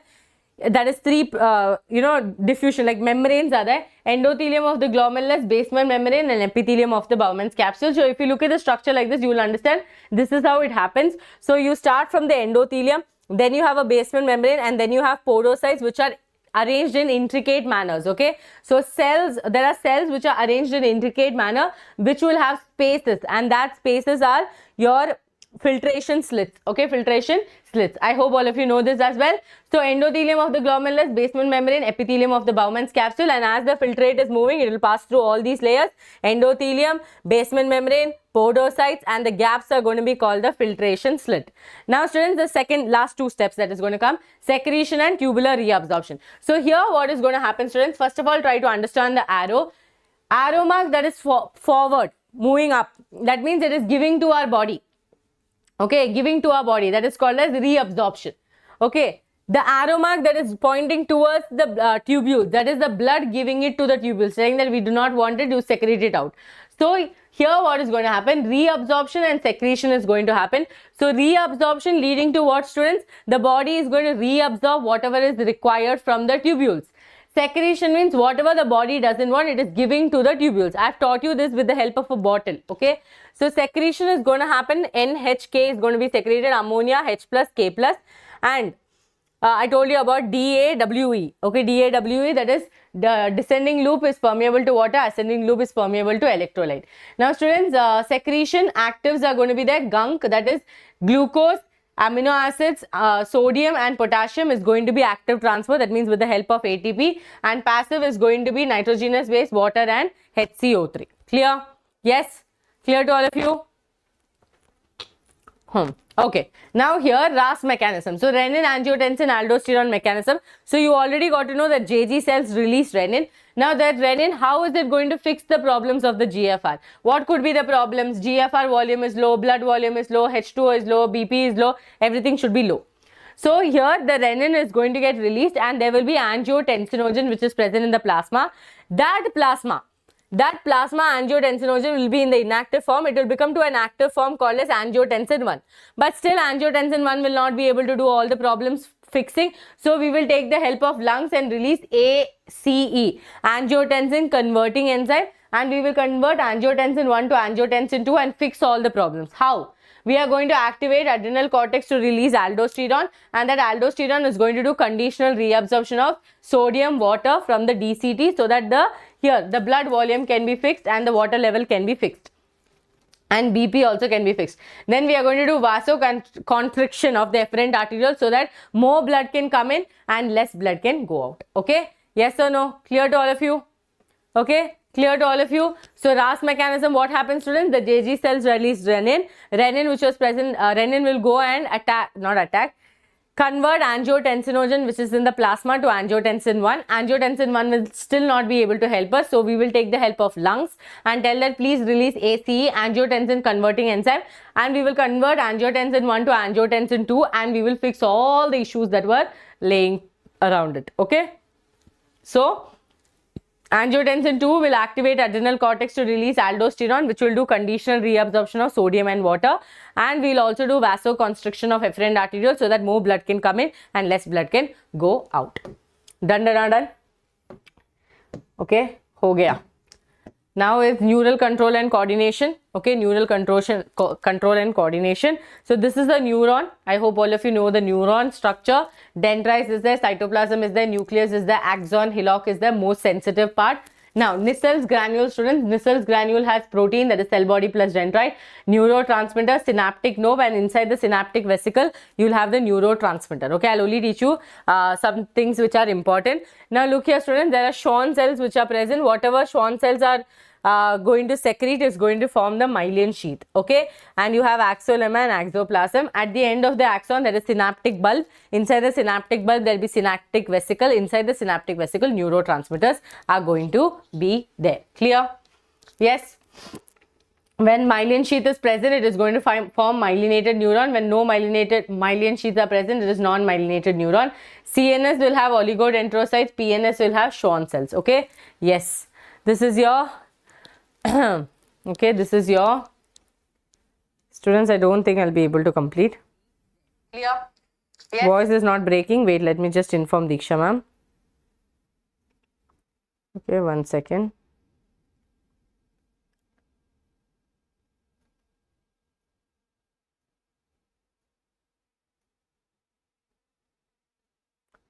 Students, but we should be proud actually. Why? Because we completed almost all the chapters. We did not do 4 chapters in 12 hours. Okay, we tried to do maximum chapters in the 4 hours that we got, right? So this, you people should be actually proud. Okay, even though the speed might be a little fast, there are a lot of students who like it in this speed. There are a lot of students who will watch it a little more slow. Okay, so we should be happy that we did not do 12 hours of marathon with just 4 chapters. Okay. Yes, Asha, please rejoin. There is no voice breaking. Okay, and quickly smash the like button as well. I've told ma'am to give me 5 more minutes. So let's finish this also. Then we will be done with almost all the topics. Okay. Only chemical coordination is left. Chemical coordination explanation part is very less. By hearting part is more. That means hormones release are there. Neural control and coordination. Okay, brain PDF I'll send you. Okay. Yes. So look here, students. This is what happens in a resting potential. Resting potential means what? Outside sodium is going to be there, inside potassium is going to be there. But please do understand, the charges are depending on the proteins. Okay, potassium also is positive, but the negative charge is because of the proteins which are present. Okay. Now what you're seeing here is potassium gated channels and sodium gated channels. These channels open so that there is depolarization and repolarization happening. Okay, that means the charges are going to vary. Now in a resting potential, it is going to be minus 70 MV. Okay, minus 70 MV. And here, students, this is the extracellular fluid and this is the intracellular or the cytoplasm. So extracellular fluid, sodium concentration is going to be high, and here in the intracellular fluid, potassium concentration and the negatively charged proteins are going to be high. Now what is going to happen when I give one ATP? This fellow is going to give me one potassium ion and take 2 sodium ions outside. So this is what is a resting potential. Now let's look at what is going to happen. What is going to happen during a depolarization. So students, when a depolarization is going to happen, you will notice that there is going to be an influx of sodium towards the intracellular fluid. I told you this. Remember the siblings fight? I told you, no? So what is going to happen, students? Thank you, Chari. Okay. Yes. So am I speaking too fast? Okay. Am I speaking too fast? Okay. I'll slow down a little. Okay. Look here. So students, what is going to happen here? Resting potential, you understood. Outside potassium is there. Outside sodium is there, inside potassium is there, and the proteins are there. So positive and negative charges there. Now how do the charges migrate, or how do the polarization happen? When an impulse comes, what exactly happens? Okay, when an impulse comes, what exactly happens, right? Okay, so here what is going to happen? So when I give an energy, okay, when I give an ATP, we will get 3 potassium ions and 2 sodium ions. Clear? Okay, that means when we give energy, this is how much we can take and throw. Okay, take and throw. I'll tell you that later. Now look here. So when a impulse have come to us, okay, that please remove your hand or do something, just an impulse has come, what is exactly going to happen? The sodium will be ready to go into the intracellular fluid. Can you see there is a mixing up of sodium? The sodium which was outside has started coming inside. How? Because of the movement of sodium channels. Okay, these channels are leaky, so anytime anything can go that side and this side. Okay, yes, 3K and 2Na. Very good. So now the sodium has started influxing towards the potassium. Okay, so now what is going to happen, students? The charges were like this before. Okay, it was plus, plus, plus, plus, plus, plus, plus, and minus, minus, minus. Now what has happened? We notice that there are some minus and there are some plus, right? There is a change in the charges. There is some change in the charges, correct or not? So like this one change has happened. How? Because of the influx of sodium ions. Okay, influx of sodium ions. Now, look here all of you. Again, when the conduction of the action potential happens, you have to understand that if sodium has come in, potassium also will be ready to go out, right? If sodium has come in, after sodium has reached there, let's say it has stopped coming in, potassium will start going out. So here if you notice, you will notice that potassium is on the extracellular fluid, okay, and there is sodium in the intracellular fluid. Okay, now remember, if I give 1 ATP, okay, if I give 1 ATP, this ATP will do what for me? It will pick up 3 potassium ions and 2 sodium ions. Okay, so 2 sodium ions. So here you see, students, minus, plus, plus, minus. So can you see the charges are moving? Okay, the charges are moving. Let's consider this as A. So it is going this way. Okay, the charges are shifting to go to resting potential, and the charges are shifting this way. So it is going B to A. B to A. Can you understand that? So it is shifting this way so that the charges again come back to the normal and we can go to the resting potential. But for all of this to happen, we need to make sure that whichever potassium went outside should be gone inside, and whichever sodium came here should be pushed outside. For that, we are going to use ATP's power.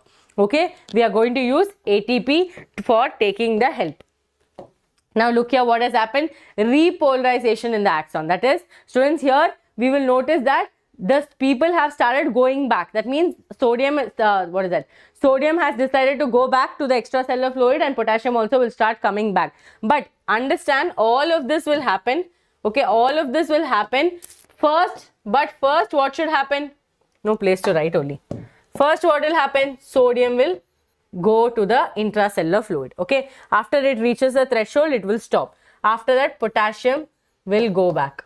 Okay, then with the help of energy, we will try to send both of them back to their original place. You remember I had told you that fight, I told you that fight. Okay, clear? Yes or no? Yes, ATP is required. I told you, that okay, what did I write? Didn't I write 3Na and 2K plus? What did I write? Sorry. Okay, yes, students, look here. Okay, yes, look here.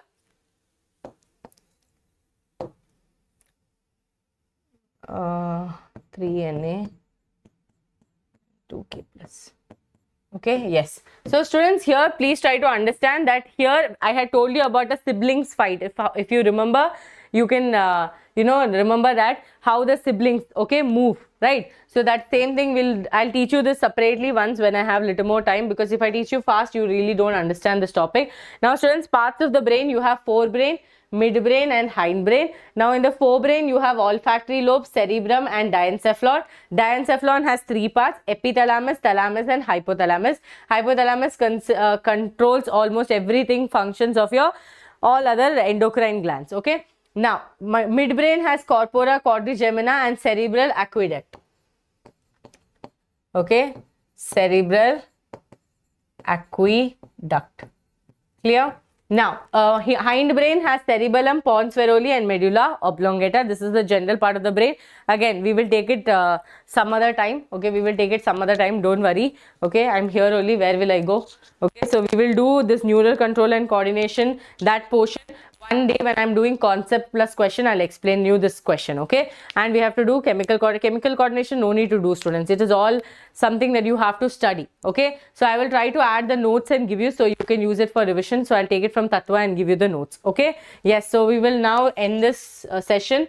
Okay, we will end this session for the day, and Diksha ma'am will start right away. Okay, Diksha ma'am will start right away. Students, I wanted to inform all of you that you have 40% scholarship on all the batches. Okay, if you're planning to write the NEET examination next year, then you have 40% scholarship in all the VLC centers, and these are the places where the VLC centers are there. I think most of you are from Andhra Pradesh and Chennai, okay, Tamil Nadu. So you can see it is there in Anna Nagar, it's there in I can't see all the places, and I can't pronounce all the places. Okay, so you can see these are the places where your VLC centers are there, and you get 40% scholarship. Okay, you get 40% scholarship as well.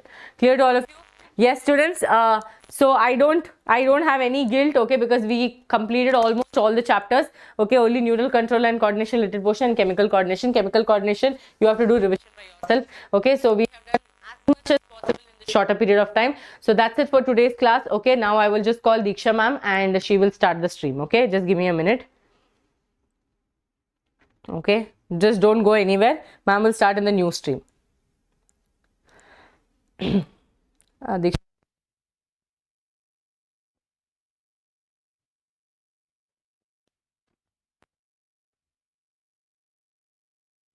Diksha ma'am is going to start. So see you all. Okay. If you want a 5-10 minutes break, ma'am will give you in the middle. Don't worry. Okay, we will try as much as possible to finish. I hope all of you enjoyed the session. Please do not fail to put it down in the comments how much you enjoyed the session. And this notes will be available on my Telegram as well as on Vedantu NEET English Telegram. And if you're a student who is looking for a VLC center for next year, please go run to the VLC center and take your scholarship. Okay. Till then, take care. Bye-bye. Thank you so much, students. I hope we did good justice to your content. Whatever is left, don't worry. We are always here. Our content is always here. So you can study. Okay. Bye-bye.